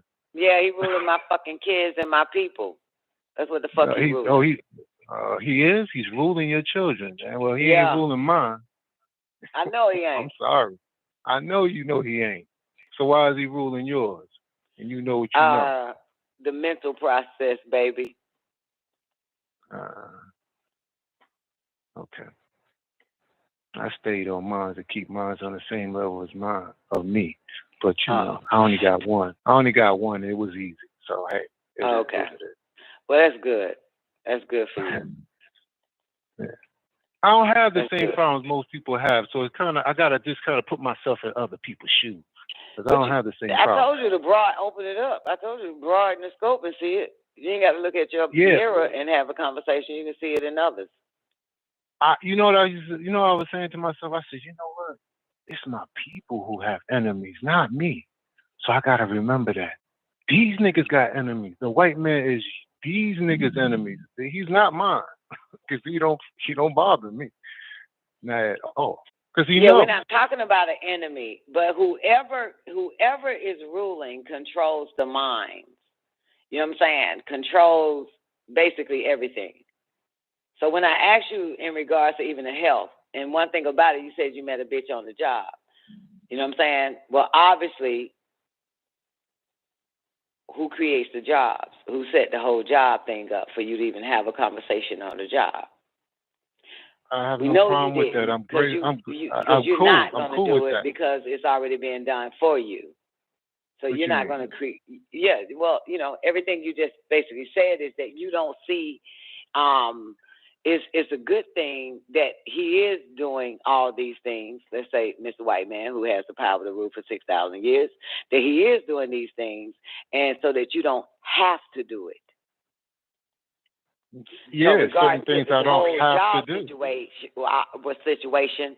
So obviously he had to rule and create a job for you to even have a conversation with this older woman the job. No, he had to. Because you didn't create the job. Because you don't want to. You don't want to be the ruler. You want because you don't. It's a lot of shit you don't want to fucking do. You don't even want to goddamn do the airspace thing. You don't want to create. Create a job. That's incorrect. Then have motherfuckers on that bitch. That's incorrect. No, that that's is correct because you said it. No, it's not. No, let me tell you what. You said it's a lot of goddamn things you didn't want to do, so you glad that this motherfucker is doing it for you. No. There's certain things. You did. Didn't he say that? Anybody's mic's open. Didn't he say that? Didn't he say that? Yes. Okay. What I said? What did I say? I said that he's doing certain things that are for him to do. I'm not saying I don't. And you're glad that he's doing certain things because you don't want to do it. No, well, it's like it's not for me to do. It's not that I don't want to do it. That's it's the not point. For me That's to why do. they created a race that would goddamn rule the fucking world, man. Goddamn. No, I don't call it ruling because there is another race that was created just to be the workers of it, to be Lulu and Malou. You have to, there's nothing wrong with starting places. There's nothing wrong with having start points and finish points. So everybody walking had to work for an establishment. Okay? So it doesn't matter how long you do it for, what you're going to do after. Okay, that ain't the point, though. That ain't the point. The point of it is. Disagree with what? The point is that's neither here or there. We already know all that shit. What we know now is that you. I don't call it ruling. You and probably a whole bunch of. Well, obviously, Well, he created a job. He created a business. He had to work and do that. A creator for motherfuckers who don't want to be a creator. Who don't want to do that. So I don't want to create oatmeal cookies. Do that I don't want them. I like eating oatmeal cookies, but I don't feel like rolling them up and making them from scratch. And I get that. That's why they had to create a race I gotta make that will be able to put shit in place. So obviously, so you can eat some cookies. Somebody with enough sense. Somebody with enough sense had to create some oatmeal cookies for your ass to eat the cookies. Since you didn't want to create the oatmeal cookie your damn self. But I am a creator. So I am a creator. Now, in what? I ain't gotta go through. I ain't finna do that part. I know. But I am. You ain't gotta go through. I don't feel like going through that part. I know. Just like you don't feel like owning the airspace and keeping it clear, so so everybody can have fresh air based off of your creation. Listen. I understand. I get that. I know my own ownership. It's just not being. I know what I'm supposed to own. I ain't supposed to own no oatmeal cooking company. I'm back on the airspace.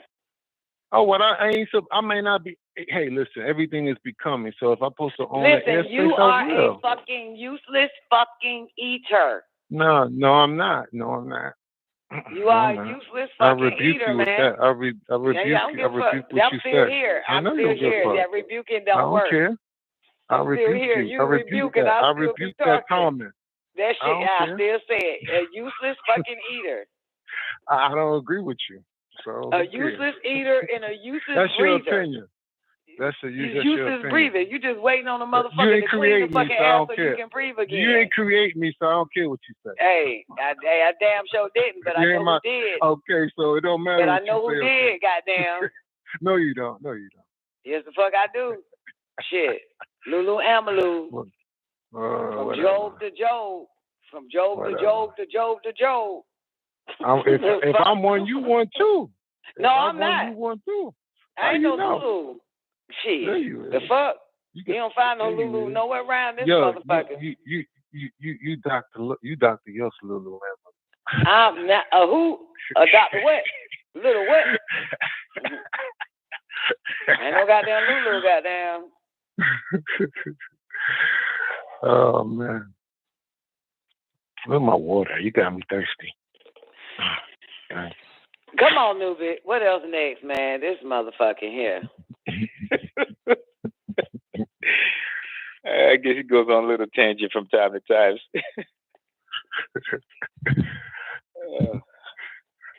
All right. Well, I believe we're at 3. I think he's still a little told because I said, goddamn, why didn't create my ass to goddamn be wicked and rule for 6,000 fucking years? I can show it in that stick. Biologically, you're 100% correct, Don. Shit. You have the 2 X's. You got 4 black I'm sad to say that I have an X and a Y. Goddamn niggas to be slaves. You got one big-headed scientist that created a race to be rulers. Yep. It is what it is. Read them and weep. How are they ruling, man? Y'all giving these? Oh God! I don't care if they ruling, but who? Who they ruling? A few dumb niggas or what? It's not about niggas, baby. They ruling a few dumb people on the planet who don't have information. I understand that. They're not. There is not the issue of the human race, no matter what race it is inside the human race. My first answer to you was airspace. Wasn't that my first answer? I ain't say shit about humans. My first answer was the fact of airspace. Ground, the minerals, everything beneath the earth, on the surface of the earth, and above the earth, and outside of the fucking earth. That's what you're saying. They ruling? No, I think they. I call it custodialship. I don't give a fuck what you call it.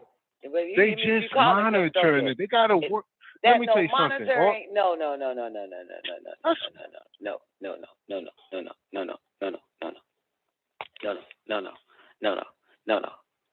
Listen, the word is used is rule. Okay, that's it. Rule. That's the word that's used. What's the definition of the word? You look up the fucking definition. Let me look it up. Because I want to be clear about this.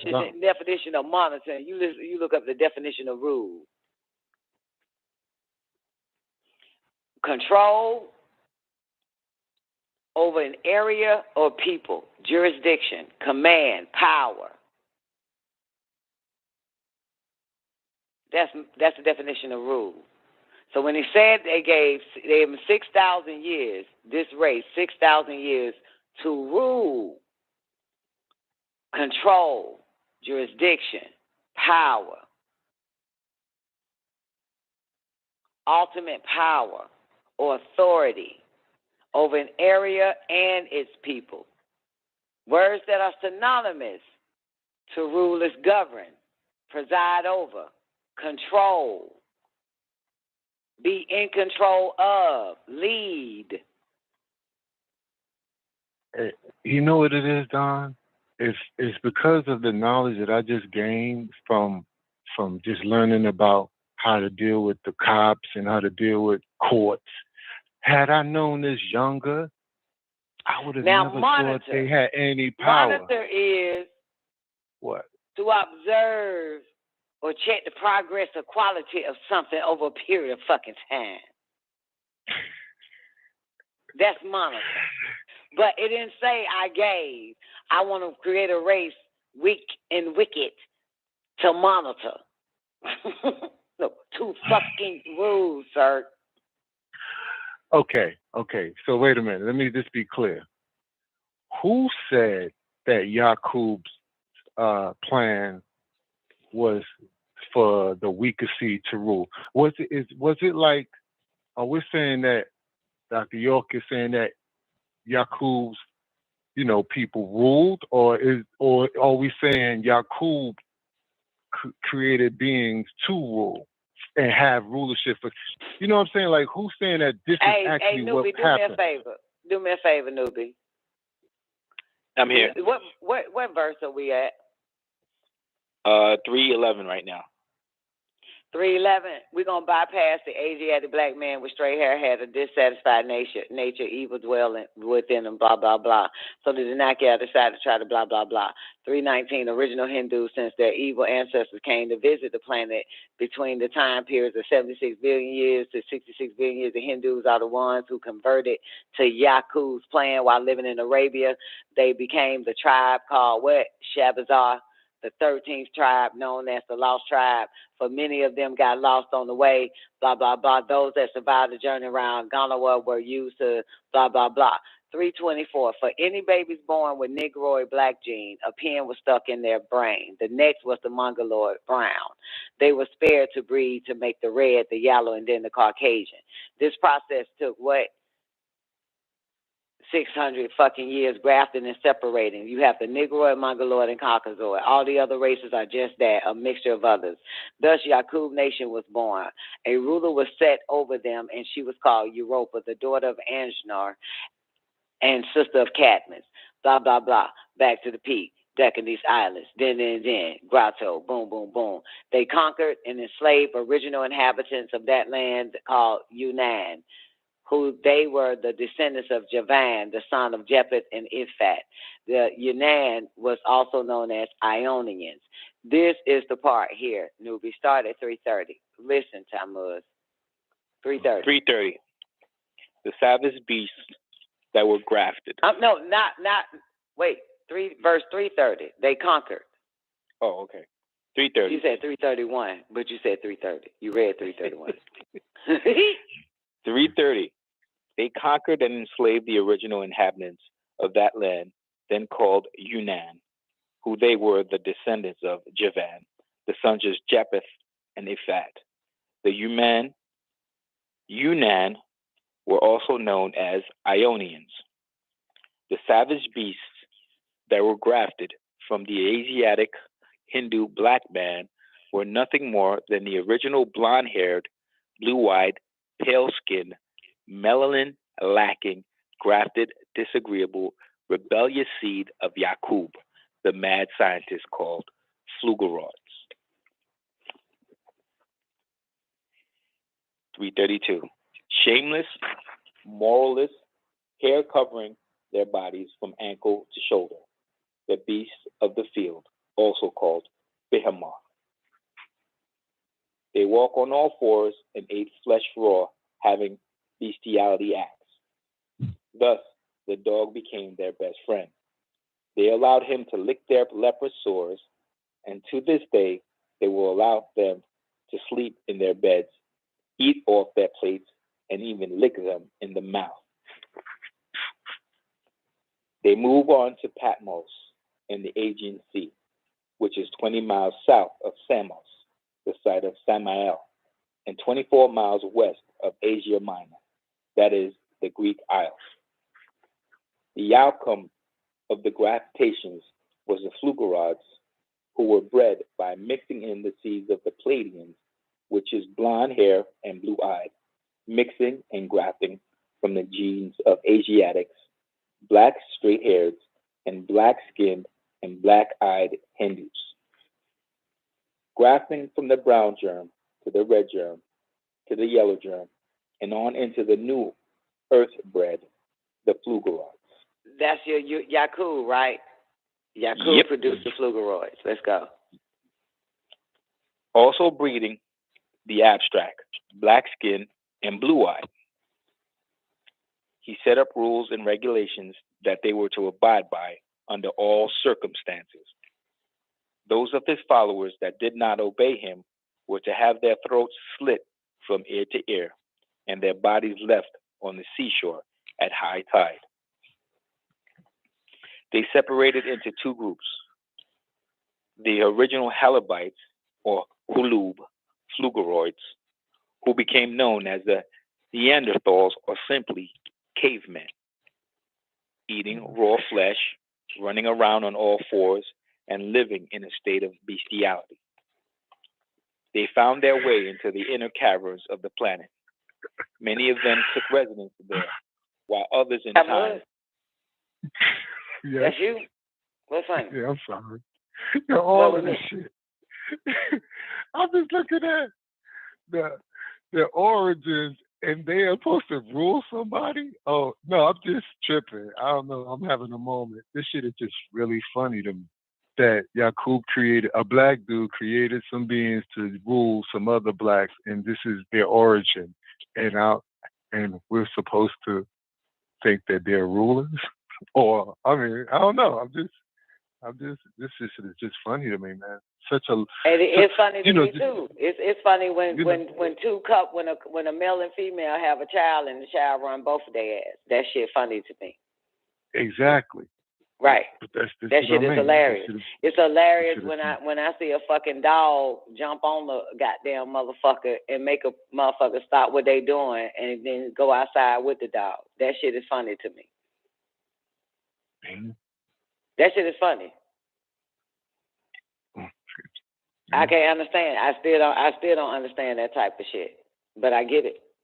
Something less than you, weaker than you, retardier than you, unknowledgeable than you, still have the power to run you, to control you. That shit is amazing. That shit funny. Really so now you know why I find it funny. I just got to remember so to give something weak and wicked, retarded than a motherfucker, control like that, and people bow down to it, that shit is it's incredible. I still can't get and won't equal rights to it. That shit is amazing. That shit is amazing. That almost happened to me till I had a conversation with Doc. Damn sure you got to catch it quick, because they'll try your ass. What you mean by that? What you mean, Don? I had an issue with my children at one time, and I asked Doc a question in regards to that. I said, man, what the fuck going on? I said something to him, and Doc said, like the chief said, the creation is telling the creator what to do. And when he said that, I took back control. I said, appreciate that. Mm-hmm. You know what I'm saying? He said, like Measy said, the creation is controlling and ruling over the creator. Right. Absolutely. And so we are the creator. Right. It doesn't matter if somebody did give a motherfucker power, blah, blah, blah, but I don't give a shit about that. But it's the fact that, you have to know who the fuck you are and who the fuck they are, or it is, or the dog is. Right. You know what I'm saying? And if you don't know what that is, then the it, the they, the dog, and whoever else gonna run your ass. You got to know who the fuck you are first. Exactly. And so, so that's all Doc had to tell me, like, bitch, you the fucking creator. The fuck is wrong with you? Put your foot down. Fuck that. The fuck.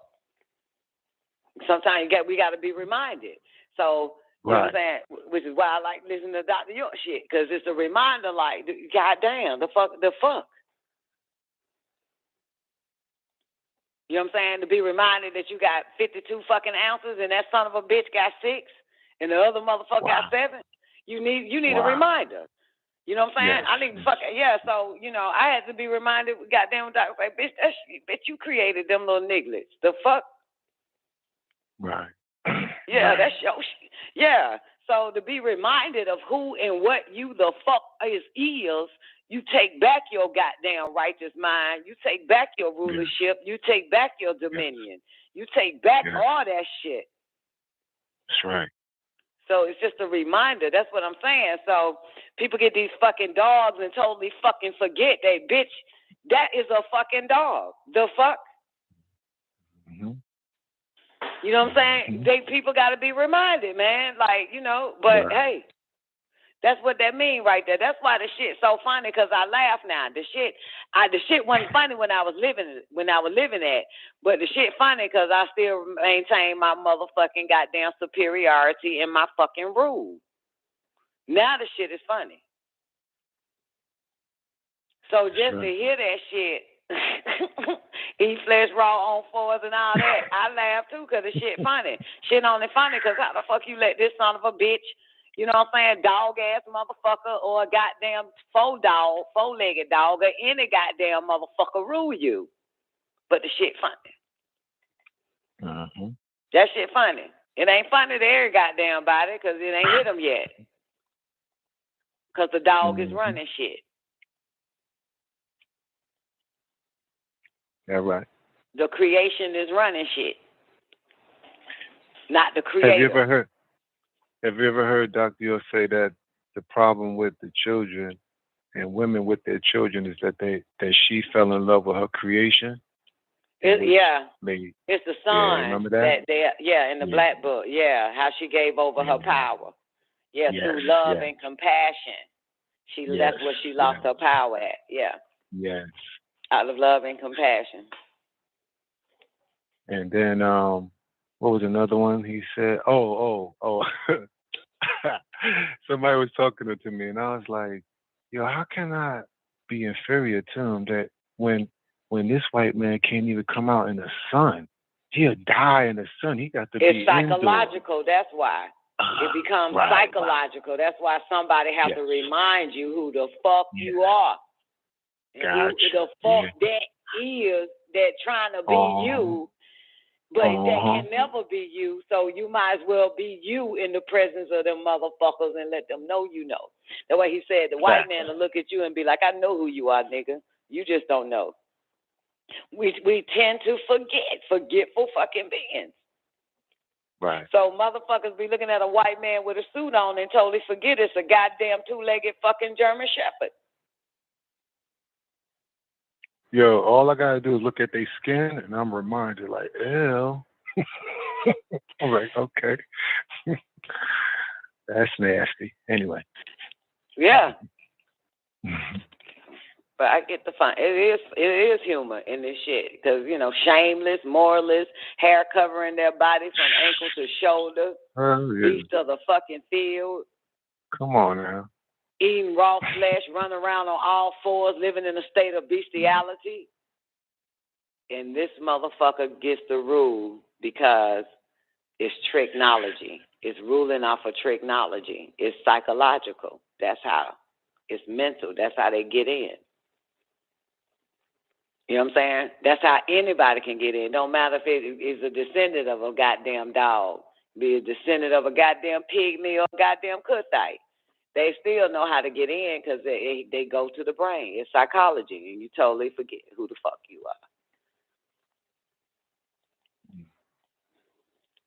So we lessen ourselves.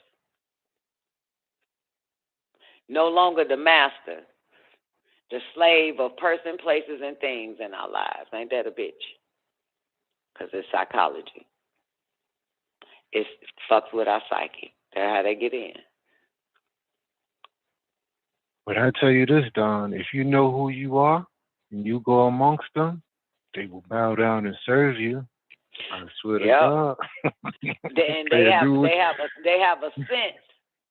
Yes. They have a sense. Sense that they know that you know who the fuck you are, and the sense that they know that you know who the fuck they really is. Come on now. Absolutely. And guess who else have them senses? everybody the fuck else. So they know how to come at you right. Yeah, they But do. If they can't come at you right, they won't come at you at all. Come on, say it again. Yeah, I know. God damn it. So all mine got to come at me right. I'm woke. The fuck you look at goddamn. So it's time out around the beach.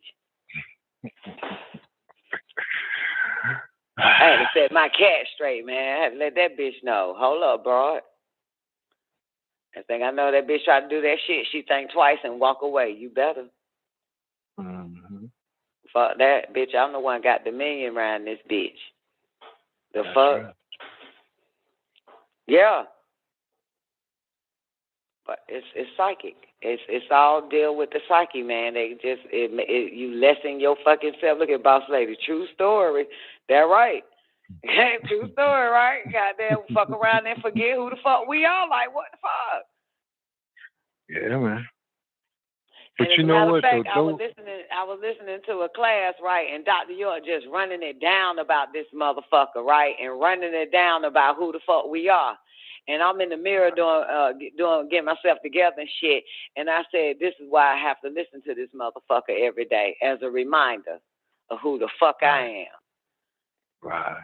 You know what I'm saying? Just as a reminder of who the fuck I am. Yes. So that shit is important. Yeah, it is. Because the motherfucker goddamn, they have a way of getting in your head and make you forget who the fuck you are. Next thing you know what I'm saying, you're being dominated. You're being ruled over.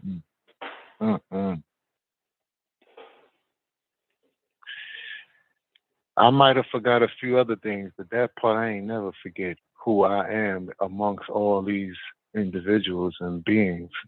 And they don't even let me forget. Yeah, people don't even let me forget. Hey, I be like, oh, okay. You know, I know, okay. Yeah. That's beautiful.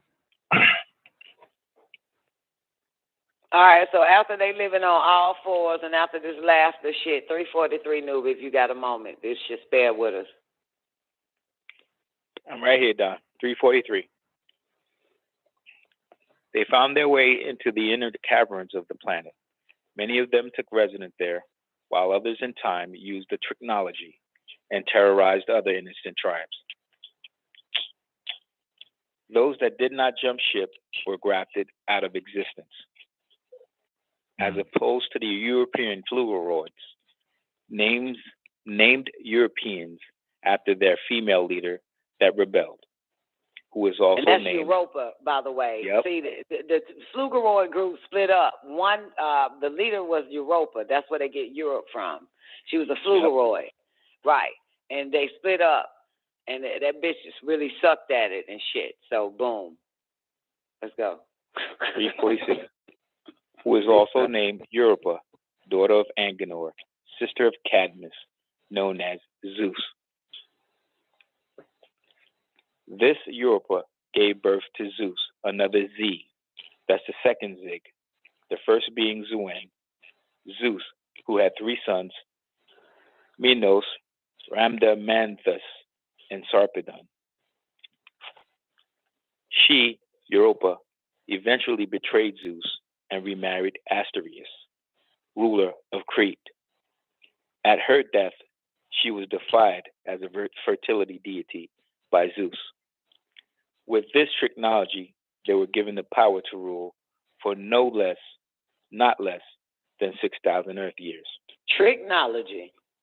That's it. I got a way of doing And it. what kind of acts that, Don? That's that Nuabu, right? That's what you gotta have. Science to of sound right shit. reasoning, motherfucker, Yeah. regardless. So That because right. we got that at a young age, it doesn't affect certain ones. That's what it is. We got this Nuabu young. Yeah. So this technology don't even apply. I'm thankful. 350. They entered from the east side, where there are harbors called isthmus, into the grotto or groti, which means a cavern.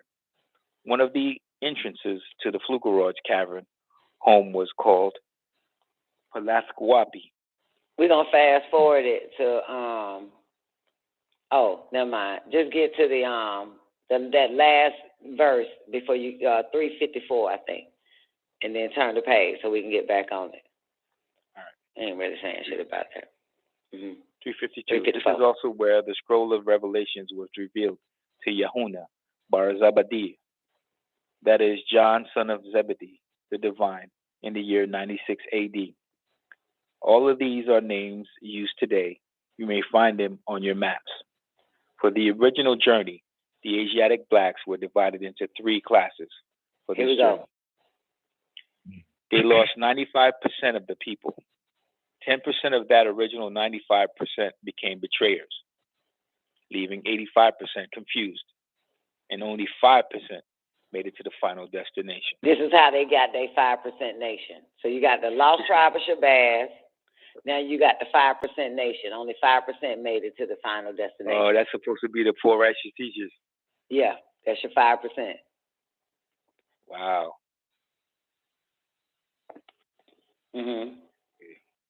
359. The journey was a 360-degree circle around the mother continent.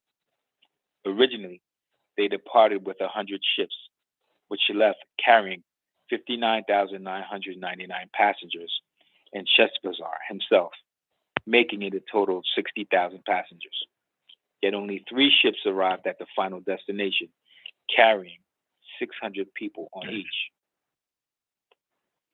A total of 1,800 people arrived in Patmos, where the great scientists were going to spend 600 years trying to reform these disagreeable people by grafting the evil out of their genes.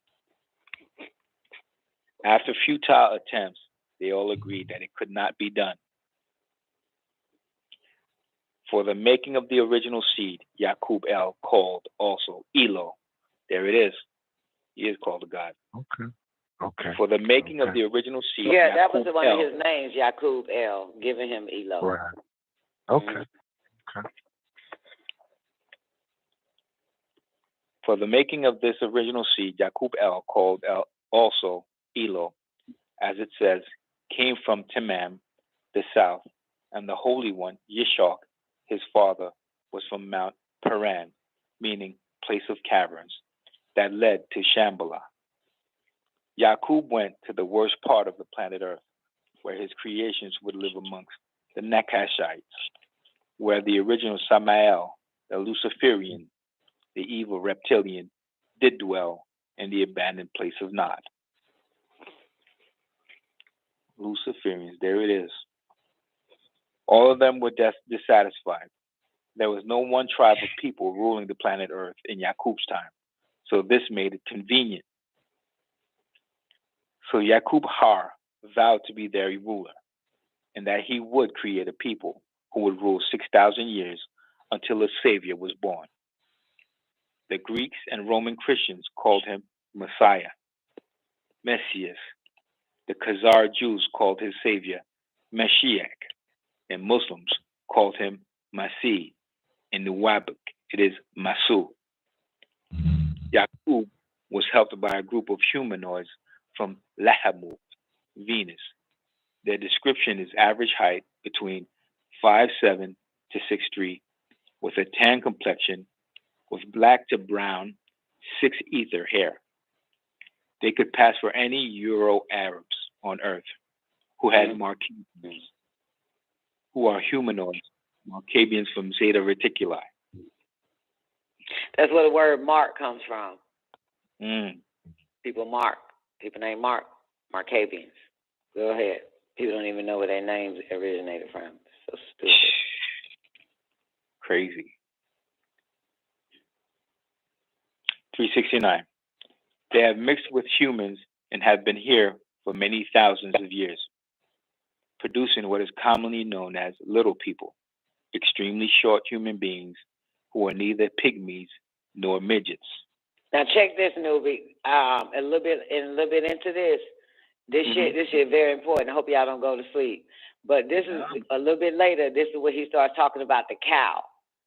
So you You put the cow in. Remember I was telling you this shit on Don's show?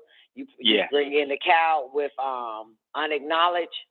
And with unacknowledged, he's going to show it here about the cow. When the government started mutilating cows, but originally it was the ETs, the aliens or the extraterrestrials that was mutilating the cows for a particular reason. It pops up here. It's coming. Let's go. Okay, 370. The Hamuans would use the Markabians as their servants. They have been visiting this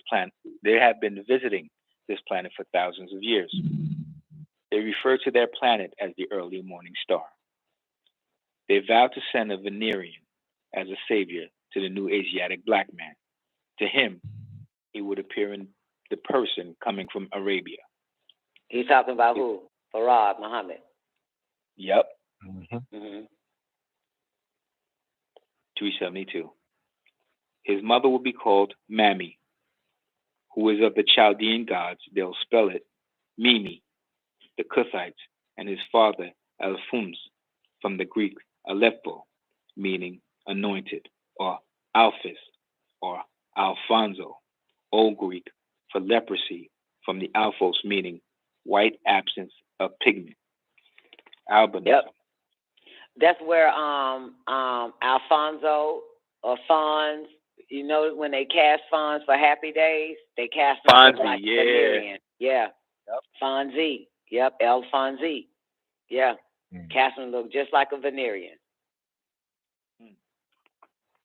They know what they're doing. Let's go. Okay. Well, 372. His mother will be called Mami, who is of the Chaldean gods. They'll spell it Mimi, the Cuthites, and his father Alphonse, from the Greek Aleppo, Alfonso. Aleppo meaning anointed, or Alphys, or Alfonso, Old Greek for leprosy, from the Alphos meaning white, absence of pigment, albinism. Who would have known that? The name Alfonso means white, absence of pigment. Albinism in Greek. Amazing, right? Alfonso Ribeiro. That's why they had him acting like a white boy. Yep, on the Fresh Prince, right? Prince. Yep. But no you know what? And none of that shit. But it's funny how Alfonso meaning anointed, and then it goes from it being considered meaning Alifo meaning anointed. Or Alifus or Alfonso. Right. Old Greek for leprosy. So it looked like the word mutates from being meaning anointed all the way down to meaning white, absence of pigment. You feel what I mean? Like it's from the Greek, it jumps. Okay. Okay. Well, that's the trick knowledge right there. Everything that's white is pure, and everything that's black is bad. Right. Okay, gotcha. But Dr. York, because he fucking mastered the origins of language, we get the root of these words, and it's Greek, alphos. Okay. White, absence of pigment. Okay. A form of what? A form of psoriasis. They'll spell his name Alfonso and declare he is a Cushite. He is one of the original incarnated deities, not man. This Venerian, they will call their god incarnate. He will leave them as agreeable humanoids, Romardians, as a teacher named Krill. Boom. Here we go. This is that one, Don, Krill.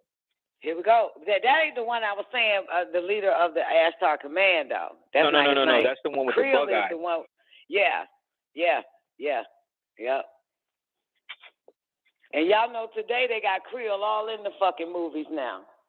Saying the name Krill. All that shit. They are not, they putting it right in your face like, what does that man say?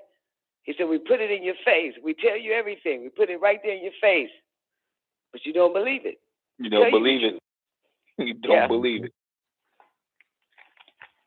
Right there. This is my part right here. Let's go. It is the one. This is the banger right here. 374. They were talking about the making of the Jew.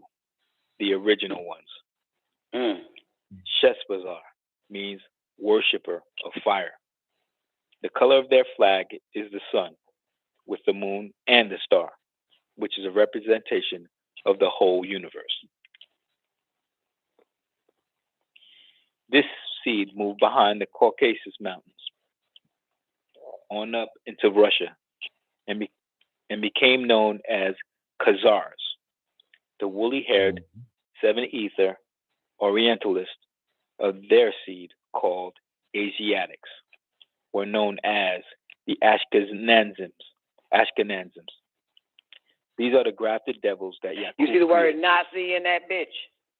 Yup. I know. Let's go. Not a coincidence. Not a coincidence. Ashkenazim.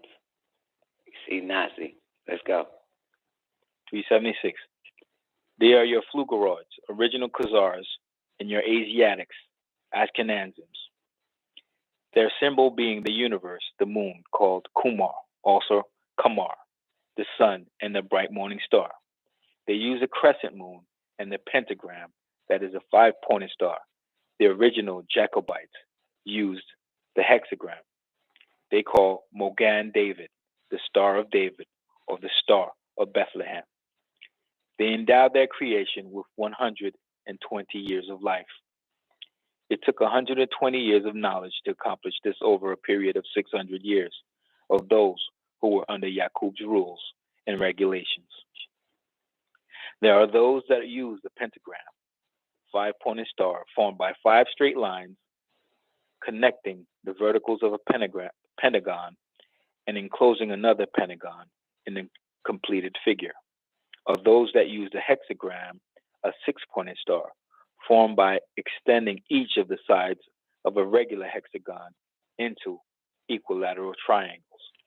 And those that use the heptagon, a polygon having 7 sides, each believing that their star represents the supreme power of force that control all aspects of existence. However, stars are born and die. Stars have limited brightness. Thus, as a symbol, they would indicate a limited amount of intellect. Crescents are merely one stage of 4 stages of the moon. Thus, a star and crescent is a moon. It's a symbol of a limited information. Yeah. What stages of the moon? Thus, a star and a crescent is a symbol of limited information and time and deception, because a star can never sit in a crescent moon, for the stars are millions of times larger than the moon. Tricknology. Yep. So their flag is completely wrong. Even the octagon, which each of the 8 points of the symbol represents the sun and is on a 15-degree angle, and 8 times 15 equals 120, 1/3 of the whole, which is 360 degrees of information. This being 120 degrees representing the awakening and the civilizing between each of the 8 points is a 45-degree angle that represents 360 degrees of knowledge of the physical. Then there's the 360 degrees, which is the knowledge of the spiritual, of which they do not have. This symbol was worn on the chest by the great scientist Yakub, who was born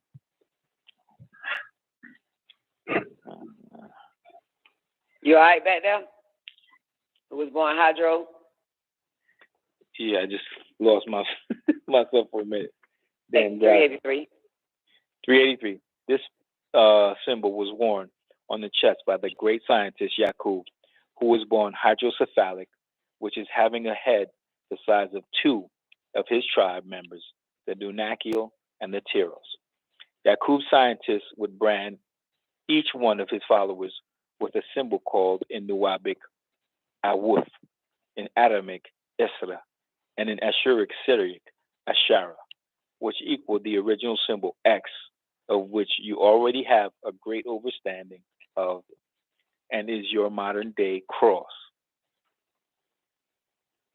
It became the swastika, a symbol that can be found all over the world, having 4 outer 90-degree angles and 4 inner 90-degree angles, equaling 720 degrees. Their religion was based on phallic worship, symbols representing reproduction. They prostrated themselves on all fours in remembrance of their lowly state. When they were walking on all fours, crazy, right? And got your ass. Now it's doing all that making shit. sense. See, and got you doing it on all fours, prostrating. That's them. Them they vapped down on Islam. They sure did. They vamped out on Judaism, creating Islam. That right. There go. 388. They prostrated themselves on all fours in remembrance of their lowly state. When they were walking on all fours, living in caves and worshiping their early fires. Thus, we have sun worship. They prostrate beneath the mammary glands of females and call it a dome, and beneath the phallic of a male and call it a minaret, giving birth to your domes and minarets of their mosques and synagogues. The X's numerical value is 10, and it is symbolic of the 10th letter of the Adamic alphabet, which is the Yod, symbolizing that they were originally under the agreeable Yahwehians, or the 10th letter of the Ashuric Syriac alphabet, which was Ra, and symbolized Ruach, the soul of creation. They were the first Negroids born with beards. He made them all clean-shaven so that they would look like the original Tahites.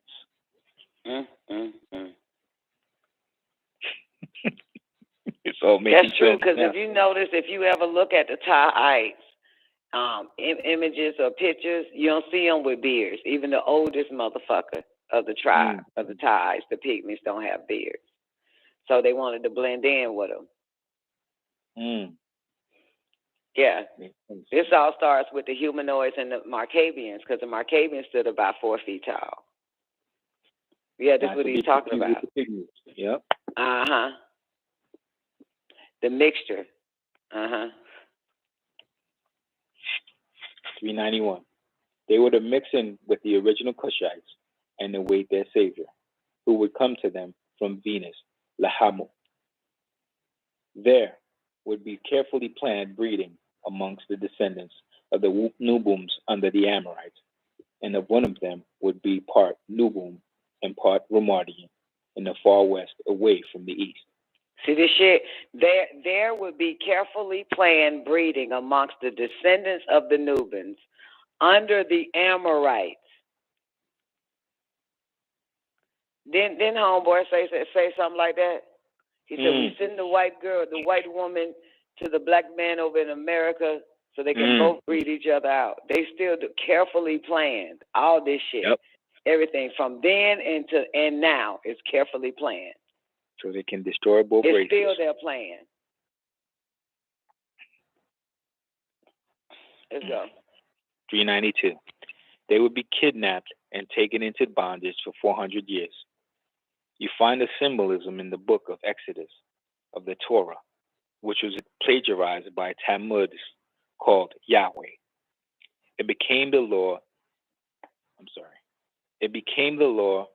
and enforcer of the spell of ignorance, called the spell of sleep. Therein, you will find the story of Yakub, cloaked in the Jacob and Esau story. This Jacob was born in the year 1918 BCE and died in the year 1771 BCE. One of Isaac and Rebekah's twin sons, and the biblical story of Jacob is a symbolic story. He is the son of Abraham and his first wife Sarah. His name is Isaac. He fathered the biblical Jacob. He is also the progenitor of the 12 tribes of Israel. It was the mentality that fathered the so-called Jew. Say it. It was a mentality that fathered the so-called Jew. This mentality where this is there. It was this mentality that fathered the so-called Jew. Mm-hmm. The father of trigonology from the what original the fuck Yakub the Jew story. is? The so-called Jew is the father of what? Trigonology. From the original what? Yakub story. which they read and have faith and incorporate in the new law, which they call the what? Protocols they learned elders of Zion. Damn.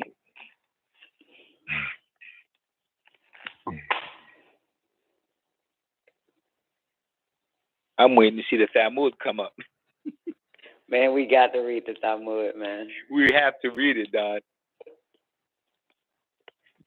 We have to read it. 4:1. Yakub's mischief makers in the land now rule the surface of the planet. An evil and diabolical plan to control everyone. And like any other magnetic force, you will find that unalikes attract and likes repel. This is also true in regards to the people. The Negroid and the Caucasoid are unalike, so they will attract. This is done through integration in order to destroy the Nubum. For Nubums dealing with Nubums repel. Why? Because likes repel, and this causes fighting and separation. Wow. This part right here is coming up. It's like, let me know. Oof.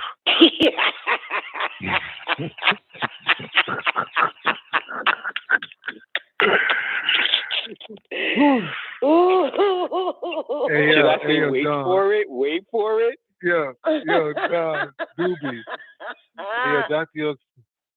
Yo said one time, he said, when you get closer to the truth, you become sad.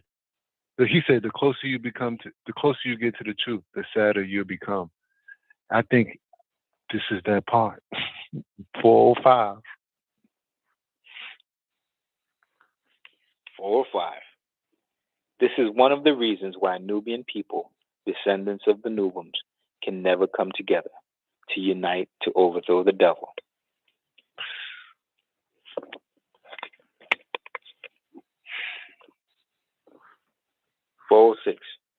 The Jew who is not a true Israelite is the remainder of those released out of captivity. Surely I know about your tribulations and your poverty, always begging for money. Nevertheless, you are rich in blessings and resources. Talking about the Jew. This is Jesus talking to the Jew. Surely I know about your tribulations. Remember, even what's that nigga name? Rabbi Finkelstein said that shit. Mm-hmm. Well, we've been persecuted ever since the beginning. Oh shit. And we know about your begging for money. Nevertheless, you are rich. Let's go. Surely I know about your tribulations and your poverty, always begging for money. Nevertheless, you are rich in blessings and resources, and there is great blasphemy amongst you by those who say, surely they say they are of Judah, and they are not of Judah. They are the community of the physical evil one, reptilian dragon, Nakash, or Satan. That's what Jesus told them Jews, didn't he? He said, surely you say you are of Judah and are not. You are the synagogue of Satan. That's what that motherfucker said.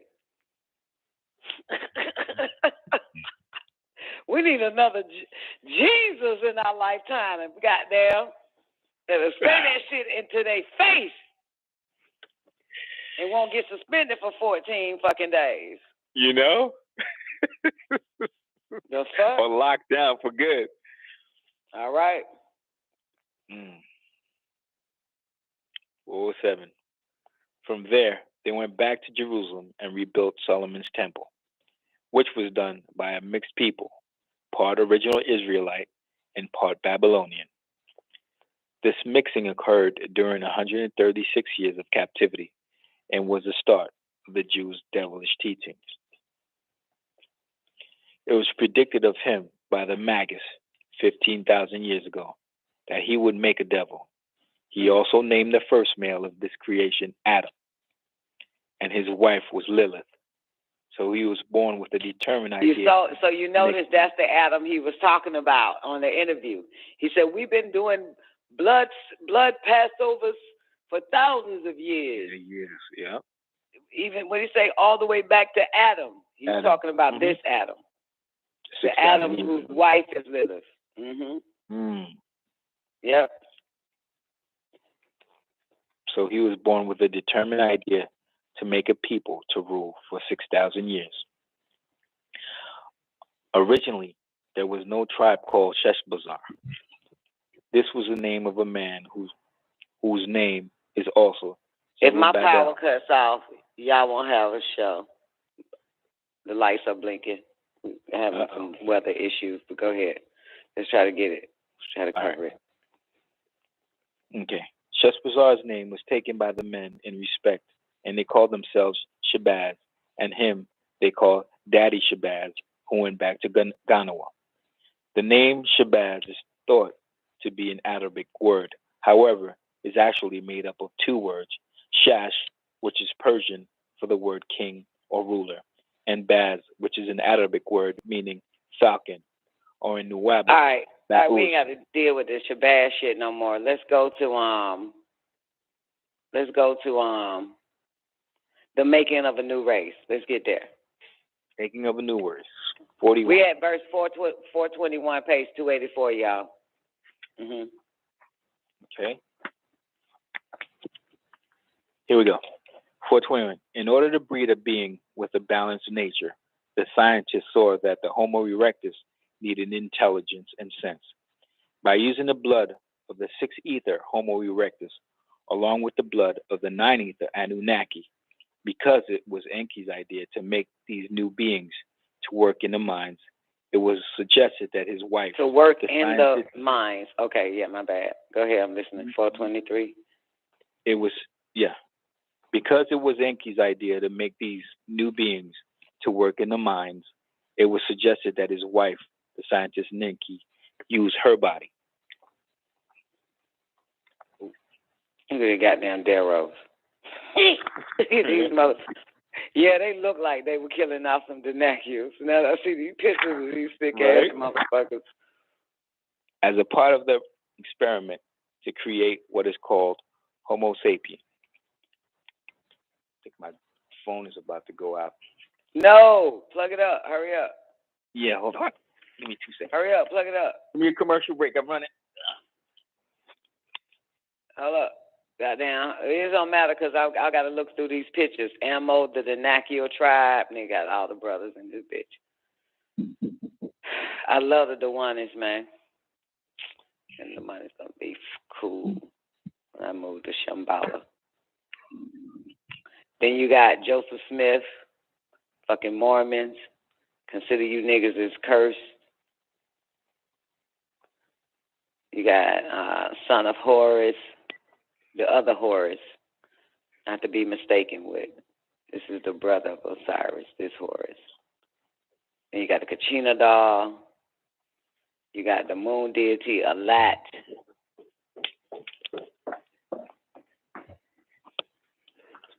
Al-Uzza, Manat.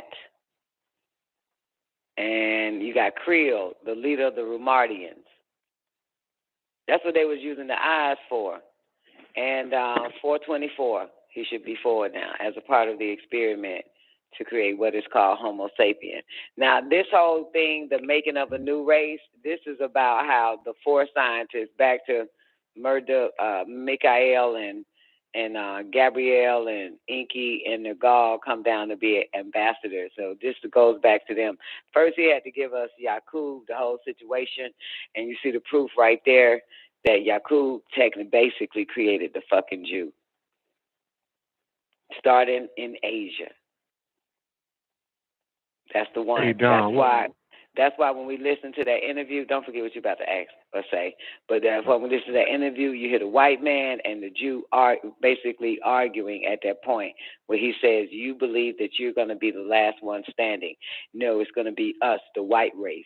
We're going to be the one standing. And then the white Jew man say what? Nope, not in our book, not in the Talmud. It says we're going to have it. We're going to be the last one standing. Well, they ain't say last one standing, but you get it. Come on. Tell me What was Krill position? I saw a picture of him. What was his That crew will be the one that'll show up. I don't know. I already went forward. I can't go He's back. the leader of the Romardians. Yeah, the leader of the Okay. He's just the leader. Okay. More than that, though, because he pop up. I mean, if you know. Difficult. My lights are blinking. Yeah. But, I look. yeah. Mm-hmm. Okay. 424, newbie, you ready? Yes. 424. As part of the experiment to create what is called Homo sapiens, after Homo erectus was bred, the next step was to breed him into a Homo sapien, or a human being. The Anunnaki who came from the skies were able to produce the Homo sapiens, which made these Homo sapiens one half human and one half Anunnaki. These Anunnaki were agreeable and disagreeable, and the Homo sapiens was created after the likeness of the Anunnaki, called Yahwehians, Yah, agreeable, and Way, disagreeable. The scientists saw that they had to give the Homo erectus intelligence and common sense in order for them to survive in their absence. So the seed was planted inside of Inky, who was a wife of Enki. She gave birth to Lulu Amelu, called the primitive worker. And her child was the first hybrid able to procreate. This experiment took place in the laboratory called Shimti, which is located in the mothership called Nibiru, that which crosses the sky. This lab was placed on the planet Lahmu, Mars. The Kishites and the Havelahites complied to the request of the scientists. They were called El Amumul Wahidat, the faithful ones. The Kishites and the Havelahites were a mixture of the supernatural beings that existed in the river Nile of the barren and rocky land of Nubia, a desert region and ancient kingdom in the Nile River Valley of South Egypt and northern Sudan. Then that's Eve's side of the family now. That's not Adam's side. The Havilites and the Kishites. Yeah. They were a mixture of aliens. For certain. 442. And they were associated with the goodness and benevolence only. These beings were known amongst the Nubian tribes as El-Bahur Malukat, river angels. They are known today as the little beings or Romardians. They stand 4 feet tall and weigh about 40 pounds, having 5 fingers, originally bred by the Anunnaki to scout the world for them. They are benevolent. They are not to be mistaken with the Markabians called Greys, who are malevolent. The Markabians are a biogeneric breed from the cow and other species here on Earth, as well as mechanical and computerized technologies. Their skin colors are grayish blue, and the texture is smooth. They have no hairs on their body, and they have big heads. They are hydrocephalic. Because of their eyes, which have no pupils, making them nocturnal, they look like a human insect, and they are sensitive to ultraviolet light. Their large black eyes are cow's eyes. You about to see it. They have 2 slits for nostrils, and their mouth is a small slit. Not like unto cow's eyes, but are cow's eyes. Cow's eyes. This is where you're going to find all the mutilations that was happening with the cows when they were coming down to fix themselves up. You'll see. Keep going. Okay. Well, 455. Hurry up for my goddamn electricity to go out. They have 2 slits for nostrils, and their mouth is small slits. They appear to have no ears and have hands, and their hands are web-like with only 4 fingers. Their arms are long and muscular, reaching just above their knees. Their hands consist of 4 webbed fingers. Their torso is human in appearance. Their legs are short and muscular. They have no reproductive organs or reproductive capabilities. They are bred by the cloning process, and oftentimes they abduct human women only to remove the fetus, to breed their own species. They are called Romardians, or Malachi Alba. Y'all know it's over 60,000 black women missing. But go ahead. Mm-hmm. Thousands of years ago, when the Malachi Alba, also known as Romardians, the little beings, were released out of the work of the Anunnaki, the reptilian captured them and ruled them. This is how the Markabians were bred. They used the cow's nervous system to breed them. They messed up their reproductive system by mixing them with cows. This is why the Hindus of today worship the cow. And in the Muslim world, the largest surah in their holy book, the Koran, is entitled Surat al-Baqarah. Remember, all of this happened on Earth, and it still is. In my damn time, they were goddamn going to mutilate cows, taking their reproductive system out. Yeah. Yeah, and their eyes. So this is playing ET. This is one of the ETs are the reptilians. They're the ones that was doing the cow mutilation to breed, to make the Markabians a little bit better. That's crazy. Keep going. The degree of the cow, heifer, and the snake. Their feet are like that of a dinosaur or frog. The Romardians lived in underwater castles in the river. They were both males and females. The females were the Banat al-Shalihin, daughters of the virtuous or pious, and the males were called Wadat al-Salihin, sons of the virtuous or pious. They were associated with four categories of human preoccupation: fertility, cultivation, marriage, and health.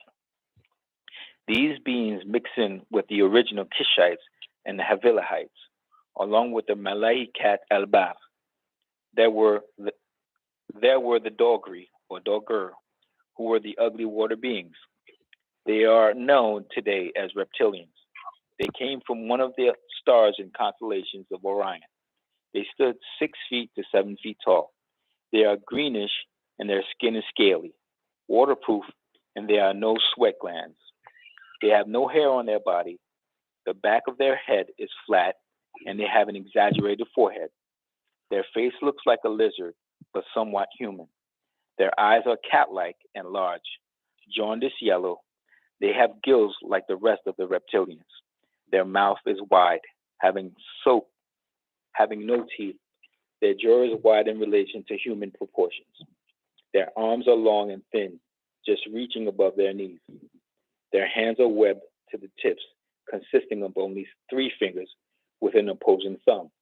Their chest slightly protrudes. Their legs are long, but bent backwards as if they also run on all fours. They have no external sex organs, and their feet are webbed. They procreate by laying eggs. They are neutral gender. With thousands of years of contact and abductions, these entities have succeeded in creating synthetic DNAs and RNAs. Ooh. Boom. Ooh. Woo woo. With thousands of years of contact and abductions, these entities have succeeded in creating synthetic DNAs and RNAs. RNAs. Mm-hmm. Relevant till today. They have become masters of cloning and genetic splicing. Yet all this is done out of the governing hands of reptilians, who have ruled their beings for many thousands of years. Who have ruled these beings. Who have ruled these beings for thousands of years and have made themselves the dependents upon which these beings depend.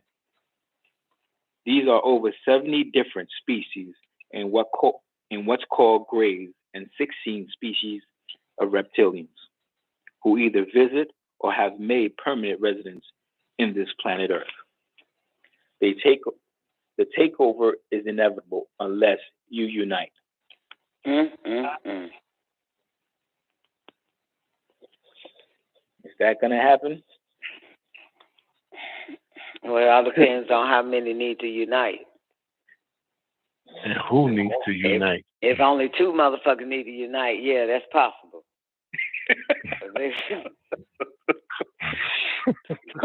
Yeah, we can make that happen now. We can make that happen right away. Not now, but right now. If it's more than goddamn 2, we got a problem. We don't know how this is. For real. Yeah, the takeover is inevitable unless you unite. 481. Once the delegation had convinced the 2 great rulers of the Tahites and of the Atumites to procreate, speaking to them on behalf of the Anunnaki, they moved them to the holy place Nippur in Gadush. The genetic breeding took place in Gadush. Once a male child was born to Atum and Lilith, the rulers of the Atumite tribe named him Cadman, meaning upfront, and Zakar, remember, also called Adam, the father Rememberer. of Adam. Yes, remember. The card means rememberer. What the fuck the E-R-E-R means? Rememberer. He is one that remembers. So a rememberer, Rememberer, yes. Is a person. Yes. And remember is a verb. Rememberer is a noun, and remember is a fucking verb. Okay. Also called Adam, the father of Adamites, the earthlings of the reddish-brown ground. 3 years after the female child was born to Ta and Anas, the rulers of the Tahites tribe, she was named Nakabal, meaning tribal leader, and she was to be called Hawa, mother of all of these new living beings who will now be able to have children. The Adamites were created to be successors over the others. He said Hawa actually means wind. But let's go. If you look it up in the ancient Cyrillic. It means wind? Yeah, it means wind. Yeah, Hawa. Haya. Yeah, he said it actually pronounced Haya. And he said it means wind or life force. Some shit like that. He says that. You know, this one he said this is not religion. This is right knowledge. This is translation. Yeah, that's when he taught for like 18,000 hours on Mount Zion that day. Yeah, that's when he tell them. Yeah. 485. The Adamites were created to be successors over the others that were cloned over a 600-year period. It took 400 years for the breeding, 4 generations in all for the cloning and genetic splicing. That's 10 people for 100 years, which comes out to 40 people over periods of 400 years. 100 years before 400 years for the preparation, that is the collecting of the choice species for breeding and the building of the earth-based laboratories. It took another 100 years for civilizations and educations after they had bred them. The Cuthites were then sent out of the land of Gadesh to return to their own part of the planet, Earth, Saudi, the outer field, to the east, the wicked town of Nod, which was now ruled by Enlil. Once they used the Cuthites for a minute then, you know what I'm saying, Yep. and then sent them out to the land of Nod. Is that where they end up? I missed it. Yep. Okay, yeah. Ended up, yeah. Holy city. Yeah, after they finished with it. Yeah. Messed up. Hey. Okay, here we go. They did the shit the Jews say they do to niggas. Say them and put them in bad areas. Let them kill themselves. Give them drugs. Give them drugs. Let them fuck up. Put them in their own communities and put the drugs there for them to. They're fucking wicked bastard. Let's go. The Cuthites then were then sent out of the land of Gadesh to return to their own part of the planet, Earth, Saudi, the outer field, to the east, the wicked town of Nod, which is now ruled by Enlil, after the dethroning of his brother Inky, who set up the wicked city of Nod. Yet he, Enlil, never sat on his brother's evil's throne, and Atums became the Khalifa of Inky, and Dina, known as Ishtar, was a female deity with her son Tammuz in her arms, and Ikshur, which means... Wait a minute. Who's Atum? That's Cadman's daddy. So Cadman's daddy sat on the throne. Became the Caliph of Enki, yes. Yeah, the successor of Inky. Yeah, because remember, Adam's daddy is a Cuthite that accepted Inky. Right. In the very beginning of this tablet. Yeah. Yeah. That didn't reject him. So he became the Khalifa. The Chaldean teachings, yep. The successor. Mm-hmm. Okay, yet he and Lil never sat on his brother's evil throne, and Atum became the Khalifa of Enki, and Dina, known as Ishtar, was a female deity with her son Tammuz in her arms, and Ishkur, which means mountainous, or mountain land, whose title was Baal, Master, Lord. He was also called Adad, Beloved, and he was called Teshub by the Greeks, meaning storm deity. Yet all of them feared Anu, Alun, Alun El.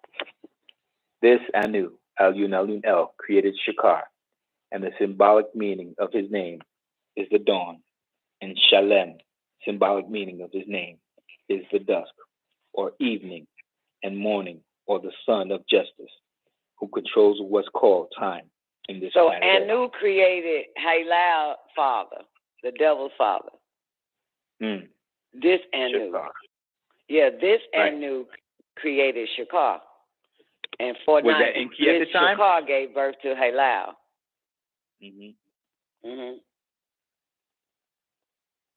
And this Shalem gave birth to Warlock. Also, Anu Alun Alun El, created in the seed of Enlil, one named Baal, was also called Hadad, or Adad, who gave birth to a son, whom they called Elion, to rebel later, and is worshipped as El by the Canaanites, who fathered the religions called Judaism, Christianity, and Islam. That's Elil's son. This is the El of Judaism, the Eli of Christianity, and the Eli of Islam. The Eli of Judaism, the Ilah of Islam, the Eli. Eli, lema sabachthani. My God, why have thou forsaken me? Yeah, the El of Judaism, the Eli of Christianity. And the Ilah of Islam. Hadad also had a brother, Yam, and another, Mart, and a sister named Anak, which is not to be mixed up with Udum's daughter in Gadush, where Anu Alun Alun El is really loved and respected. And the Anunnaki family of Udum and his mate, Mami, just had a daughter, Anak, who were of the Muslimun, or Agreeable Alahum, living in a part of the planet Earth called the Mu, which was still then in the Holy Land called Gadush. This family was to wean and rear Nakeba, also called Hawa, and Eve until the age of 18. Then she was to be bred with Cadman or Adam. See, that's interesting there, right? That part. Yep. Then she was to breed with Cadman or Adam. Because remember now, when the devil pops up, you know what I'm saying, they fucked after the devil shows up, right? But they said that they had a plan for them not to breed at that time when she was 18 and Adam was 18, 19, 20, 21 years old. You know what I'm saying? But this verse, it said what? Then she was to breed with Cadman or Adam. Hawa, Eve, until the age of 18. At the age of 18, yes. Right. But in one place, it says that they wasn't supposed to breed. When the devil showed up, so to speak, gave them the so-called apple and shit, and they had sex. And she was 18 and he was 21 at the time. He said they weren't supposed to do that. That's the point of stealing the tablets of destiny. You know what I'm saying? So he can make them fuck before the time of fucking, before they were supposed to. But boom, it says then she was to breed with Cadman or Adam when she hit 18. and he hit 21. That's when the devil came to him. But anyway, that's just me. No, it's not you. It is what it is. Yeah, no, that's just me because I when I hear, them two was not supposed to get together. You know what I'm saying? They intercepted the plan, but here they were supposed to breed. So it's kind of make it seem like man plans plan, but the Most High is the best of planners. Absolutely. So this is why they probably went on and let the devil on in there to get them to fuck. Absolutely. And they're not going to take the blame for it. Man plans the plan, but the Most High is the best of planners because even the devil does the Most High's will. Work. Yep. That's right. Yep. Yeah. There's no mistake. Because why would you put them together anyway Not if you at didn't all. want them to copulate? Yeah, there's no mistakes. Does God make mistakes? Nope. Yeah, exactly, newbie. I heard your question. So why would you put them together if they weren't supposed to be together at 18 and 20? Yeah, there you go. Yeah, but they needed something to make it happen. Yeah, an outside force. Yeah, there's no mistakes. Oh, there isn't. Yeah, All by design. even the devil does the Most High plan. Motherfucking right. Yeah, do El Elo's plan. Everybody is doing the will of the Most High, regardless, good or bad, right or wrong. You know what I'm saying? Because even if you look at Melchizedek, this nigga killed 2 kids. No, he killed the little boy. That was the Most High. Right. Save the parents. Oh, I love telling people that story. Yeah, that's my shit too. I love that shit. Yeah. Damn, that just woke me up too because I posted something. I was on the phone with my daughter and I was skimming on Facebook and I saw this woman. She had a picture of her in the hospital fucked up with tubes and shit in a coma. And then another picture beside where she looking all good. Then I started reading it to Tierra and she said it was a home invasion. She was raped, and fucked up real bad and shot several times. And right after she said that, she says, and God is good. I said, what? What the fuck? She said, it was all in God's plan. I said, bitch, I don't want to be, if that's God's plan, I don't want to be, don't plan my shit like that. The fuck? I don't want to be in no plan like that, motherfucker. Yeah, but it makes sense now. It just makes sense because, hey, man plans a plan, but the Most High is the best of planners. So the Most High plan for man that think he made up a plan, like we gonna go, kick this bitch dough down and fuck the shit out of her and shoot her, put 17 shots in her ass. But that was God's plan. It wasn't man's plan. I get it now.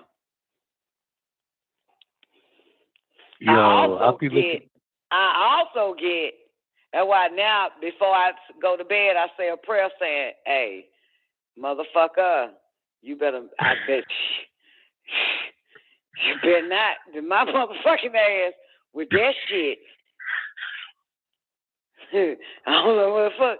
Whatever plan you got for me, it better not be no real fucked up, foul-ass goddamn shit. Because I damn sure ain't finna give you no goddamn glory after that. Tell you that shit right now. Amen. Then I go to bed. Shit. The fuck? Hey, Don, listen, you can pray, but keep the Roscoe under the pillow. You know what I'm saying? The fuck? Ain't no way in hell, goddamn. That's the most cynical ass shit. That man, that woman there. I mean, crazy.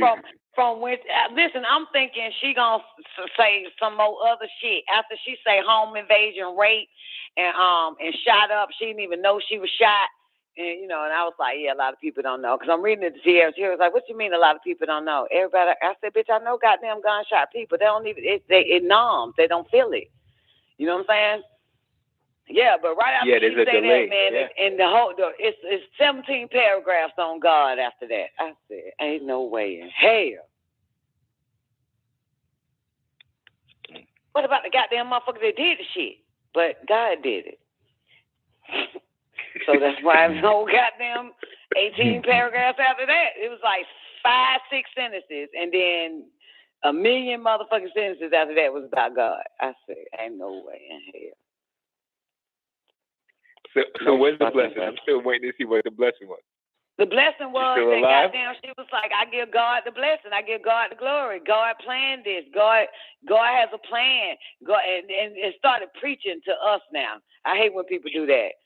You know what I'm saying? Like, bitch, speak for yourself. You the one goddamn fucking tell me that. You know, then she wants I just want to tell y'all that God has something planned for y'all. God has, I'm like, ooh, he better not have no shit like that. like, bet the fuck back. That better not shit. The fuck. God can keep that, right? Hell yeah. Stop adding y'all and we and shit in your goddamn little post with this shit. Shout man, just speak for you. This is dangerous. Ain't nowhere in hell shouting. Hey, wow. Don, I be thinking people vibrated that shit to them because of a couple of yeah, like she must have had a negative thought that vibrated that attack. Like for an example, this girl I was dealing with, she had a stroke, right? And one time I had told you about it, you was like, she's cursed. I was like, oh shit. But you know, she had the stroke while she was pregnant. So here's the deal. So I was asking her how she was feeling at that time. And she said that she got mad about something and said, I don't even care if I live or die. And I said, oh, really? And then the stroke hit her. And that bitch was fighting for her life. Yes. Here you go. And now she has a whole new appreciation about life and people and became even, a little bit more nicer. So, yeah, God's plan. Shit. Yeah. That's God. You God give you a goddamn stroke.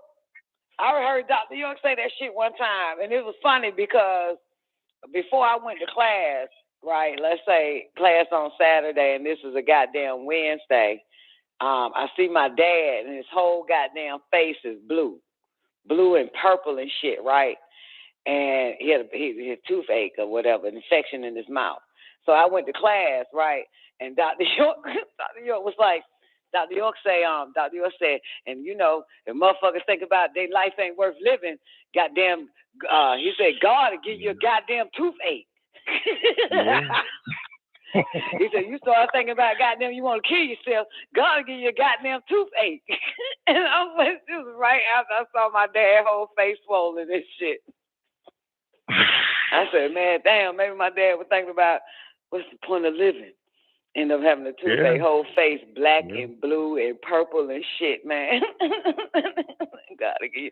Oh, okay, I got one more for y'all real quick. So one day, right, I was flying a plane.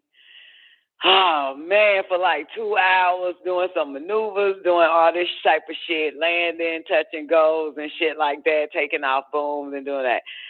And finally get back to my goddamn backyard, land the plane, and realize that the damn plane door was unlocked the whole fucking time. Right? So anyway, I get here in the house, whatever.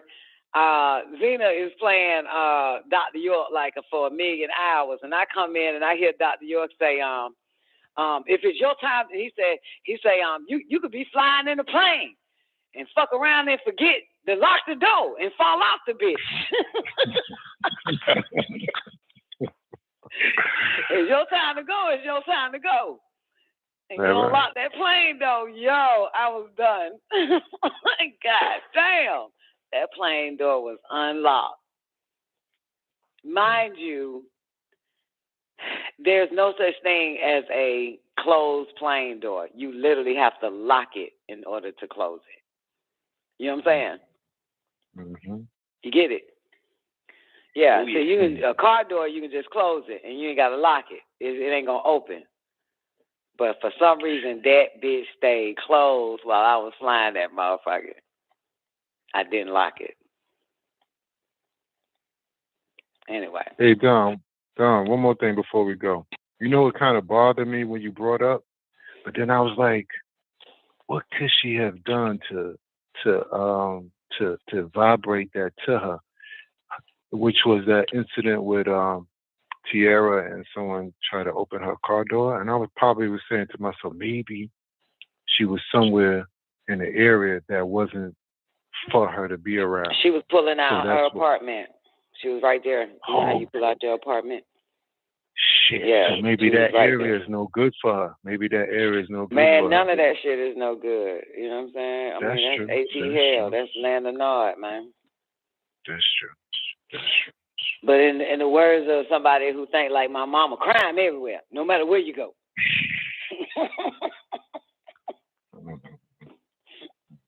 But shit. Yeah, he opened the door, he didn't get in, and she sped off. Yeah. Okay. Yeah. And then I thought about how's your son ankle. I know you told him not to play no ball. Yeah. Well, when that happened, right? I checked on him during that time, right around that time. I said, "Nigga, so how your ankle doing?" He said, "Man, I did some motherfucking green light healing on that shit, man. That shit good. Like, you got to meditate and put my power and fix that shit." That's right. Yeah. That's what we have to do. Yeah. Yep. That's what's up. Yeah, but knowing his dumb ass, he'll go back out there knowing he can heal himself again. Just by his mind, his dumb ass probably do that stupid shit. I don't know. I focused in on the green light and healed it. So, you know. Well, anything else? Nah. Newbie, I'd like to thank you, sir. Thomas, you too, holding up the L's Holy Tablets, man. This, even though it was long and we skipped a lot, but isn't it fucking good? So you see where the cow mutilation coming from? Can y'all tie it in? That they were using the cow. Yeah. Cow parts. The reptilians, they were the ones that was mutilating the cows and to create the next breeding or the next species of the Marcabians to make them better, make them look a little better. That's where they get those big black ass eyes from. So it didn't say like cow eyes, but their eyes are cow eyes. Cow eyes, yep. Yeah, they was using everything about them. Yeah. Yep. That's not the Romardians too. That's just the Marcabians. These are the Marcabians. The Greys had similar because the Greys had the Romardians, right? They grafted the Romardians. I'm sorry, the Greys. Sorry, your Anunnaki. Excuse me. Your Anunnakis had the Romardians, and they did genetic breeding with them. And released them once they was finished doing all the work for them. And the reptilians wanted them to actually use them as slaves. And when the reptilians captured them, they used them for breeding as well as slaves. And that's how they came with the Marcabians. They're a mixture of a whole bunch of shit. And what made them look humanoid is from a lot of the abductions that the reptilians were doing. You know what I'm saying? With abducting women here on Earth, as well as doing the cow mutilation, taking out their intestines, all types of shit, their eyes, all that shit that was going on. That was in the news back in the 80s and shit. And, you know, they were still doing it back then. So, yeah, that's how the Marcabians became, by way of the reptilians. Okay. Yeah, they bred the Romardians, crossbred them, you know what I'm saying, with a species to create the Marcabians from the Romardians. Yeah, and in order to make them a little bit better, they ended up mutilating cows, taking the eyes from the cows, the intestines, and what they say, using their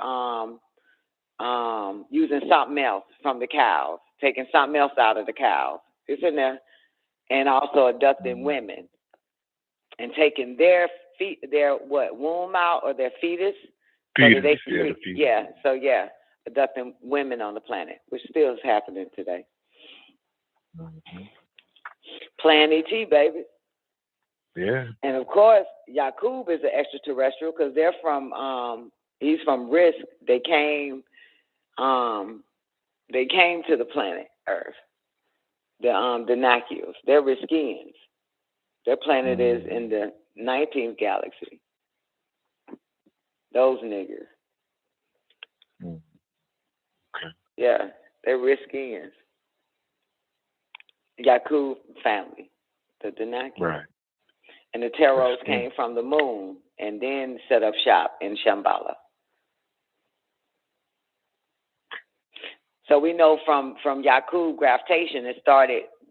The final gravitation was the Pflugeroids. On into what you got, the Jews and the Khazars, the Ashkenazins today. Yeah. That's what they were breeding, the Jew. Didn't they use some Palladians also? They used, they was influenced by them. Yeah, and they were all, yeah. Who? So what, Nubi? I said the Palladians were the blonde-haired, blue-eyed ones, yeah. I thought they was used with the Pflugeroids in a mixture. Isn't that somewhere? I don't know. They made the Pflugeroids from the Nubans and the Mongoloids that produced the Pflugeroids. That was the first level. That was like the first generation of Jews were the Pflugeroids. Let's do it that way. You know what I'm saying? Until they got perfected. Good analogy, yeah. Yeah. I had to say first generation. Yeah. That's how they did that shit. And how your Anunnakis did it, they took the genus Homo, original genus Homo descendants, which is the pygmies, and mixed them with the Inky Dewites. 6 ether. Barbaric motherfuckers. This is some wild ass shit. That's why I said, man, we should have wrote this shit down. All the different choice breeding that they were doing on both sides, even from Yakub, even from the reptilians with the Markabians, and also the Anunnakis. You know what I'm saying? And how they use not just the genus Homo erectus pygmy and the Cushites, the 6 ether, disagreeable motherfuckers, the black-haired Asiatics. And Yakub used the same ones, didn't he? He used the black-haired Asiatics, didn't he? To graph your germ man. Yep. Yeah, man, you got to use black, man, somewhere, right? Black something. Always. To graph your, but Yakub was smart, though. You know what I'm saying? His scientists a little bit later started what? Using the Nubans as their slaves and then killing them off once they was finished, getting their blood to graph the,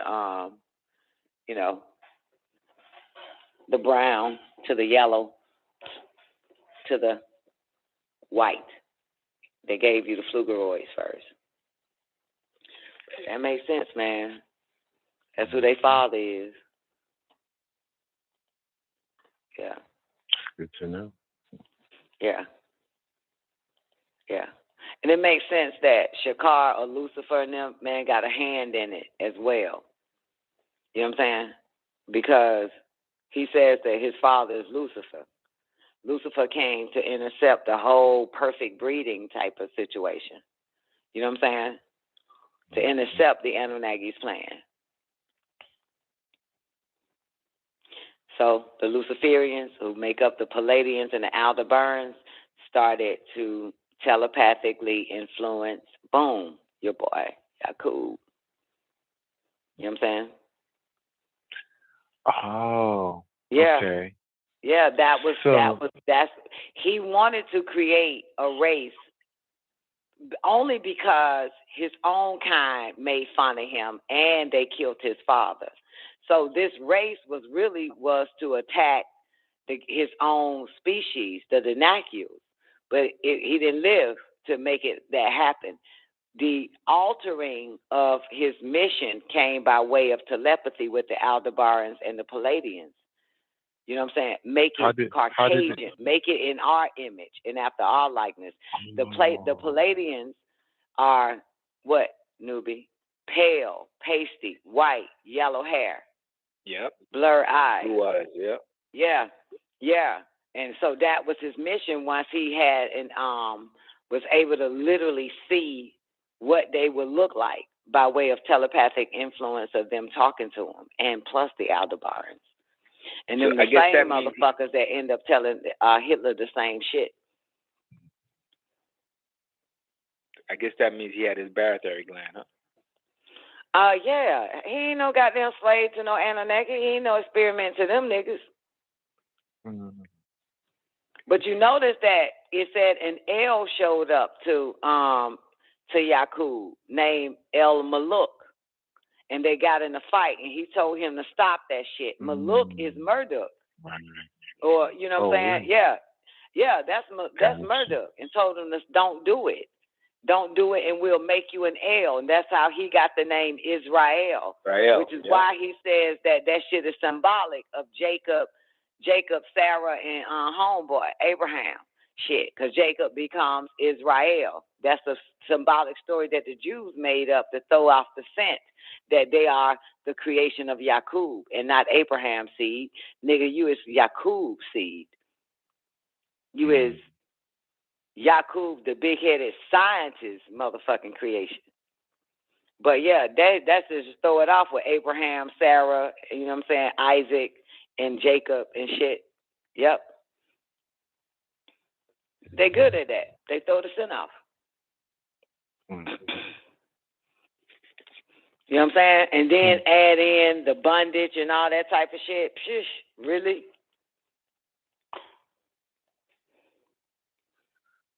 You know what I'm talking about? The Elder yeah. Don, the Eldebarians, Eldebarians, right? And the Palladians. What's their origin? The Eldebarians. That's basically a constellation or a planet that they come from. So that's what we call them, where you come from. Like you call a motherfucker that come from Nigeria, Africa. They come from Africa. All right, so who created them? What's their origin? They mama and daddy created them.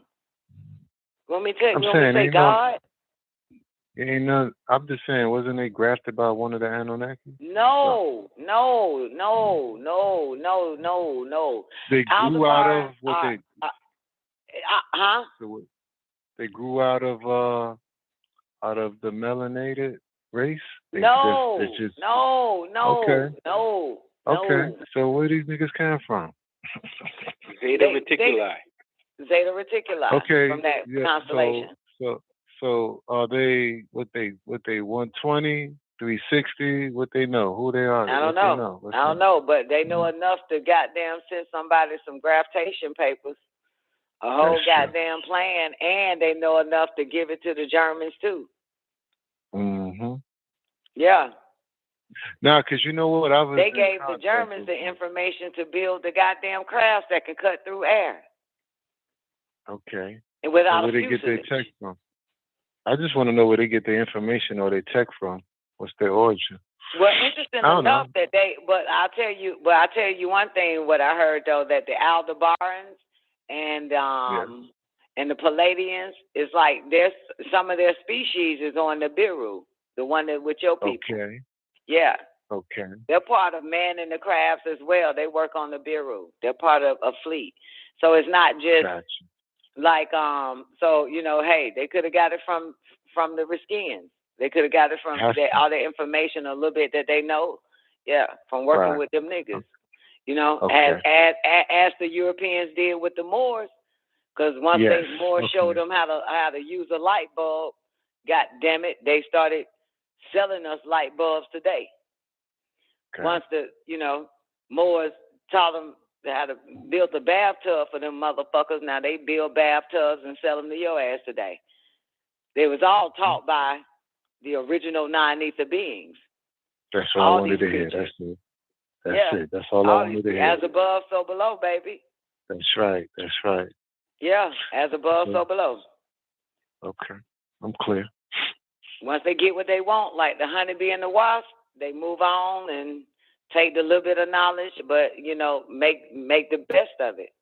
You know what I'm saying? And that's exactly what they did, even with Moors giving them 3 degrees and making them freemans or Freemasons because they were slaves, Slavics, them crackers.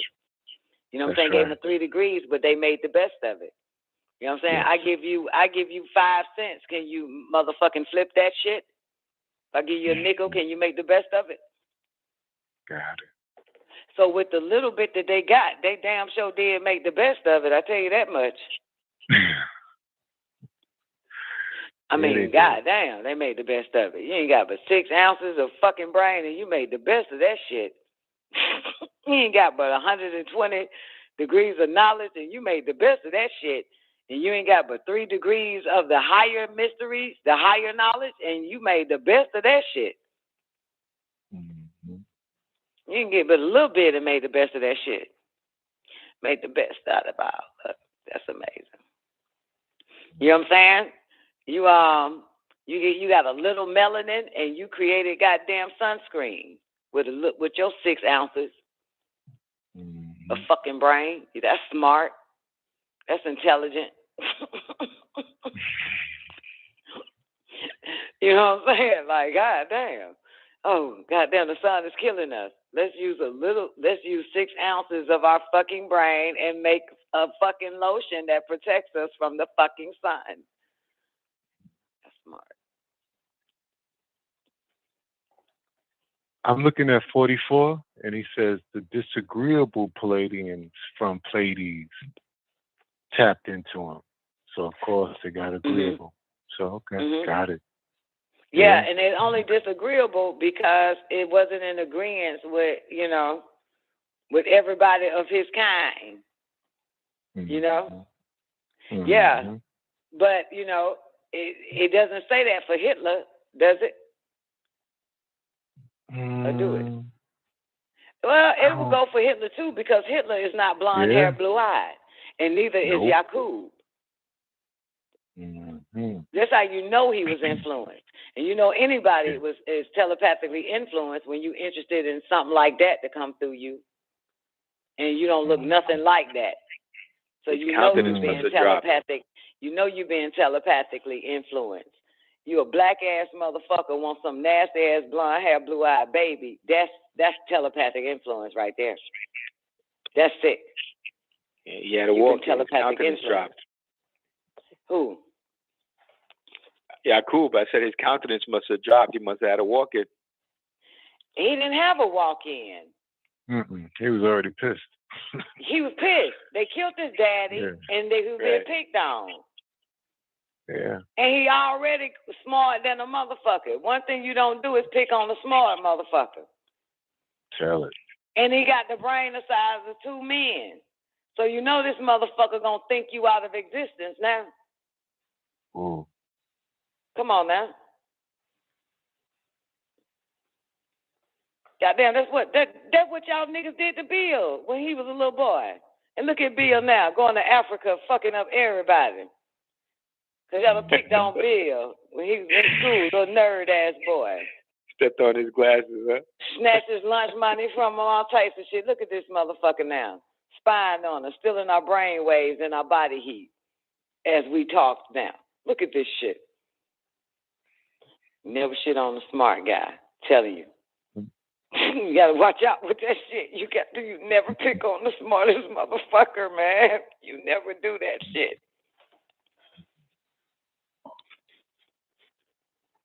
You never bully the smartest motherfuckers. You don't do that shit. Them motherfuckers will create a machine that make your ass disappear.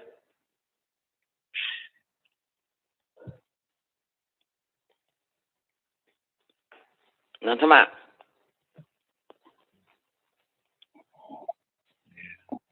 Yeah, gotta tell your children that shit. Don't be picking on the smartest kid, man. They goddamn grow up, get government funding, all types of shit, man, and create a fucking virus that'll kill your whole goddamn family. The fuck? Kill your whole neighborhood. Cool, you wipe your whole neighborhood the fuck out, goddamn. Get older and shit, goddamn. Think about your ass, even though you could be dead. They still on a mission to destroy you, your kind, your descendants, whoever the fuck it is. Like, you don't fuck with.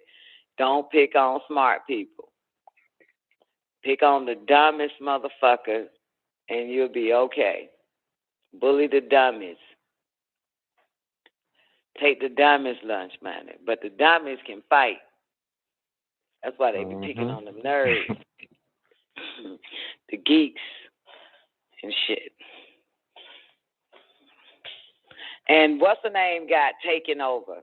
He said Bill Gates was taken over, and that's probably because of what the same shit that kind of happened to Yakub, why they was able to take him. He said the reptilians took his body.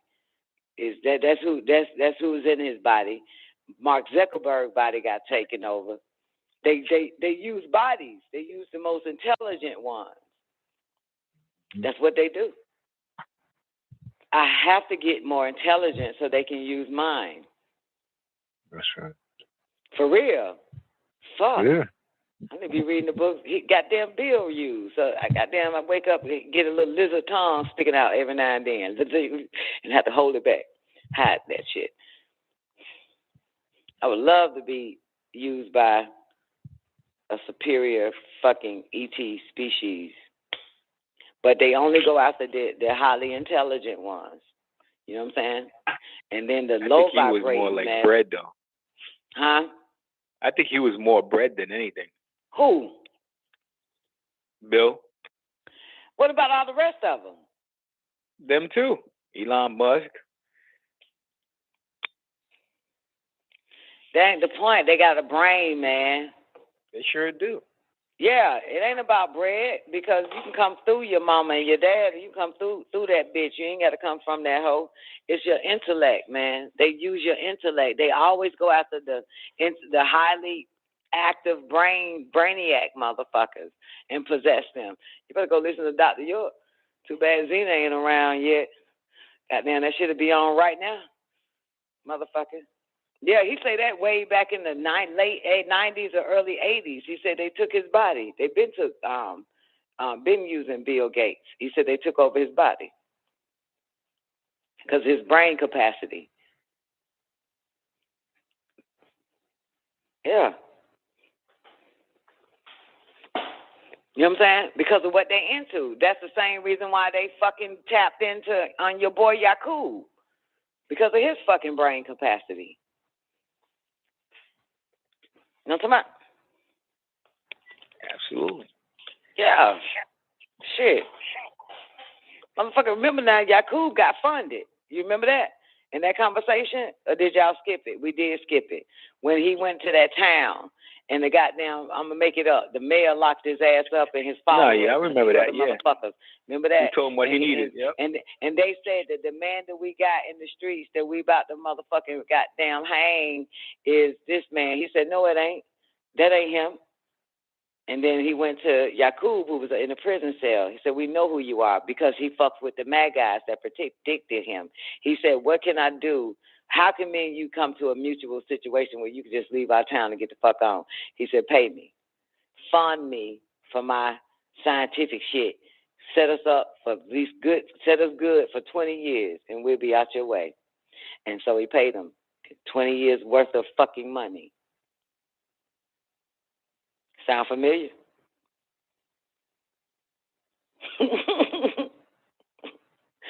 Oh, it don't sound familiar? Okay. Oh, yeah. Yeah. Yeah. Who's getting all the money? Goddamn, Bill Gates made damn near all the billionaires give up. Listen, Bill Gates told every fucking trillionaire, billionaire motherfucker, don't leave your children nothing. Don't give them a goddamn thing. Give me all your money and we'll put it in some fucking fund. And that's exactly what them motherfuckers did, didn't they now? Tell the truth. He said, don't give your kids shit. When you die, don't leave them nothing. Put this, give me all your money, we put it in this little motherfucker. Some old shit Bill told all the goddamn billionaires. Even the fucking Arabs who own the oil is on that list.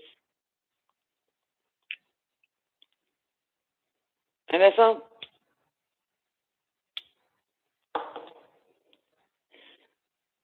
Yep, give me all your money. I forgot what it's called. The fund that he started, and it made everybody not leave their kids a goddamn thing. We'll put all the money in this little shit. Yeah, next Bernie Madoff and shit. All of them, man. It's a whole list of everybody that are the wealthiest motherfuckers, man. Ain't leaving their kids shit. He said, don't leave your kids nothing. So give me the whatever you're going to leave your children, put it in this fund I just created off the top of my head. Come on.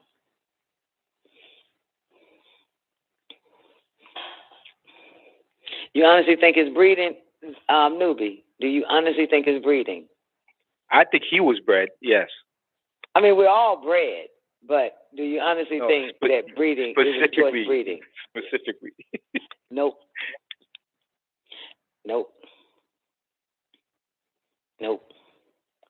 I don't believe it. But I do believe what Dr. York said. The reptilians took his body. This is why he's one of the most powerful motherfuckers to this day.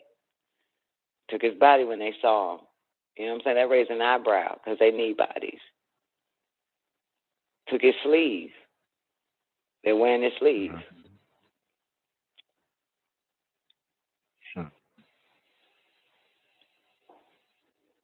And I'm going to tell you how you know they wearing their sleeve. Because this nigga's the most truthfulest motherfucker ever, right in your face. You know what I'm saying? And people can't see it. That's how you know if somebody's in his fucking sleeve.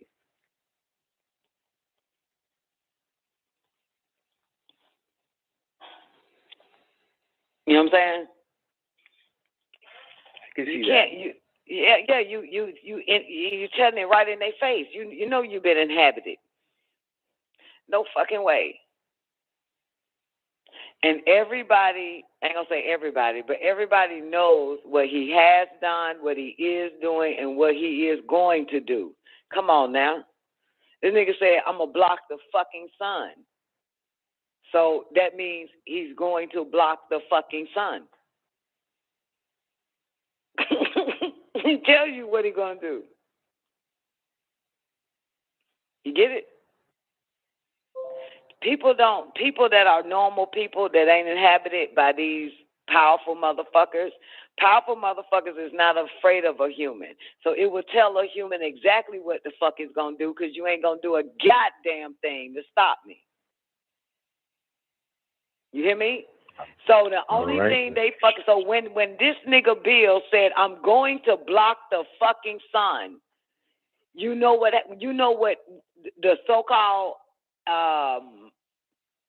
the adversity of Bill Gates, you know what they did?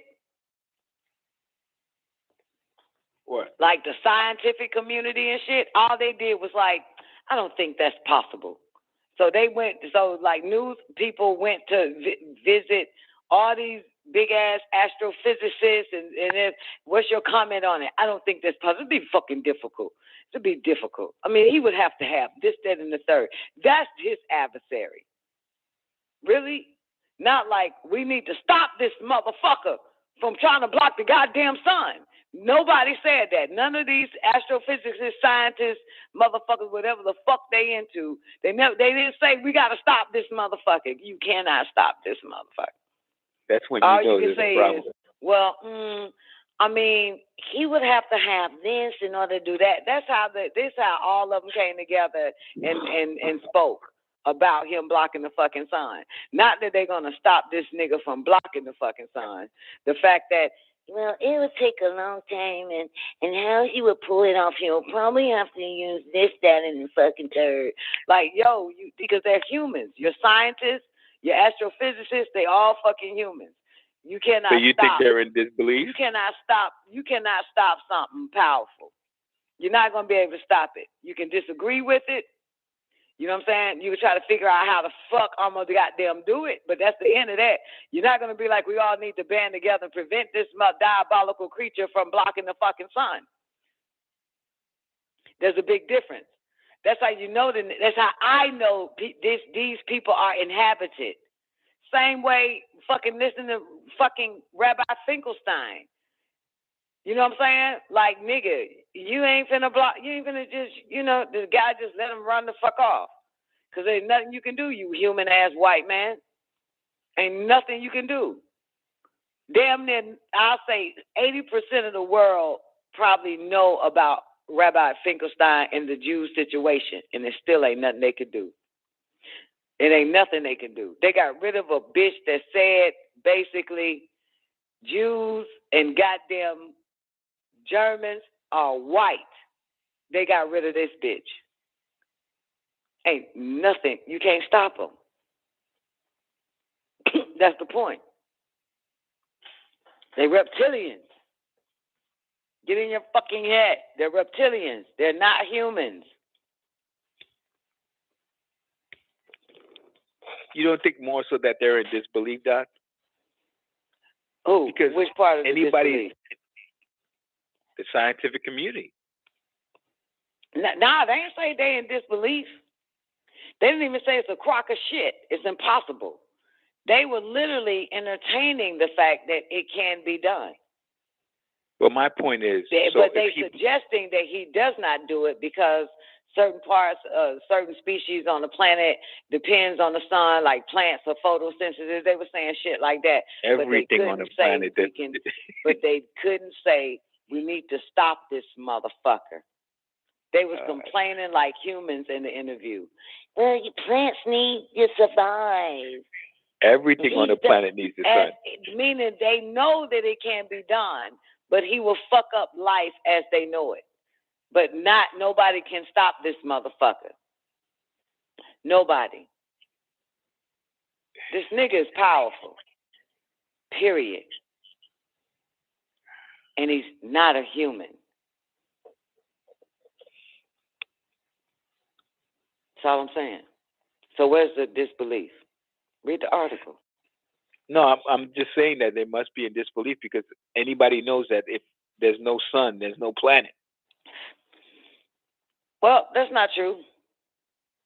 The moon doesn't have a sun, but even though the moon gives us light from the sun, but that's not true. It was darkness and shit on the face of it. Was dust clouds in Genesis, but life was still thriving. Yeah, it's nighttime right now. How the fuck are we still here? We should be dead and wake back up when the sun appear to rise. Yeah, but the sun will eventually walk. Hey, explain Alaska. Alaska don't get goddamn sun for 6 months. And then for 6 months it does. Is it not like you consider it being blocked? Could you see it being blocked?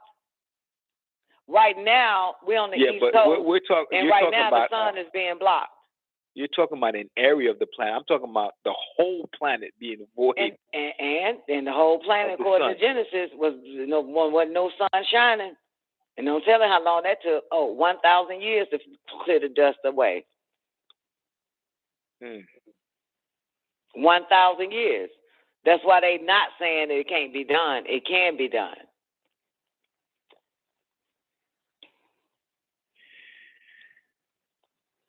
Just think about it. My thing is that they can stop. They don't want to stop this motherfucker from doing it. Because you can't stop this motherfucker. That's the point. You can only talk about his ass like the devil. We can only talk about this son of a bitch, but we can't stop this son of a bitch. We can say what the son of a bitch has done and what the son of a bitch is going to do, but we can't stop this motherfucker from doing it. That's the point.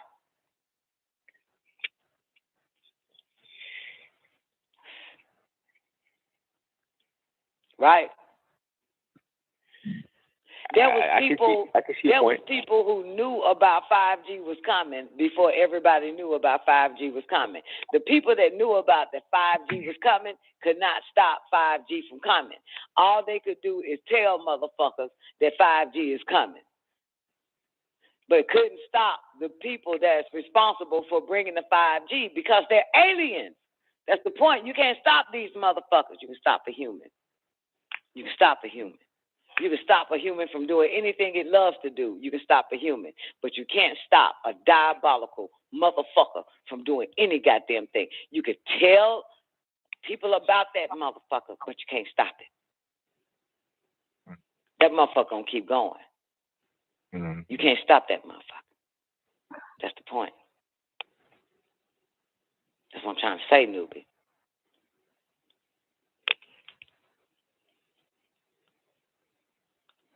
So are they stopping Bill Gates? No, they're not stopping Bill Gates. You can't stop something that's not human, man. It's Plan ET. This is not Plan human. It's not Plan man. It's Plan it. Plan ET. Humans can be stopped. No matter what their focus is, no matter what their love is, you can stop a human. But you cannot stop something that is an EBE. What's EBE? What EBE stand for?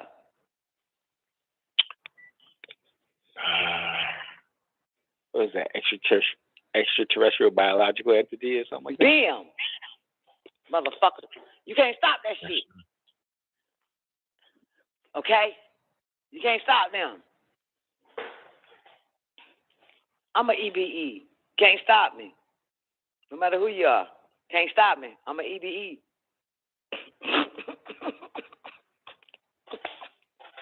Can't stop my ass.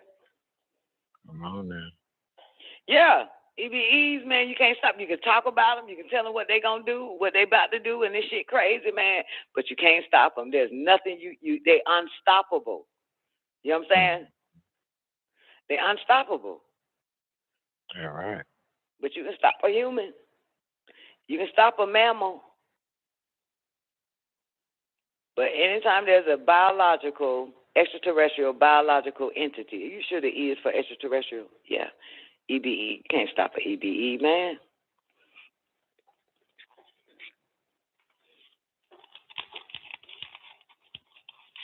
You know what I'm talking about?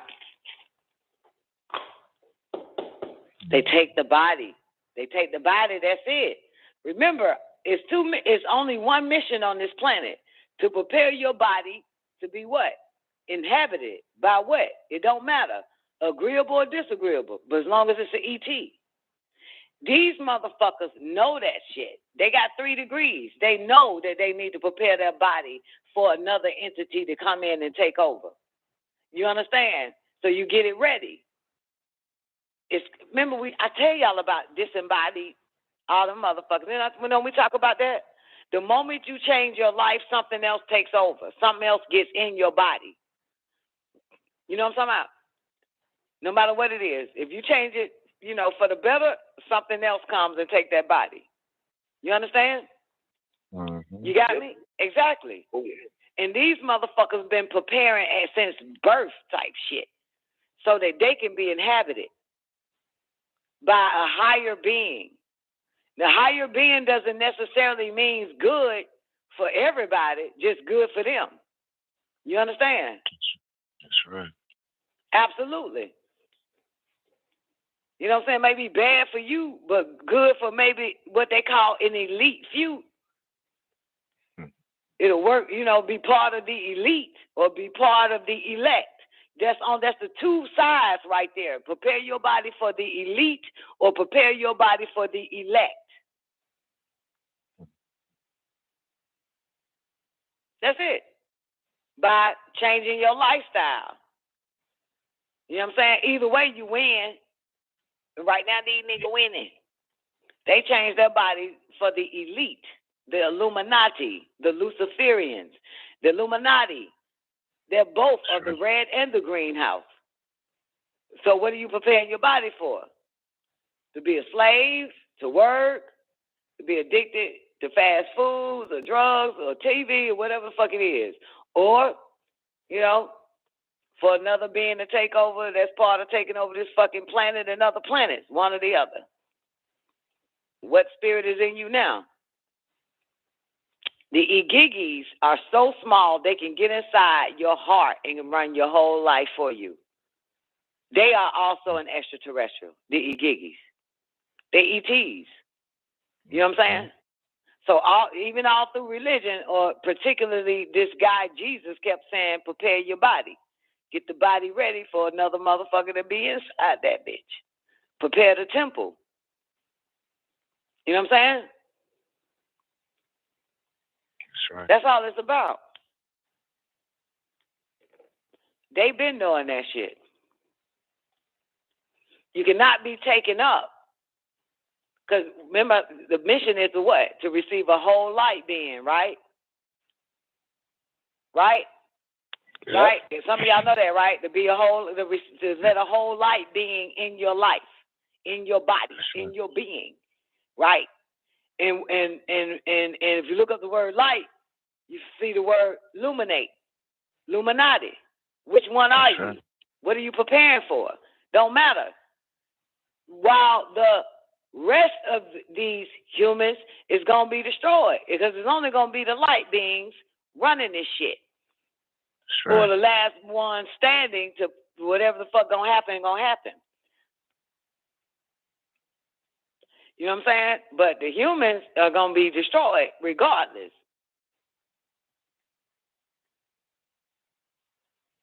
Yeah. Yeah. So they've been preparing themselves by way of whatever they're choosing to bring in their fucking life, and so do we. But it's only two lights. The Illuminati is one. One of two lights. Possess two lights. Choose one.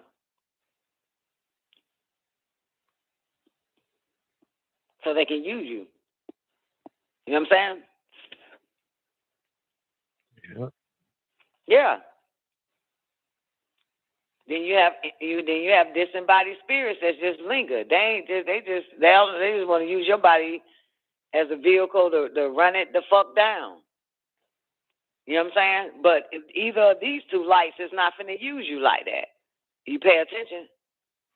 Are they using the body to run it down or to build it up? This motherfucker even got his own water. Did you know that? This motherfucker got his own water. So whatever in his body done created his own he got his own motherfucking water, nigga.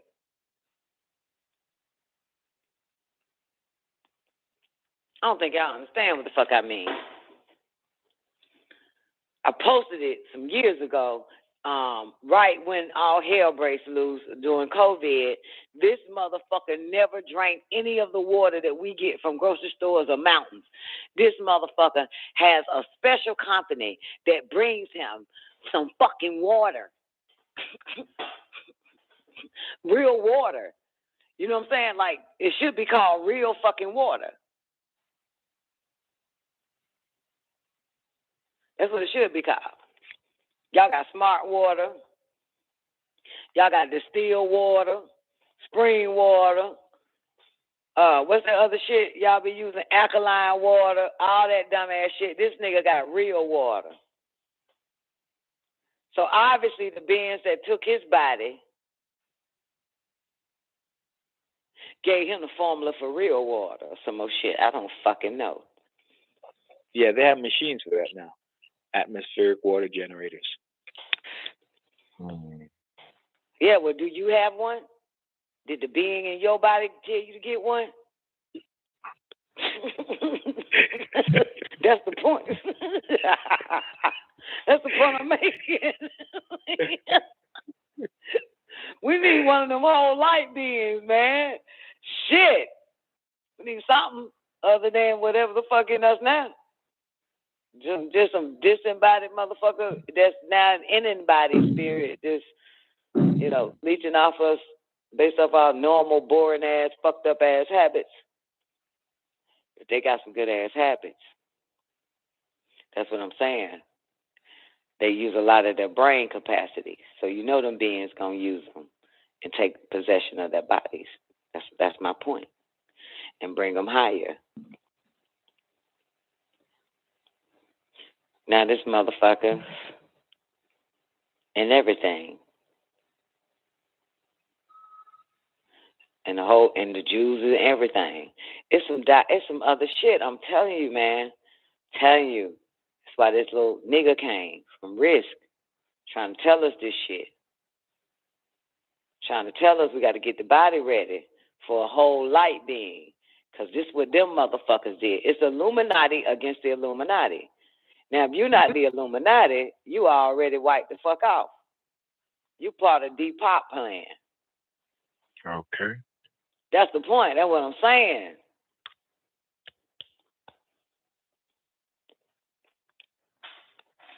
Illuminate. Illuminous. Illuminati. Yeah, other than that, man, shit. Shush. We got to get the body ready. That's the point.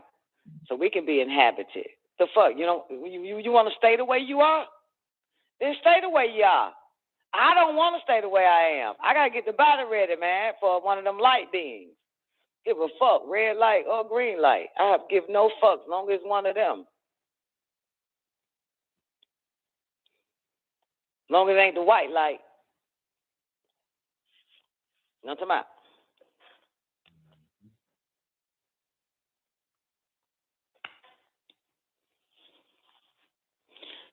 I don't think I really want to be powerful.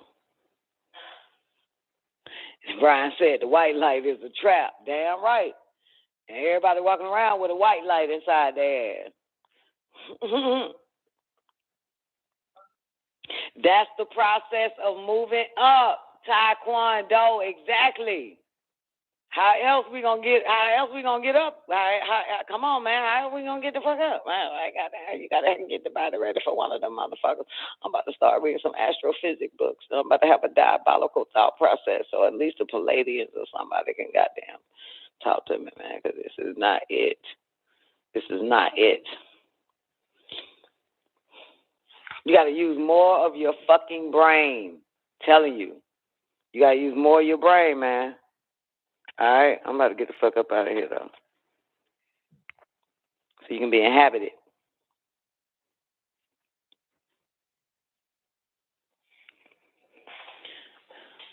Don't you want some telepathic influence? Absolutely. I know I do, goddamn. I'm tired of telepathic influence saying go get some cake. Sick of that telepathic influence. Goddamn, I want a telepathic influence. That motherfucker say, build the craft, and they shall come. I need a really good telepathic influence, man. I gotta be able to. I want to fight. I want to be part of this whole thingamajig they got going on.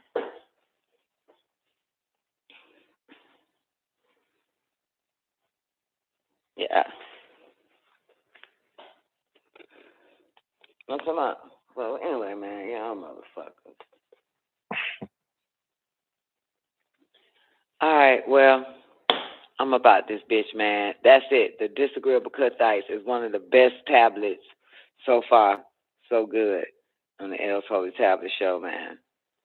So much in that bitch. Yeah.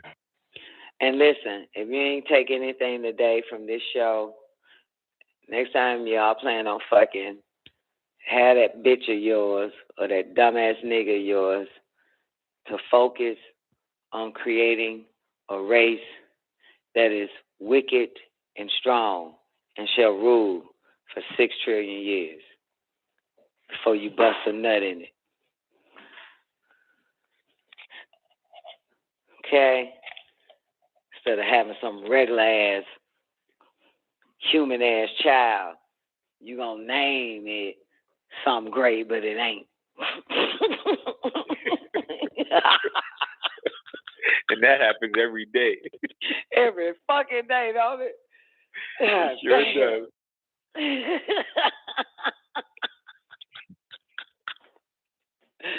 Goddamn, devise a plan, man, to create a race, man, that will rule over every goddamn body and implant themselves in every fucking religion to take this bitch over. Very important. Very important. If not, you just meditate on the words, I am going to take over the sun, the moon, and the stars, like Lucifer. And something will come inside your body, and before you know it, you done took over the sun, moon, and the goddamn stars. Okay? Think it. Think it, and so shall it be. Ain't that right? That's right. What you think, so shall it be. So stop thinking about others. Stop thinking lowly shit. Think about taking over this motherfucking planet and other planets. Like, think that shit. All right. Love y'all, man. I'm up out of here. Y'all have an awarding day. Peace. Peace.